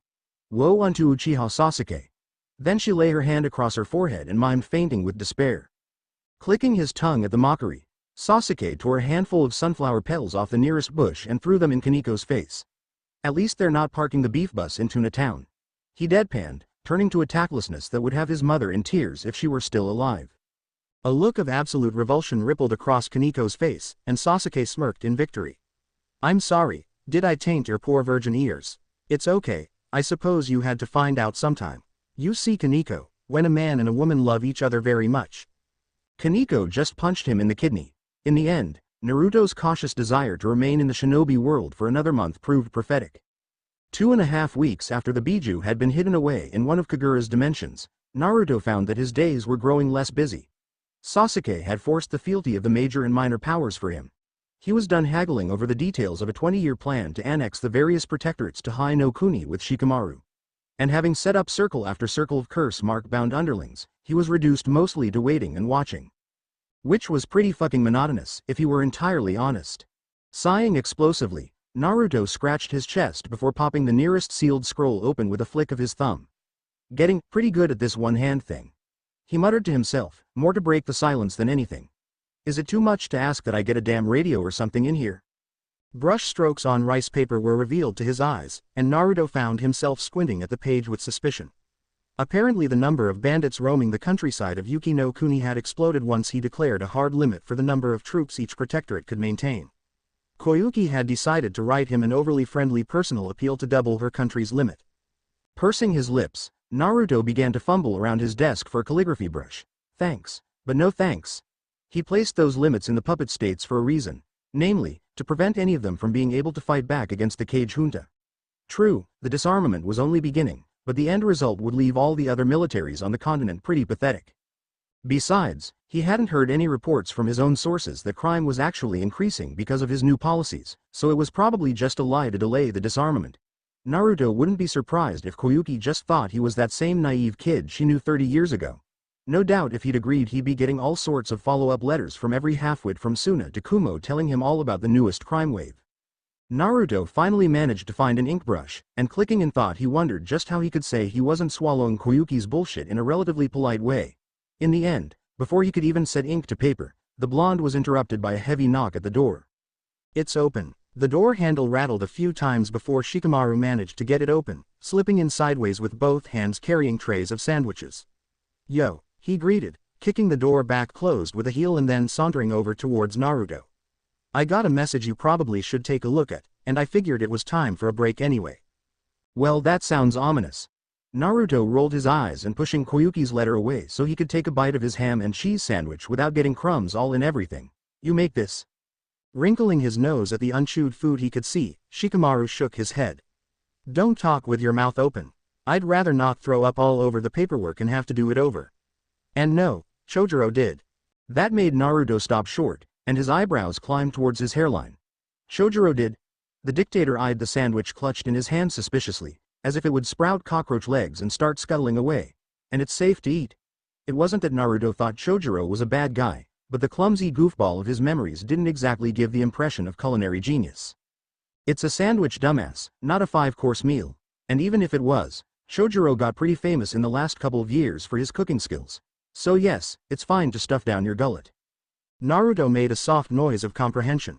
The more you know. Then he shrugged and took another bite, making sure to swallow before speaking again.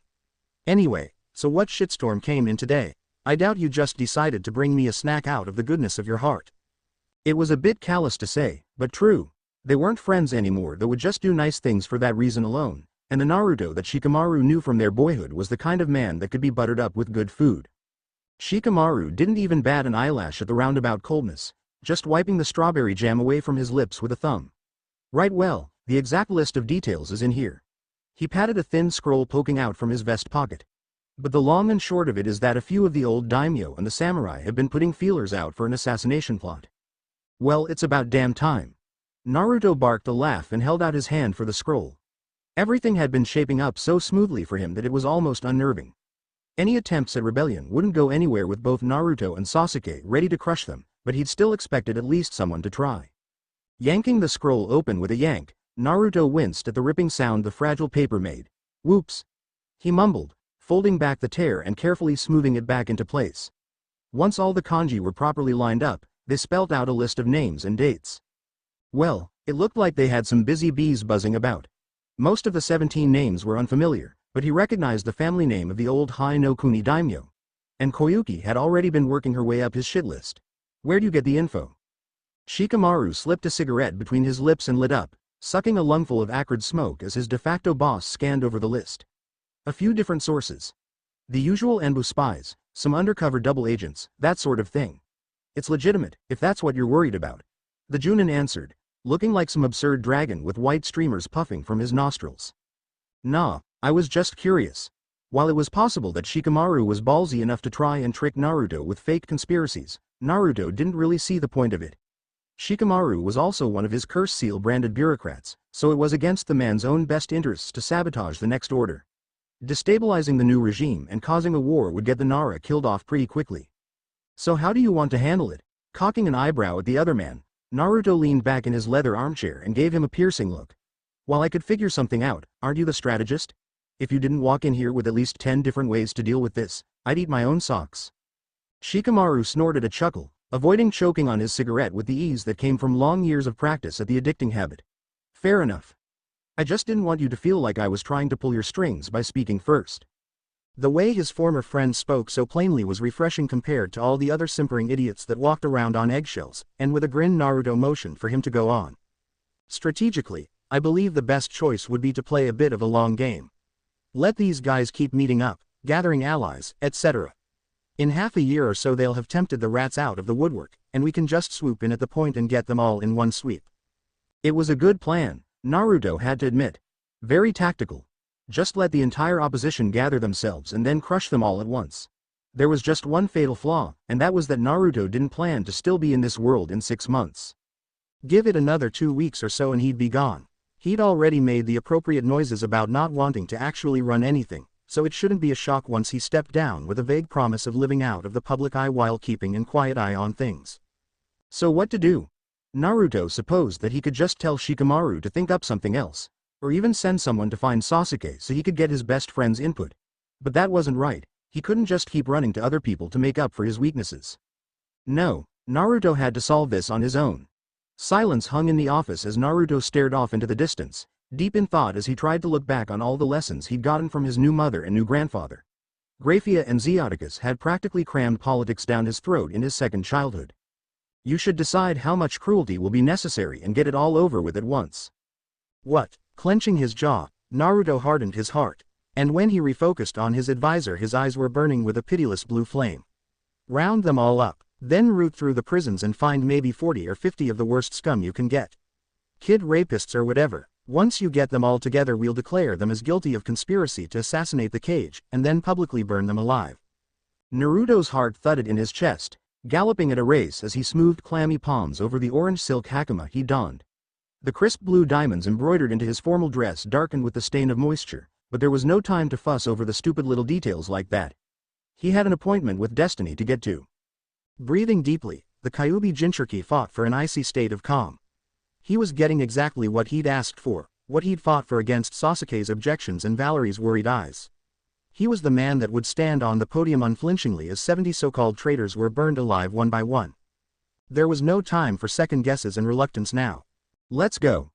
Sasuke just stared, his eyes as dark as the night and inscrutable expression on his pale features. They'd argued fiercely, not over Naruto's policy itself but over the optics. Over and over Sasuke had insisted that he was better suited to serve the role of the villain handing out hard justice, while Naruto was the kind face that won hearts. As a team they were an iron fist hidden in a velvet glove, and it was only after wrangling out a promise that Naruto would be more image-conscious back in Gehenna that Sasuke finally caved. Fine. The Uchiha eventually frowned, his mouth drawing tight. Just don't get used to it. Sure thing, Mom. Naruto spat, shoving past his stubborn friend. Regardless of what Sasuke thought, Naruto had been the one to apply Machiavellian principles to the new regime in the world of shinobi. So witnessing those principles in action was just the right thing to do. If he was going to wander into the darkness he should at least have the balls to keep his eyes open. Even if it would destroy the reputation of Uzumaki Naruto as a pacifist with a heart of gold. We have a couple more days here. The month is almost over. Can you just fucking get off my back about it? Sighing explosively, Sasuke muttered an agreement. Once Naruto had his heart set on something it was nearly impossible to change his mind, and even after weeks of both Sasuke and Valerie trying the blonde was still determined to go through with it. The Uchiha knew when to cut his losses. I made sure all the Kage were off the field today. Good. We want to keep their hands clean, or at least keep them from getting any dirtier. Let only their names be stained with horror and the blood of criminals. Maybe then people would think twice about turning to Naruto or Sasuke to solve all the problems of the world. They came at last to a great gold gilded set of double doors, painted in vivid scarlet and carved with designs of coiling dragons. Last chance. Fuck off. Naruto squared his shoulders and stepped out into the courtyard. The low buzz of 1,000 muttering throats greeted him, and the entire public square was packed to the brim with dirt-stained peasants. Smothering the urge to nervously scratch the back of his head, Naruto proceeded along the white cobblestone path that lay in front of the palace. A scaffold had been built so that Naruto could stand with Sasuke at his side, speaking to the crowd before sentencing the so-called rebels to a horrific death. And as Naruto climbed the steps, he wondered at how the fuck they'd come to this. The only thing Naruto had ever wanted as a child was to be loved by his friends and to protect them. Yet here he was, a secret dimension traveler taking up the mantle of iron-hearted dictator. Licking his dry lips with a sticky tongue, Naruto held up a hand and began to speak. My fellow citizens, no, my brothers and sisters. To his dying day, Naruto would never be quite sure what he'd said up on that stage before the frightened eyes of thousands of civilians and probably a few hundred shinobi. The only thing he could process was the cold sweat on his palms and the racing thunder of his heartbeat in his ears as he looked down. Kazuhana Koyuki stared back up at him, her pale blue eyes bleary above the thick gag covering her mouth. A great concrete stake had been thrust up by a dodenjutsu so that one by one the prisoners could be tied up and burned before the eyes of the public, and his old friend was the first on the block. This was the moment when everything changed forever. Naruto had wept and raged and clutched at the last fraying lines connecting him to the past, before coming to the decision that it was time to let go. And he tried to move forward, but words weren't action. Now Naruto was taking action, and there was no coming back from this. At least he'd secretly had them all drugged so deeply they wouldn't truly feel the pain of their grisly ends. It was nowhere near absolution, but at least it was something. Naruto swallowed thickly, but he managed to keep the expression on his face cool and remote as he glanced over at Sasuke. He wasn't just a man standing in front of the crowd, from now on he was more, and he needed to act the part, do it. Rather than try to argue one more time, Sasuke simply obeyed. He wove hand seals with the firm steadiness of years of training as a shinobi and a heart that was made of iron. Chakra flowed through him, gathering in the Uchiha's lungs before exploding from his throat in a great ball of fire. The Gokakyu struck Koyuki with concussive force, the oil-soaked wood she'd been surrounded with going up in a roaring blaze. In one heart-wrenched moment she'd been there, as beautiful as the day Naruto had first met her, and in the next she was nothing more than cooked meat and sizzling bone. Distantly, as if it was on the very edge of his hearing, Naruto became aware of a low moan of shock and despair. A wordless howl erupted from the throat of some horrified bystander, and it struck to the heart of him like an arrow. How had it come to this? He'd spent his entire life striving against monsters, and now he had become one. Naruto had gazed too long into the abyss, and now it had seeped inside of him.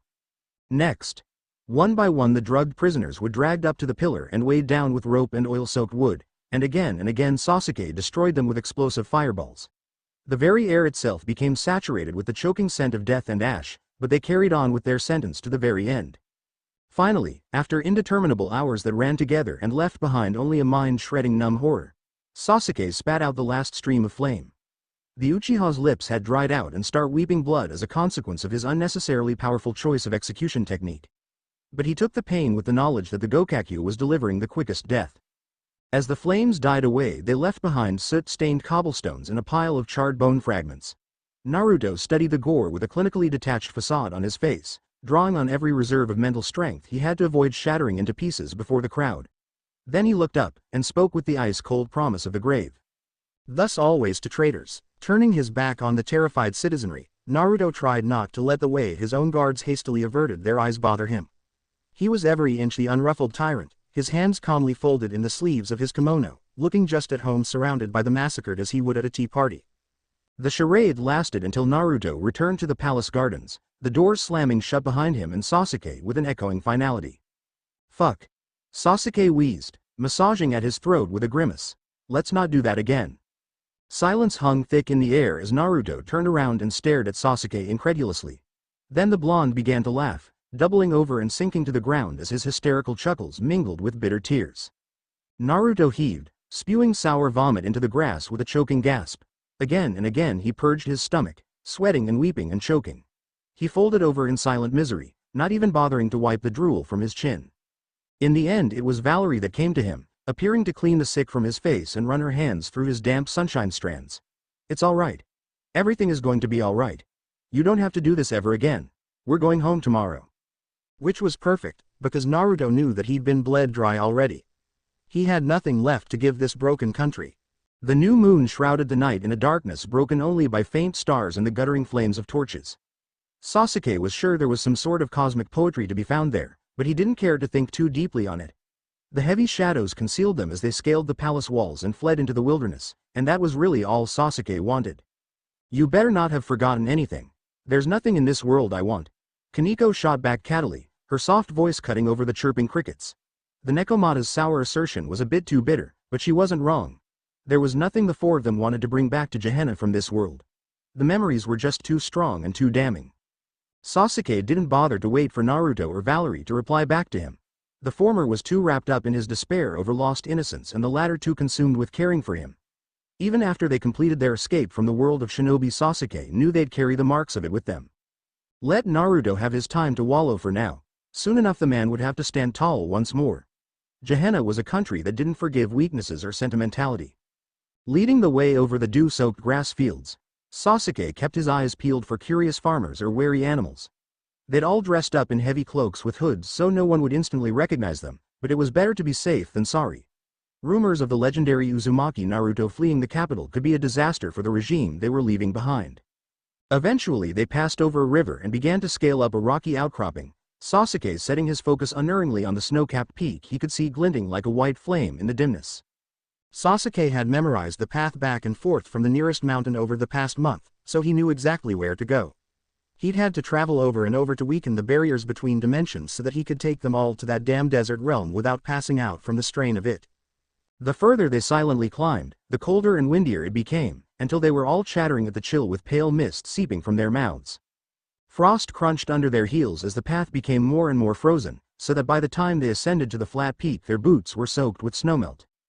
Just in time. Valerie sighed, squinting her vermilion gaze towards the equally blazing red eastern horizon. They'd traveled unseen through the night, but daylight would have been a different story, and people would have talked about seeing a gang of suspiciously dressed travelers fleeing to the north of the capital. Turning to the dawn, Sasuke breathed in deeply. For dozens of generations, right back to the days of Indra, the Uchiha had salted the ground of Hai no Kuni with their blood. His father had once told him when he was a child that the fire of the land came from the fire in their veins. The very soil of this land had once called him home.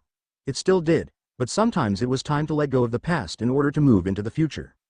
Sasuke harshly shoved a tide of chakra into his left eye, clenching his jaw at the sting.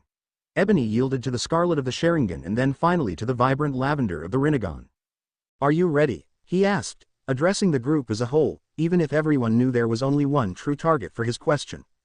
Grunted in agreement, Koneko folded her arms and turned to look over at Valerie. The Dampier frowned but nodded, settling a comforting hand on her king's shoulder. "Naruto?" "Yeah." Naruto whispered, considering the rising sun painting the land just as Sasuke had a moment passed.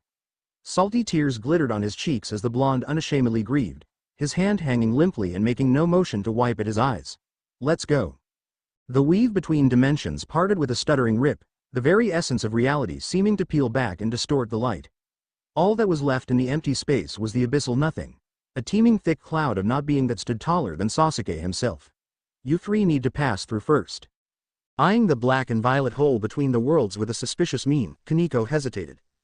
Sasuke couldn't blame her, since his space-time ninjutsu didn't exactly look like the fast lane to Disneyland. Eventually the white-haired girl squared her shoulders and ducked on through with sturdy steps.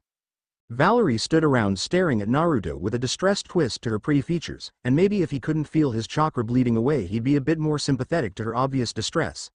As it was, Sasuke just snapped at her to move her ass. Glaring at the Uchiha poisonously, Valerie shook her head and practically stomped through the portal. And then there were two. Naruto fisted his hand in the dark cotton of his cloak, fiddling with the hem. "Is this really okay?" he wondered, shuffling towards the portal. But it was too late to turn back now, and they both knew it, so without waiting for Sasuke's reply the blonde stepped into the void. Preparing himself for the choking sensation of moving through heavy oil, Sasuke followed, emerging into a land of simmering hot sands with a clear blue sky. Sasuke cut the flow of chakra to his Rinnegan off decisively, sagging with relief as the dimensional doorway flickered and faded away. It felt like throwing off a brace of chains, and the Uchiha breathed easier without the drain. "Isn't this a bit desolate?" Koneko sighed, shading her face from the sun that was beating down relentlessly. It's better than oceans of acid or green skies, but it's not exactly welcoming. Kicking at the pale sand, Naruto seemed to come part of the way back to himself. With all chances of retreat taken away, the only thing the man could do now was press forward. No, he demurred, spinning slowly in place to see if he could catch sight of one of the other Biju roaming around. Between the 9 of them they have enough power and jutsu to terraform this place. I guess they just haven't gotten around to it yet. There wasn't much of a choice. Sasuke pointed out, watching warily as Naruto flopped down on his back in the sand and waved them away.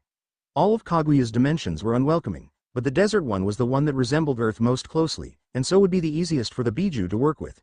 It was the best of a bad option. Koneko opened her mouth to continue the conversation, hoping to cut through some of the tension that had been hanging over their group for days, but the words were snatched from her mouth when the air abruptly filled with red wind and a shrieking pillar of orange light. Cursing under his breath at Naruto's bullheadedness, Sasuke looped an arm around each girl's waist and pulled them close. Then he called on his Susanoo, casting a ghostly purple ribcage into existence to shield them from the maelstrom. His idiot best friend had gone with quick and dirty when it came to releasing Kurama, which meant all the power of the greatest of the Biju was crackling out into the atmosphere in the space of a minute. It also meant that beneath the gale and flare Naruto was probably screaming himself hoarse from the agony. All that the trio could do was huddle and bear through the hurricane until it subsided as quickly as it came, Kurama's chakra dispersing through the atmosphere. Sasuke hoped that Naruto had managed to say goodbye to the Great Furball, because now it would be at least a decade before the Biju reformed in the physical plane. As soon as the show was over, Valerie wrenched herself away and dashed through Sasuke's circle of protection. "You're welcome," he muttered snidely as she rushed to Naruto's side, grunting when Koneko just elbowed him in the gut. "Don't be so dramatic." Rolling his mismatched eyes, Sasuke turned away from the 2 lovebirds that were probably whispering sweet nothings to each other to pin Koneko with an expectant glare. "Well, we're all done here, so get to it." "Fine." Then they waited, silent seconds ticking by. "I said get a move on." Koneko shoved a hand down the front of her pale blue t-shirt. "I already did it, you moron." She growled, whipping out an onyx stone suspended on a silver necklace. A pale red light flickered in the jewel's depths, but Sasuke had no time to ponder the burn of her magic because the Nekomata threw it at him. The stone hit Sasuke smack dab in the middle of his forehead, bouncing off and landing in the sand with a dry little smack. Sighing at the indignity of it all, Sasuke went to scoop the precious little magical gem up, only to curse violently when it skittered away from his fingertips, flying through the air to land in a tiny pale hand with an echoing slap. "I believe that belongs to me, thank you," Ofus deadpanned, and then effortlessly crushed the stone to powder. "It is best if you take hands." Naruto looked at Ofus, shifted his focus down to the stump hanging off his right shoulder, and then back to the silver-eyed girl. "Right." He snorted, wriggling the few inches of arm he had left around in his sleeve. "I'll get right on that." Blinking slowly at his sarcasm, Ofus took 3 dainty steps forward and gently laid her palm against Naruto's stomach. "You may have it your way then." Pain hit Naruto's belly like he'd been kicked in the gut by a horse, and everything went dark as he fell backwards through sand and shadow and suffocation. He couldn't breathe. He couldn't even inhale. He was dying, his heart stuttering out a last staccato in the void. Then light burst back in and Naruto landed ass first on a gilded antique Venetian table, smashing right through with a thundering crash. "Bitch." He moaned, rolling onto his side and laying his cheek on the splinter-covered rug. "Did you really have to go that far?" "Yes." Cracking open a baleful azure eye, Naruto outright glared at the unapologetic girl who stood by the fireplace. Sprawled in a heap at her feet was a mixture of limbs that he knew belonged to his friends, and Naruto would bet a pretty penny they'd suffered almost as much as he did passing through the gap between universes. Sasuke groaned, his face gray as he shoved off Valerie and Koneko so he could climb back to his feet. Naruto met his best friend halfway, limping across the lounge. "Home sweet home, he grumbled out of the corner of his mouth, absently extending a hand to his bishop as he warily glanced at Ofus. In truth, he wasn't sure how to feel about the Ouroboros dragon. On the one hand, it would be easy to scapegoat her for all his problems. If not for her meddling, he'd have never left Konaha. Maybe he could have stopped the war from ever beginning. Maybe he could have built something different. Something better than the dictatorship he'd left behind. On the other, it was because of Ofus that he'd had a second chance at living. Without Ofus there would be no Naruto Gremory. He had a new family. He'd met Ravel and Valerie because of her. If she hadn't stuck her nose in, who knew where they'd all be right now? He'd probably have been railroaded into marrying Hinata. Sasuke would probably still be off wandering like a hobo. Rias would probably have to marry Riser. Or maybe Rias would rebel against her arranged marriage and run off with some human boy. Maybe she'd get so desperate she'd hook up with a perverted screaming man-child. Naruto paused at that thought. Nah, wouldn't happen. Where is everyone? Sasuke muttered, cracking his neck as he pushed past the group and peered out the window. Turning his thoughts away from his undefined relationship with Ofus and the consequences of it, Naruto followed and peered through the glass as well. It sure is a ghost town out there, he noted, scanning over the familiar gardens of Starling Hall. Usually there'd be at least someone out trimming. Koneko snorted indelicately. We weren't about to keep servants around while Rias dabbled in soul magic to play both your roles. It is illegal. And dangerous, Naruto pointed out sharply, before blowing a gusty sigh through his nostrils and letting it go. There was no point in tearing a strip off of Koneko for it. She hadn't been the one to make that call anyway.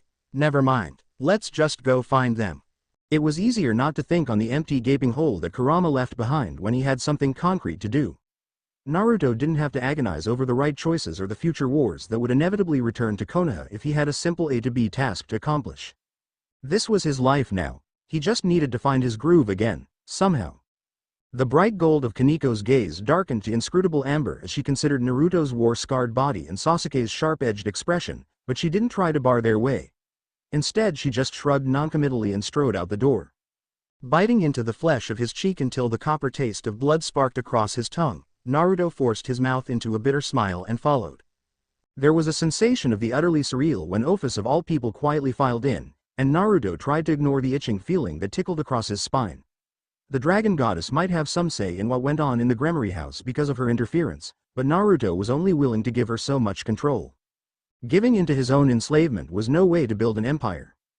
Despite the tension that hung thick in the air, Koneko didn't betray them, and Naruto found himself standing in his own bedroom floundering while he wondered just what in the fuck was actually going on. Where in the hell is Rias? He demanded, looking at his own motionless body and trying to swallow back the urge to vomit. It just wasn't right, seeing himself just laying there like he was dead. It made Naruto nauseous. Not here. Ofus murmured, her eyebrows drawing tight as she looked through the material world and cast her senses out across the spiritual. They're in their own bodies at the moment, which is ideal for you. Turning away from the flame-haired body he'd once considered his own, Naruto tried to ignore the way that his face had melted into skin and bone. There was no fat or excess flesh left behind in his second body, only skin and bone. It didn't project strength or call him home in the way that he'd hoped. So how do you want to do this? Naruto prodded, letting his eyes automatically seek out his devil body. It took supreme effort to tear his stare away. Naruto was at least for the moment a man of the shinobi world, dealing only with chakra and not magic. Threading her hands together, Ofus sought out Sasuke's gaze, looking for the first time unsure. Your bodies are at the moment unoccupied and ready to host your souls. Shifting your consciousnesses should be relatively simple now that you both exist on this place. Naruto roughly scrubbed at his eyes with the palm of his hand, his mouth pursed with anger. Don't beat around the fucking bush, yeah, he cursed, patience gone. Just tell us what the fuck you need so we can get on with our lives here. Frigid gray ice conquered Ofus' eyes, and when she stared down Naruto once more it was with an utterly unconcerned mien. Very well. As I said once before, you and Sasuke once bound as the inheritors of Ashura and Indra. Thus, in order to grasp onto your souls I only need to lay hands on one of you. And since chakra isn't compatible with magic, someone needs to die so you can hold onto a soul. Sasuke theorized, sagging with exhaustion. That is not quite true. Ofus made a vague circling gesture with her hand, as if she were searching for the right words. A flicker of surprise crossed her face as she took in her oddly human gesture, but she pressed on. I can push through the chakra to disembody you. It is simply an order of magnitude easier if you died first. Which made sense, Naruto supposed wearily. Edo Tensei was supposed to only require one living sacrifice to function, and Rinne Tensei only needed one per use as well. Sakura and Gaara had sacrificed dozens of people to bring them back to Konaha. Some of that cost could be attributed up to the distance between universes, but some of it was probably fueling the jutsu to push past the chakra magic barrier. Briefly, the blonde wondered what it would have been like to bring Kurama with him to Gehenna. The huge furball was a chakra construct himself. The fox would have been disintegrating every time he touched basically anything.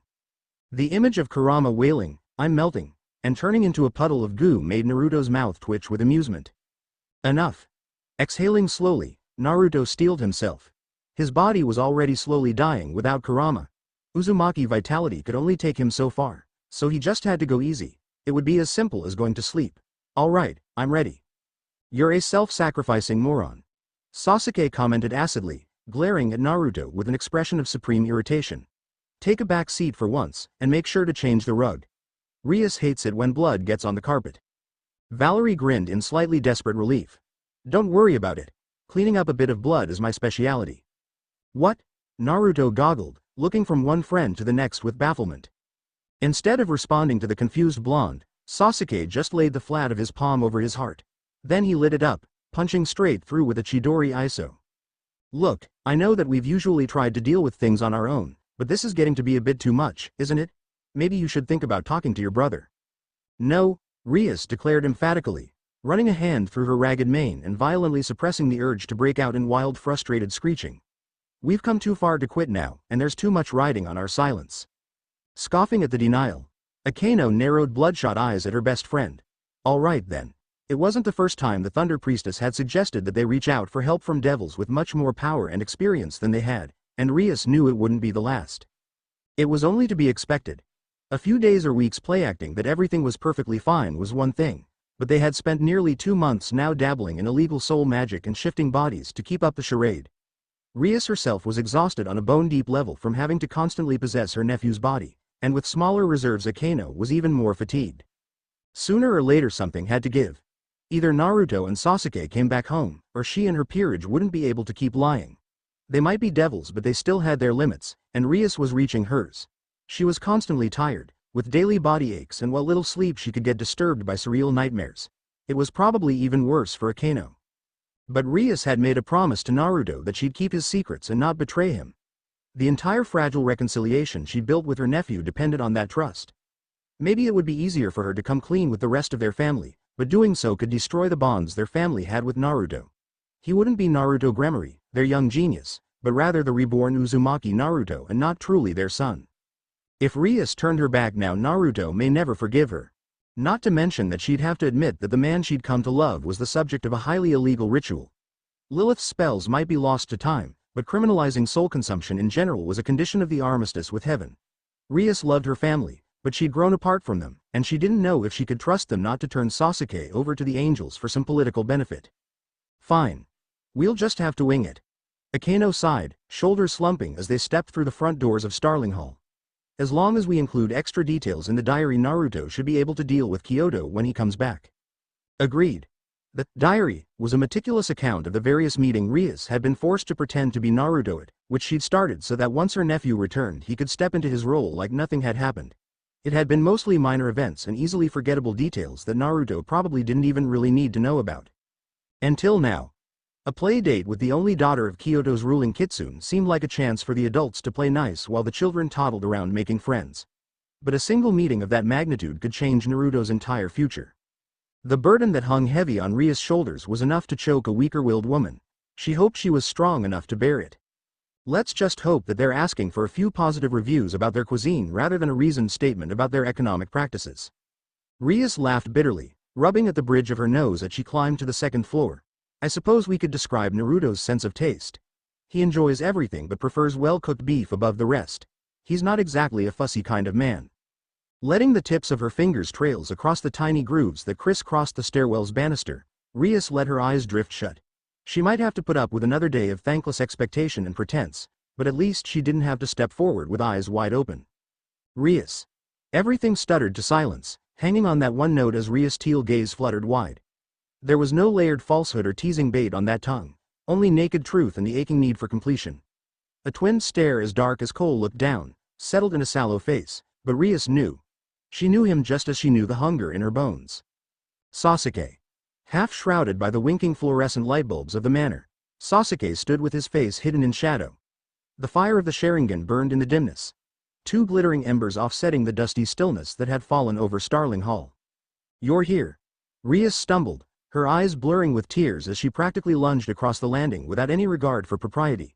The crimson-haired girl crashed into Sasuke in a tangle of limbs and desperate flesh. You're here.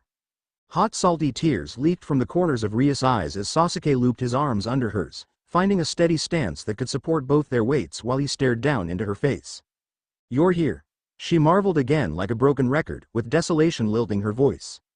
2 months without Sasuke's steady presence at her back and Rias had forgotten how to function. It had been bad enough when he'd been deployed to the war front, but Rias had been able to reassure herself that they still stood under the same sky. She'd been able to write him letters and have them returned. There'd been nothing but suffocating worry and absence when he'd been called back to Konaha. She'd practically forgotten how safe she'd felt knowing that no matter what she had at least one man standing in her corner, backing up her decisions. And now he'd finally come home. "I'm here," Sasuke affirmed, tangling his hand in Ria's hair and pressing her face into the hollow of his throat. He might not be the most empathetic person in the world, but Sasuke knew enough. He knew how it tainted the very taste of her aura when Rias gave into frustration and despair. Winding his arm around Rias' waist, Sasuke resisted the urge to crush her against his own chest. That was a wild surge of possessiveness that had no place right now. "I love you," he admitted instead, closing his worn-out eyes and huddling down cheek to cheek. Rias broke down into silent heaving sobs, burying her face in Sasuke's chest as tears streaked down her face, darkening the blue cotton of his shirt. It was a shameful display of weakness that would have the likes of her cousin Silas grinning, but she didn't care. Rias was tired of having to be relentlessly strong. Looking down at the embracing couple with a fondly exasperated expression, Akeno hooked her thumbs in the pockets of her jeans and smiled. "It's about time." Then a mischievous light entered her gaze. "Although I have to say I'm disappointed I won't be able to give you sponge baths anymore. It really was the highlight of my day. There was so much to play with." "You're as vulgar as ever," Sasuke grunted, running a soothing hand over Rias' back as her sobs turned into watery laughter. "And I suppose I should add sex criminal to your titles. How does the violet-eyed violator sound?" Akeno stuck out her lip and pouted. "Oh please. Don't pretend that you don't like it. I would bet a pretty penny that you're going to be touching yourself tonight to the thought of it." Separating from Sasuke with a last lingering hand on his chest, her fingers feeling the reassuring beat of his heart beneath them, Rias threw a mocking glance over her shoulder at Akeno. "Please don't project your own proclivities on others. It reeks of desperation." Simply glad to finally see some life come back to Rias' face after the slow death she'd been witnessing for the past couple of months, Akeno allowed her the win. "How did you know?" The ruined princess rolled her eyes, then wiped away the tracks of her tears before finally steeling herself. She just wanted to cuddle up to Sasuke forever, or at least for a few hours, but now was not the time. With her boys home she had real business to attend to. "Where's Naruto?" Sasuke glanced down the hall pensively, thinning his lips. "He's in the West Wing lounge with Valerie and Gasper. Koneko is off roaming the grounds looking for Yuto, so we all made it home." He preempted when he saw her open her mouth. "But I should warn the both of you that he might not be exactly who you remember. Take me to him then. If he's having a crisis of commitment again we had better pull his head out of his ass before Revel gets back from visiting Riser." "I wouldn't describe it as a crisis of commitment." It was 3 hours to midnight when Revel finally managed to say her goodbyes to her brother, smiling like nothing at all was wrong before warping herself through the wards and into the lightless foyer of Starling Hall. The blonde discreetly wiped her palms on the skirt of her blue sundress, trying to steady her rattling nerves and slow the frantic beating of her heart. Naruto had finally come back, and it was only a cautious suggestion from Rias over the communication spell that convinced her to play it safe and act like nothing was wrong while visiting her brother. Riser was a friend of their group, but he wasn't part of their inner circle, and so he wasn't allowed to know Naruto's secret other life. It hurt her to think she couldn't truly rely on her favorite brother anymore, but Revel knew that Naruto's secrets weren't hers to share. Squaring her shoulders, Revel took one last steadying inhale, and then climbed the winding stairs up to the 3rd floor.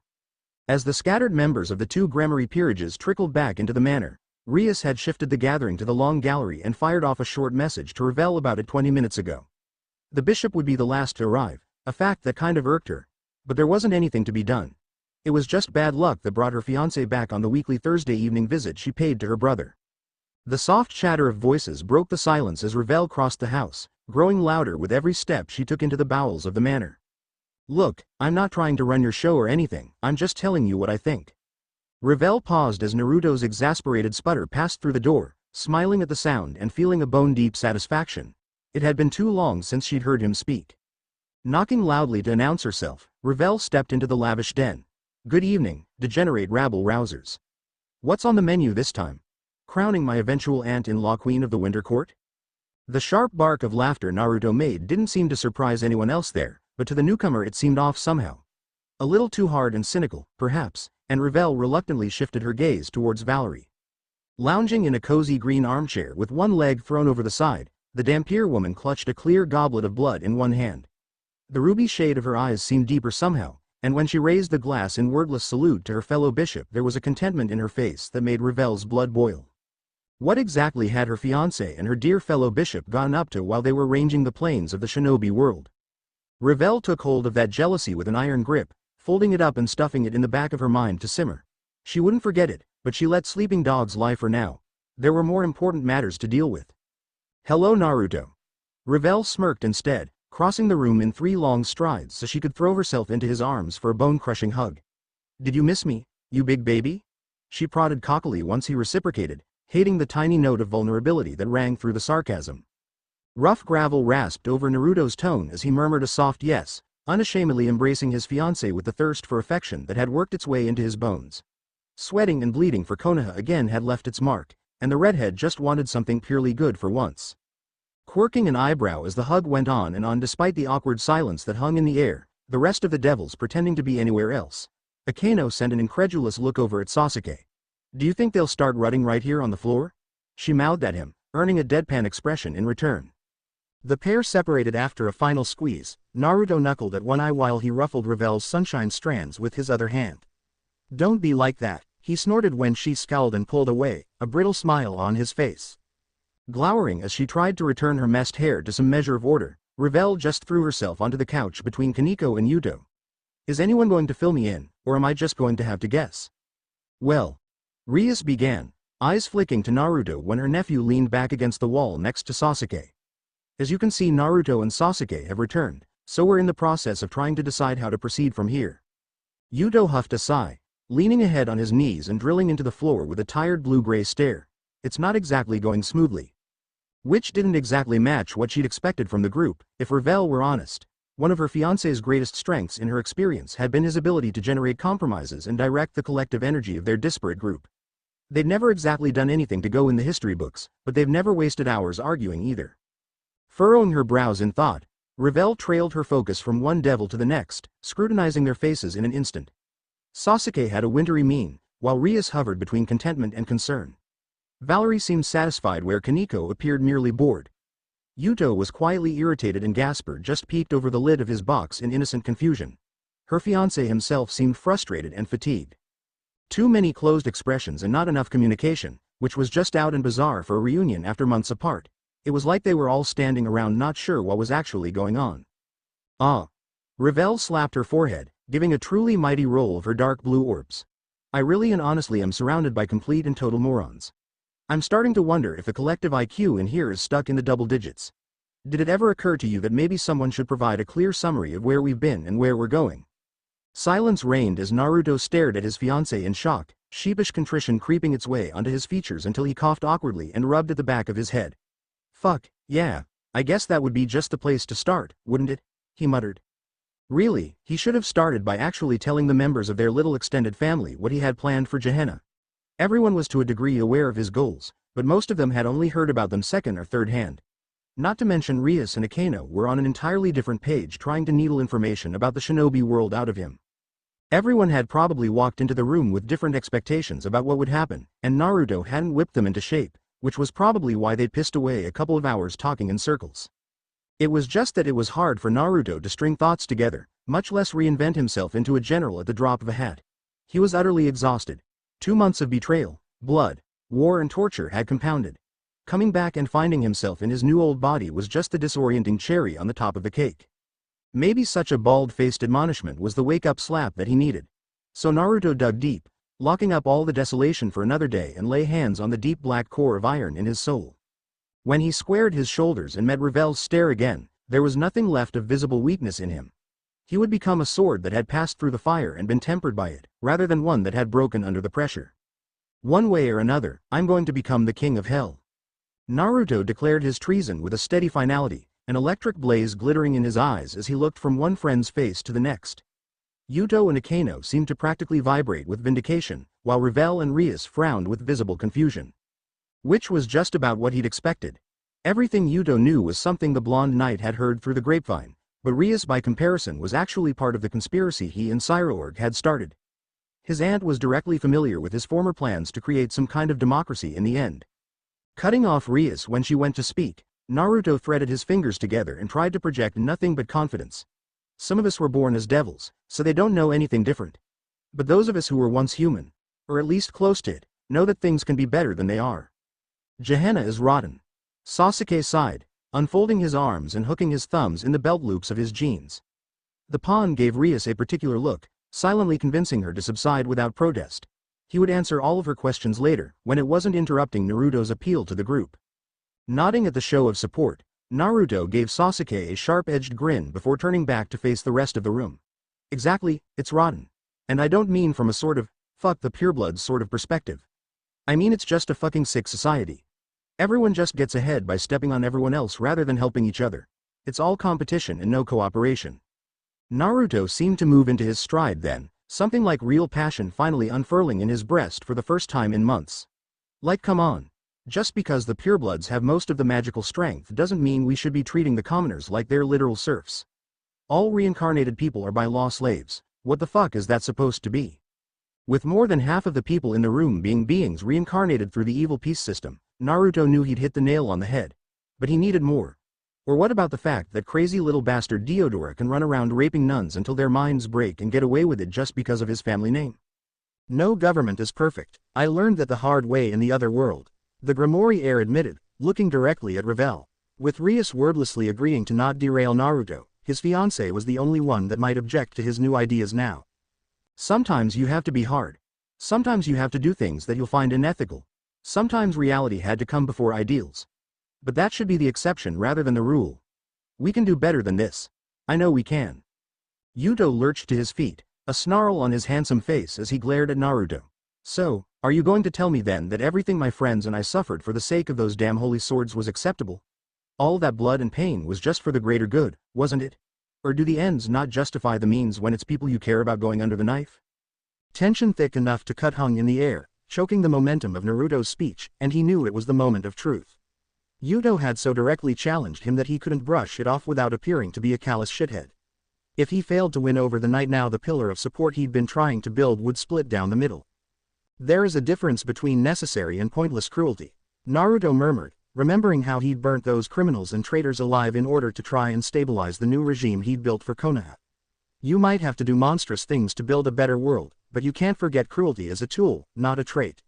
If you forget that, then you become reduced, you become a monster, and in the end you'll be hated and destroyed. The Grimoire heir could try to beat around the bush or outright lie to Yuto, but they both know that he was avoiding the issue. And trying to do that would only lose him Yuto's respect and alienate the young swordsman. So yes. Naruto stated firmly, his heart in his mouth. It wasn't wrong for the church to try to build a safer world on your blood. You even agreed to that sacrifice. But it became wrong when Galilei began tormenting and throwing you away just to satisfy his own sadism.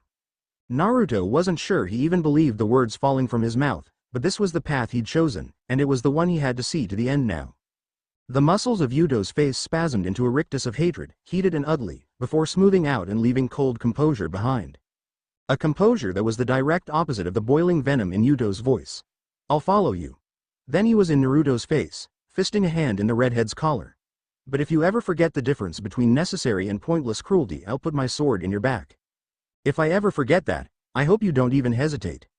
Maybe it was the utter sincerity that Naruto agreed to Yuto's threat with, but it was enough for the knight to quiet down into mutinous silence, letting go of his chokehold and stepping back. Resisting the urge to reflexively rub at his throat, Naruto let his gaze trail over the remaining members of his and Rias peerages. Sasuke and Valerie would follow him to the end, he already knew, and he'd gotten Yuto's reluctant agreement. But that wasn't enough. And what about the rest of you? Will you follow me? It shocked everybody when it wasn't Rias or Ravel, but Gaspar that spoke up with uncharacteristic fierceness. The way our fathers treated Valerie and me, that was wrong. So if you won't let that happen to anyone else, I'll fight with you. The tiny Dampier declared, clutching at the rim of his cardboard box with white-knuckled fingers and a red flush to his cheeks. Valerie beamed at her adopted brother with approval. Exactly. Well, who am I to disagree after that display of manly courage? Akeno chuckled, a rough note in her laugh that only Rias heard. The Thunder Priestess sauntered right up to her king, looping their arms together with deceptive cheer.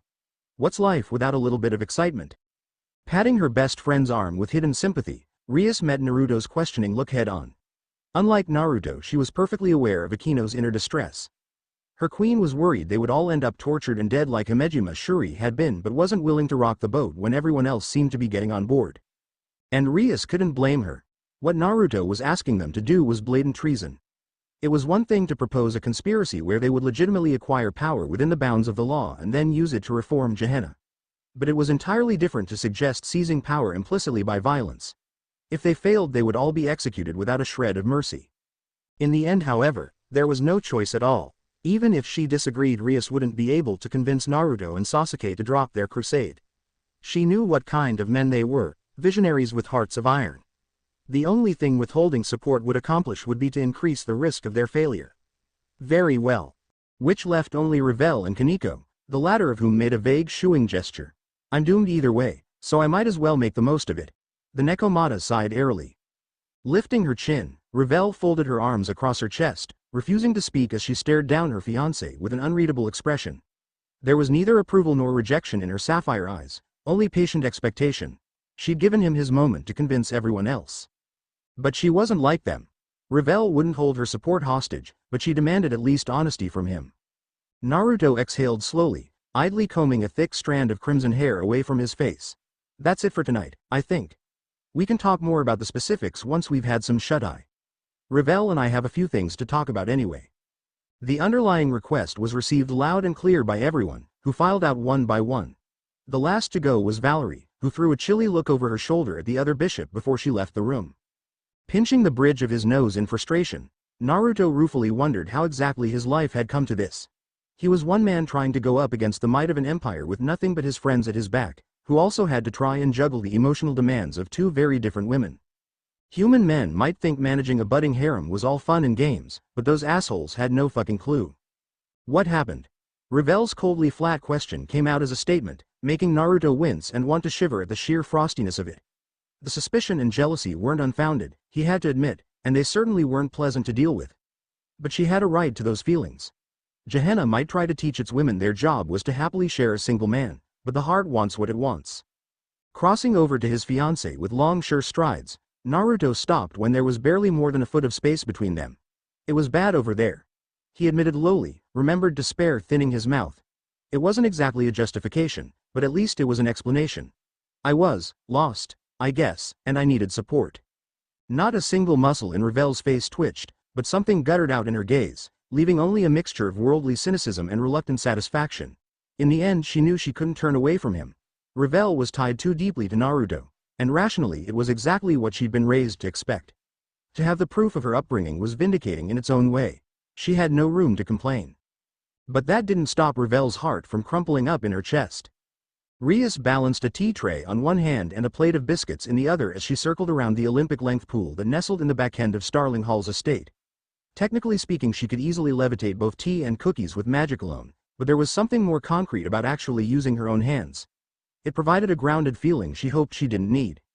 A private meeting on a warm summer morning by the pool, with service included. Are you trying to seduce me, my love? You're not as funny as you think you are. Sasuke sighed, letting Akino's flirtatious look slide off him like water off a duck's back.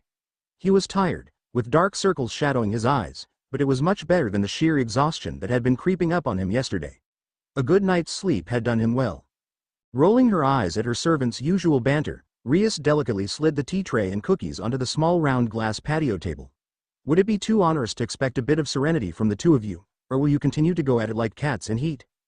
Akeno made a low meow, miming a catty swipe at the redhead. Lovely. Rias muttered before slipping into her seat. She briefly considered opening the umbrella that poked up from the center of the table but decided against it. There'd been too much darkness of late. Instead, Rias looked across to pin her pawn with a patient teal stare, noting out of the corner of her eye that a suddenly serious Akeno was doing the same. Sasuke blinked slowly, shifting his gaze from one woman to the other. He knew it was a feeble attempt to brush aside the horrors of Konaha, but Sasuke also knew that the girls wouldn't be satisfied with half the story. So he drew in a deep breath, steadying his lungs and heart at the same time, and began. Trying to smother down the desolation and despair, Sasuke explained how Konaha itself had been destroyed by the alliance of Iwa and Kumo, while Kiri stood on the sidelines playing them all against each other. He described the pure dispossession his people had experienced, wandering in the sands and scrabbling for survival. In that hopeless wasteland, Sasuke confessed how it made sense for Konaha to look to the darkest of paths in order to simply survive. Konaha had been barely able to crawl back from the brink and claimed to be a great power, staining their hands with blood all the while. In the end, rationally, there had been no choice but to try and resurrect Naruto, hoping he'd be enough to lead Konaha back from the brink. Sasuke was fair enough to admit that what Sakura and Gaara did made sense, even if he and Naruto were the ones that got the shaft. Most of the time I felt like an extra, the Uchiha admitted, one hand coming up to fiddle at the buttons that crowned his throat. They wanted my strength and they wanted my Sharingan, but they didn't really want me. Naruto was their mascot, but I was just a kunai in their pouch. If they wanted to throw their entire country on the shoulders of one man, that's on them, Akeno asserted coolly, the purple lightning of her eyes flaring. You're more than just a weapon, and if they didn't want to see that then it's their loss. Sasuke quirked the corner of his mouth into an indulgent smirk. It was always something to see when Akeno got worked up and defensive. Regardless, there was a lot of pain and a lot of suffering to wade through. We personally must have ended at least 300 lives. Shrugging with bitter acceptance, Sasuke looked over to clinically examine the slow lapping water of the pool. Even in the end we didn't really accomplish anything. We just created a global dictatorship and hoped for the best. Rias narrowed her eyes, turning over the fragmented truths that Sasuke had passed on to her. There was no doubt in her mind that her pawn had hid the deepest and darkest secrets from her. Doing so was only human nature. Nobody wanted to claim weakness. But that meant that she had to guess, and Rias hated guessing. So after you pulled off your one-sided victory, did the burden of expectation equalize? No, Sasuke snorted, dismissing the entire world of shinobi with a lazy wave. All chains of command still went directly to Naruto. He barely had a minute to himself to breathe. And since he was always more invested in Konaha than I ever was, everything just compounded until he broke. Which is why he's different. Rias exchanged a worried look with Akeno. The two young women weren't Naruto's emotional redoubts by any means, but they cared enough to deal with the man's emotions sooner rather than later. I assume it's not as simple as a basic policy change. Laughing in a low tone like broken glass, Sasuke shook his head. How could he even put into words the magnitude of the will of fire, and Naruto's apostasy from it? He could compare it to a dozen human religions, quoting gods and Varna, but even that wouldn't be quite the same. Hagoromo's teachings had stained the entire ninja world with weakness, and repudiating that wasn't as simple as snapping their fingers. Let's just say that even if Naruto's heart has changed, his habits haven't. He'll still eat ramen and play pool with his father on Saturdays. You can expect his basic preferences to be the same, even if his philosophy is moving ahead at all right angles. He should fit right back in, mostly. Akeno tapped red-painted fingernails over the glass, munching on a biscuit and looking distinctly unsatisfied. That's pretty vague, don't you think? Things haven't exactly been static here. Expecting that you can just slide in as easy as you please is a bit naive. Cold dark eyes skittered off to gaze into the distance. You can let us worry about that. Cocking an eyebrow at Sasuke's cool statement, Akeno reached into her cleavage and withdrew a tiny black book. We could give you enough information to not get killed on the first day. What will it be? Somehow, I feel like I should be surprised you kept it there, but I'm just not. Well, you know me. Always looking for a way to catch your eye. Are you well rested, Naruto Grammary? Snorting at that, the redhead turned away from the library window and glared at Ofus. Better than yesterday, I guess, he admitted grudgingly. There was no way in hell that Naruto could be considered anywhere near well rested after 2 months of hell followed up by some shoujo manga level developments in his personal life. He hadn't slept well and he'd spent most of the day trying and failing to find his cagey fiancée to try and sell things before a rift could form. But sure, he supposed that it could be worse. Ofus hummed at that, tracking her gray eyes over the dusty tomes that were spread out over a dozen tables. If the dragon god thought it was strange to find Naruto in a library, she didn't say anything about it. We must speak then. Walk with me. Why? Frowning at the tiny shapeshifter's back as she twisted towards the door, Naruto shrugged and slowly followed. I don't think we've got a lot to say to each other, so what's wrong with here? There was a queer touch of uncertainty in Ofus' tone as she replied. I prefer the walk. As of late, I find it centering. Which was such a purely human thing to say that Naruto almost stumbled with shock. Where the hell was the little girl that had once carelessly proclaimed Sasuke her slave? But before he could say anything, Ofus hardened. And we have more to speak on than you would assume, Naruto Grammary. Accepting that the moment of what might have been vulnerability was gone, Naruto kept his mouth shut as they wandered out onto the moonlit lawn. The petals of 100 different lilies shone silver in the night, blooming safe from the harsh light of the sun and crowning the grounds with what looked like stars come down to earth. It was an ethereally beautiful thing to see, with the experience only enhanced by the sweet scent that wafted over the warm evening breeze. Ofus was nowhere near human, but perhaps there were certain sensibilities that all thinking beings shared. In any case, she came to a stop and looked out over the estate with a placidly cool expression. I dislike uncertainties. When you and I came to accord, you promised me service against Great Red in exchange for 3 things.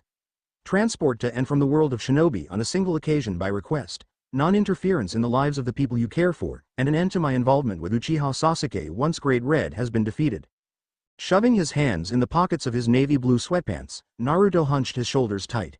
Yeah, I remember. He remembered being that innocent, thinking that he could just pop in to see his old buddies for a few days without any worry. He remembered being hopeful enough to believe that everything would work out fine without him, because he'd thought people would inherit his will. Ofus narrowed her eyes, turning away from the moonflower garden so she could squarely meet the Gremory heir's gaze.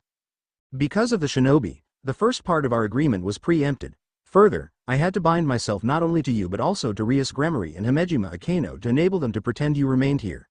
This could be seen as interference from a certain point of view. It seemed preferable to renegotiate rather than ignore the circumstances and hope you'd uphold your end of the bargain. In that moment, Ofus proved that while she'd selected Naruto as a possible tool, she'd never bothered to understand him. If she had, she'd have known that his sense of fair play would compel him to uphold the agreement either way. Even after the nightmare of fighting for Konaha again, he'd assumed they'd be allies of a sort. But if she was offering a better deal, Naruto was smart enough to accept it. Alright then. Let's assume that the last bit is still in force. Sasuke isn't your slave. In fact, none of us are. Once your business with Great Red is solved, that'll be the end of it. We don't have to fight for you or do anything else you ask. Naruto suggested quickly, combing his crimson hair out of his eyes and thinking desperately. What else did he even want out of the Ouroboros dragon beyond her fucking right off and not messing around in their lives? Very well. Staring down at the frigid-faced Lolita, Naruto grinned weakly. Independence was one's thing, but even that wasn't a sure bet. He wasn't naive enough to think that Ofus would never under any circumstances lean on them outside of their original deal. So with that in mind, he decided he'd best get everything out of her that he could. The second condition then is that I expect you to support me. I want to change this country. I'm not asking you to get down in the mud and sweat like a pig, but a few minutes here and there should be doable. Ofus tilted her head slowly to the side, weighing the redhead with her sharp alien stare. Do you intend to conquer Gehenna? I would not oppose that, but if you were doing so it would be much easier for you to do so as part of my Chaos Brigade. Grimacing at that, Naruto shook his head. Thanks, but no thanks. I'm sure your army is great, but I'm asking to be your ally, not your underling. Mutual support between us and the brigade would work, as long as you understand we're not part of it. That is acceptable. Naruto swallowed dryly, throwing a look over his shoulder at the dark manor he knew contained his closest friends and family. And if I die, I want you to call all your deals with Sasuke and the rest off, if you have them. I'll fight for you. I'll kill for you. I'll even die for you. But only if you can promise that the people I love will be protected, and that they won't be expected to fight a war for you. For the first time Ofus hesitated. The first condition was simple enough, since she would have no use for pawns once the war was won and Great Red destroyed. Even the second condition was relatively easy to deal with, since the mere mention of her name could strike fear into the hearts of many. Confirming she supported Naruto would stabilize any conquest of Gehenna he made, while adding the devils de facto to her Chaos Brigade, even if they were de jure independent. But Naruto Gremory's last condition was almost damning. The man was a reckless brawler, and it wouldn't be a surprise at all if he managed to get himself killed in one war or another before Great Red was destroyed. Giving up not only Uchiha Sasuke but the rest of Naruto's or Ria's peerages as pawns could actually set her back a few decades. Was putting a leash on Naruto Gremory, the man who had changed the world of shinobi twice over, worth that kind of gamble? I will accept your terms, as long as you agree in return that you will render me honest and unwavering service. Smirking, Naruto wordlessly held out his hand. Call it old-fashioned of him, but he expected that any honest deal would be concluded with a handshake. It took a few moments of Ofus goggling and confusion for her to clue in, but eventually the immortals sealed their deal with a firm shake. That's that then, for now. Rather than endure further pointless niceties or waste time standing silently, Ofus vanished in a spark of black unlight. Naruto glared at the empty space that the tiny goddess had once occupied, rolling his eyes at the arrogance of immortals before pivoting on the spot and trekking back up towards the manor. It was getting a bit chilly outside, and if he was done playing around with an eldritch abomination he had better things to do. Like hunting down a certain errant fiancé. Or at least, that was what Naruto thought. Maybe in a different world he would have spent another few hours running down Revel and sternly lecturing into her the vices of cowardice. but in this one he came face to face with the young blonde girl as soon as he slipped in the side door, his inspirational speech entirely forgotten. Well, if I had to say, Shuffling awkwardly in place, Naruto clasped his hands behind his back and searched for something to say. He might be passionate and impulsive, but he wasn't an ignorant retard. He knew exactly how Revel felt about him, and how Valerie felt about him, and how he couldn't respond to one over the other without making the third wheel feel left out. Revel, shut up. Revel closed her eyes and sucked in a desperate breath, holding up her palm in the universal stop sign, demanding from her fiancé at least a single silent moment. Just give me a minute. Just, shut the fuck up. Maybe it was the naked desperation in her voice, or maybe it was just the shock of the prim and proper Phoenix princess cursing, but either way silence reigned. Revel was in no way dressed for confrontation. She'd slipped into a baggy set of gray sweatpants, tying her hair up into a lazy ponytail and plodding around the mansion barefoot. If she'd wanted to hide in some tiny closet with a bucket of ice cream, no one would bat an eyelash, but her sloppy appearance would make her grandfather die of an aneurysm. The blonde was better suited for the bath than she was for the buffet. In the end though, it didn't make her any less regal when Revel straightened her spine to steel and glared up at the redhead that she'd been sold to for the sake of a political alliance. I know you, Naruto, so I know that right now you feel like you need to give me a stupid apology hoping that I'll forgive you for your mistakes. The unyielding cold fire of Revel's sapphire stare was enough to unnerve a lesser man. If the blonde set that glower on her servants or even her own brother, it would explain perfectly why they all jumped to keep her satisfied. I don't forgive you. Naruto half expected the rejection, but that didn't prevent him from wanting to fold in half with guilt. It made perfect sense after all. Revel had given him her love without reservation for years, only for him to piss all over it by running around with Valerie. If she turned her back on him now, it was only just desserts. I don't forgive you, because there is nothing to forgive, Revel bit out, clenching one hand in the faded pink cotton of her hoodie like she could steal strength from it. Maybe you're projecting your human sensibilities on Gehenna, but whatever you've done or haven't done is exactly what I was raised to expect from my husband. Sparks sputtered and flared when Revel exhaled, glittering a blinding orange in the night as they flowed out from her lungs.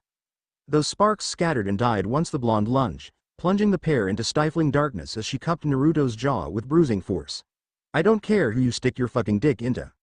The sharp edges of Revel's nails cut mercilessly into Naruto's skin, but he was too spellbound to pull back and reject the pain. But you had better understand that I'll take no less than her. Then Revel slammed her mouth onto his, inexperienced and clumsy. There was no romance in the kiss, only the heat of anger and the copper taste of Naruto's own blood when she nipped at the flesh of his lips. And if you think you can play me, I'll burn you to ashes. Starting with your balls, and ending with your brains. Stretching his arms over his head until he heard the joints of his elbows pop, Zeoticus yawned. Glad to see you're ready to go. Naruto snorted at the way his grandfather slurred all his words together. The man's tongue lolled out like a giant lazy cat's. Not that I'm scared or anything, but do I really have to go? I'm sure you can run your own show, can't you? Look, just think of it this way. Zeoticus sighed, throwing a heavy arm around his grandson's shoulders. Before you clinch the deal, you've got to clinch the deal. You know what I'm saying? No. Laughing at Naruto's irritated confusion, Zeoticus swanned away towards the teleportation circle. Well, come on then, we've got a train to catch and I'd like to keep my body in one piece. You know how your mother can get about tardiness. Now that I understand. Naruto shivered, giving his white cravat a last nervous smoothing out before following the taller redhead into the faintly glowing runic array. And if we miss it, let's just pretend we made it and catch the next one, yeah? No harm, no foul. Righto. There was a certain gentleman's agreement between the males of the Gremory clan. They all understood that the fewer screw-ups that happened, the less punishment that Graphia would inflict on them. So if something did happen, well, maybe it was better to sweep it under the rug. What Graphia didn't know wouldn't hurt her. All aboard. Zeoticus still felt the phantom burning on his scalp from that one time he'd slept through a diplomatic meeting with the Seatree clan only to wake up with his daughter-in-law setting his hair on fire. It's just us, you geezer. Blinking away crocodile tears, Zeoticus blubbered down at his heir.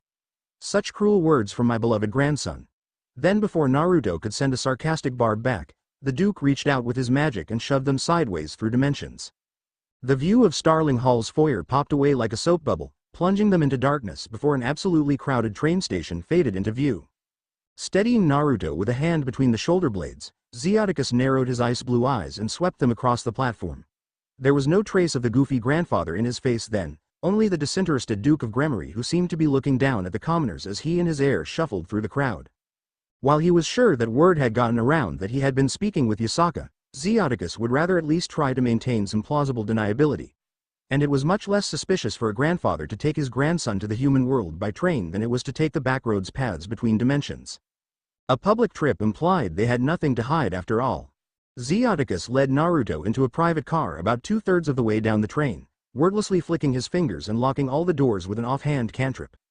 If there is one single benefit to being obscenely rich, it's that even the public transport is private. I think I would kill myself if I had to ride coach. And to think you bill yourself as a man of the people. Naruto laughed, plopping down in the nearest window seat and staring out over the milling crowds. 5 minutes to go, yeah. The Duke just shrugged and slipped into the bench in front of his grandson's open compartment, throwing his legs up over the seat so he could lean his back against the glass. Me and every single politician that managed to hold power longer than a week, yes. Some degree of populism is always necessary. I suppose. But what happens when someone stands up and says you can't be all that popular if you're afraid to let the people vote about it? Zeoticus smiled without any trace of humor. Well, I guess first you try to convince him that democracy leads to anarchy, then you try to bribe him, and if that doesn't work then one day he appears in the local news as an unfortunate victim of armed robbery. A cool chuckle bubbled out of Naruto's lips, but he didn't dispute the statement like he might have a few months ago. It was that more than anything that convinced Zeoticus that something had changed. Sure, for the last couple of months the few times he'd seen the boy something had seemed a little off, but he hadn't dug too deeply into what was probably teenage angst. Silence hung between them, heavy and a bit tense as the two redheads waited for the train to begin moving. Once the whistle blew and the wheels started creaking, Zeoticus settled a penetrating stare on his grandson. You've seemed a bit morose lately, kiddo. Do you have something you'd like to get off your chest? The veiled accusation seemed to hit home like an arrow to the heart, making Naruto hunch his shoulders together a bit defensively and stare out the window with blank blue eyes. I've just got a couple of things on my mind, yeah? Yeah? A spark of something flared in Naruto's gaze, and he quirked his mouth into a crooked smirk. Well, there's been a bit of, how do I say it, this and that back at home. A pink flush settled over the younger man's cheekbones. I mean, you know, there's Revel. But now there's Valerie, and well that, yeah. Zeoticus cocked an amused eyebrow, feeling the muscles around his mouth twitch with the repressed urge to grin like a loon. Girl troubles, is it? Maybe it was a bit sadistic of him to take such pleasure from the boy's suffering, but really, his grandson had no idea how bad things were going to get. Oh, to see the look on his face in 5 years or so. Well, let me tell you, kiddo, I had a bit of those kinds of problems myself back before I met your grandmother. Now, speaking from one man to another, there's a few things you should keep in mind about girls. Naruto just covered his ears and groaned like a man set up for execution. Good afternoon, Lady Rias. Chorused simultaneously from the throats of a dozen Mahou Shouju cosplaying maids, and Sasuke fought back the urge to shiver. Never let it be said that Seraphal Leviathan was anything approaching normal. Following 2 steps behind Rias like a proper and well-trained servant was supposed to, Sasuke kept his dark eyes on the redhead's back. In truth, he probably should have come alone since his king wasn't an officially sanctioned member of the conspiracy between Naruto, Saraorg, and Sona Citri, but it was much less suspicious for Rias to be visiting Sona than Sasuke by himself. Not to mention it killed several birds with one stone. First, it would cement Naruto's newly seized control over the conspiracy since he was inviting people without even informing Saraorg and Sona beforehand. Second, it officially brought Rias into the circle. And thirdly, the surface rationale for the visit in the first place. He could tell Sona about the refinement in their political aspirations. Rias led the way up the stairs to the library with the surety that came with knowing Sona her entire life, only to walk right past the doorway once they actually made it there. The door is closed, so she's not in there, she explained to her pawn before he could question her. I see, Sasuke hummed, frowning as they climbed back down a different stairwell, winding their way through the halls with seemingly random turns. A quarter of the way down the 7th hallway, Rias stopped abruptly and settled her hand on an innocent-looking set of pure white double doors. Abandon all hope, ye who enter here, she muttered lowly. Then she pushed the doors open. Ah, I wasn't expecting you today, Rias, but it's fortuitous for you to come visit. Come, take a seat. With the grimly determined expression of a woman doomed to be hung, Rias slumped over to sit down on one of the high stools that Sona motioned out. Sasuke for his part only felt an enormous sense of foreboding as he entered the spacious kitchen. Nothing seemed to pop out at him as wrong. Stainless steel kitchen appliances glittered here and there, clean and new and obnoxiously expensive.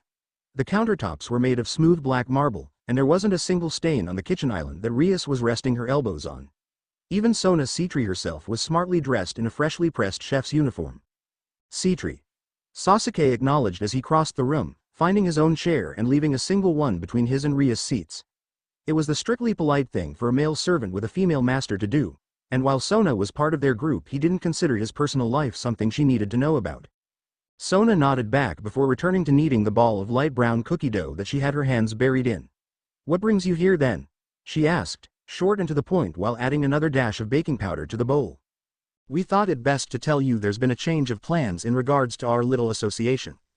A very slow deliberate blink was the only reaction Sona gave to Ria's response, the bespectacled girl never even missing a beat as she squeezed out the cookie dough onto a long pan before sliding the entire tray into the oven. There was no trace of surprise or anxiety in her face, which made Sasuke suspect she was further ahead of the curve than he'd thought. In hindsight, it would be a bit dumb on Sona's part to not expect Naruto to blab about their goals to all the peers he trusted. The Grimoire heir was constitutionally incapable of going it alone. "What sort of change?" Sona prodded, washing her hands in the nearest sink with mechanical motions. "And will Cyroord be made aware of these changes?"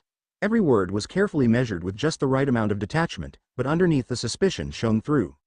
Rias furrowed her eyebrows in thought, but before she could formulate a properly politic answer, Sasuke cut in boldly. "Think less of the Senate of the people, and more, Hail Caesar," the pawn pointed out dryly, smirking on the inside at the irritated twitch Rias made. "Sorry for stealing your thunder, Little Red."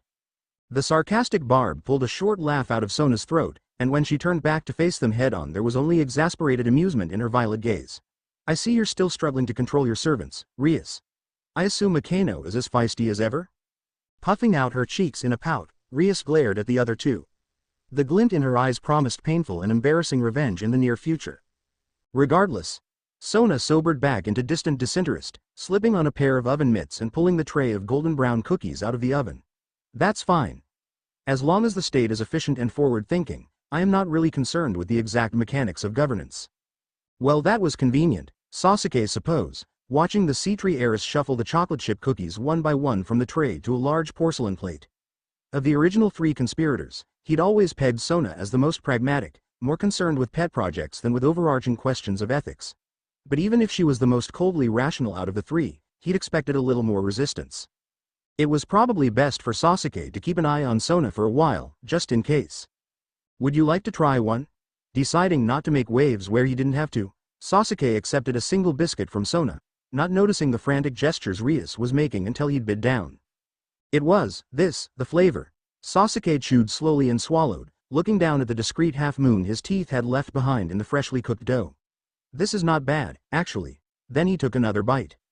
Something like pure horror rippled across Ria's face. "What manner of creature are you?" Yasaka scanned over the slightly crumbled note in her hand. Most of the list was written in shorthand and vague references, just clear enough for her to understand what it meant without overtly declaring the intent to acquire a dozen different types of Yujutsu artifacts. Sighing expansively in the cultivated way that she knew drew eyes to her generous cleavage, the ruler of Kyoto shifted her gaze to her last but most important supplicant of the day. "I've indulged you for long enough, Duke. But I believe it's long past time you give me a proper explanation." She fluttered the note Zeoticus had given her in emphasis. "I didn't think it was something that needed an explanation, in truth," Zeoticus murmured, staring intently over at the veranda where his grandson and Yasaka's daughter were awkwardly sitting together while the servants bustled around serving the children tea. "Doesn't everyone in politics seek the occasional alliance?" Irritated at the deflection, Yasaka decided to cut through to the heart of the matter. Zeoticus was just another man who thought he was cleverer than he actually was. As if she couldn't see his transparent attempts to matchmake their heirs and reduce her only daughter to a concubine. Kuno might only be 9 years old, but opportunists had been seeking her hand before the girl had even been born. There is a difference between a mutual defense pact and what is very obviously an attempt to create a stockpile of weapons from another pantheon. Do you take me for a complete fool? Between requesting 30,000 infused omamori and that nonsense about you buying up all the land in Kuo, questions need to be asked. Amber light burned in Yasaka's eyes with the promise of blood and violence, and there was naked steel in her tongue. When she spoke, it wasn't a request but a demand. "I asked you before and I'll ask you again, are you trying to take over this country?" It seemed her simmering anger was enough to get a reply, since Zeoticus finally stopped watching the children with that proprietary greed to focus on her instead. There was no lust in him, which Yasaka disliked because it deprived her of a possible weapon, leaving only that distant conceit that every devil seemed to carry with them like a second heart. "After the conquest of Mictlan and the emigration of the fallen angels, we have Gehenna to ourselves. We've nearly doubled our territory in the space of a couple of years. Trying to expand further would just be dangerous when we already have an excess of living space. Overextension leads to collapse. So no, I'm not trying to take over this country. Then what is it? I'm not going to be party to unknown motives and unknown goals. Zeoticus hummed lowly in thought, bracing his elbows on the table as he leaned forward. It took only a heartbeat for him to age from arrogant aristocrat to fatigued family man, startling Yasaka with the sheer swiftness of it. What does any man want? He questioned rhetorically. I want peace in my time, a strong and prosperous clan, and for my children to never suffer through the bloodshed I had to go through as a boy. Which was a nice sentiment, Yasaka acknowledged, but his deeds didn't match his words. I wouldn't call building alliances that benefit your clan above the rest and stockpiling war material to be pacifistic, she noted blandly. The smirk that twisted the devil's mouth was full of vindictive bitterness. He who wants peace must prepare for war. Speak softly and carry a big stick. It's just realpolitik. I'm not naive enough to think that civil conflict or another external invasion won't ever occur, but I might be able to make a few people think twice about it. Or you might trigger an arms race that creates that very war you're trying to prevent. The kitsune countered immediately, shaking her head and turning away from Zeoticus to think. Any kind of war that involved Gehenna could spread to encompass the entire biblical pantheon, and despite the causalities of the Great War they'd proven to still be disproportionately powerful compared to everyone else. If she allowed Kyoto to become affiliated with the Gremory clan, then her little fiefdom could be drawn into a devil conflict. And considering her influence ended just outside the Kansai region, she didn't exactly have spare resources to throw away at another great war. That said, Yasaka wasn't blind. Like any other ruler, she understood the value of courage and ambition. And she could benefit from breaking orthodoxy in dealing with the devils. Fine. She declared decisively, snapping open her pocket fan and cooling herself with a small breeze. We can do business, as long as we come to a certain understanding. I'm listening. Pointing her fan at the young redhead on the terrace, she shook her head. First of all, this isn't going to be happening. I have one heir, who will rule after me. She's not going to be bartered off as some devil lordling's fifth wife or whatever nonsense you're after. Second, Yasaka continued without giving the Duke a chance to disagree. I don't want you to make any assumptions about the nature of their relationship. Informally we might have a private understanding, but the policy of Kyoto will be neutrality. I won't turn away the House of Nibirius or anyone else if they want to make a deal with me. At most you can expect a favor here and there from me. Zeoticus' knuckles widened, but it was the only physical expression of his displeasure with her diktats. Quite frankly, Yasaka didn't care. Her interests lay in the prosperity of Kyoto, not in that of the Gremory clan. Thirdly, any and all exchanges are going to be as discreet as possible. The later people find out that we're trading, the better for both of us. As long as the secret is kept, I am not collaborating with foreigners and you are not a warmonger. She knew it was a great deal less than what he'd come for, but she was confident that Zeoticus was smart enough to cut his losses and agree. Which he did. Thanks for watching. Also remember to subscribe and like this video. See you in the next video.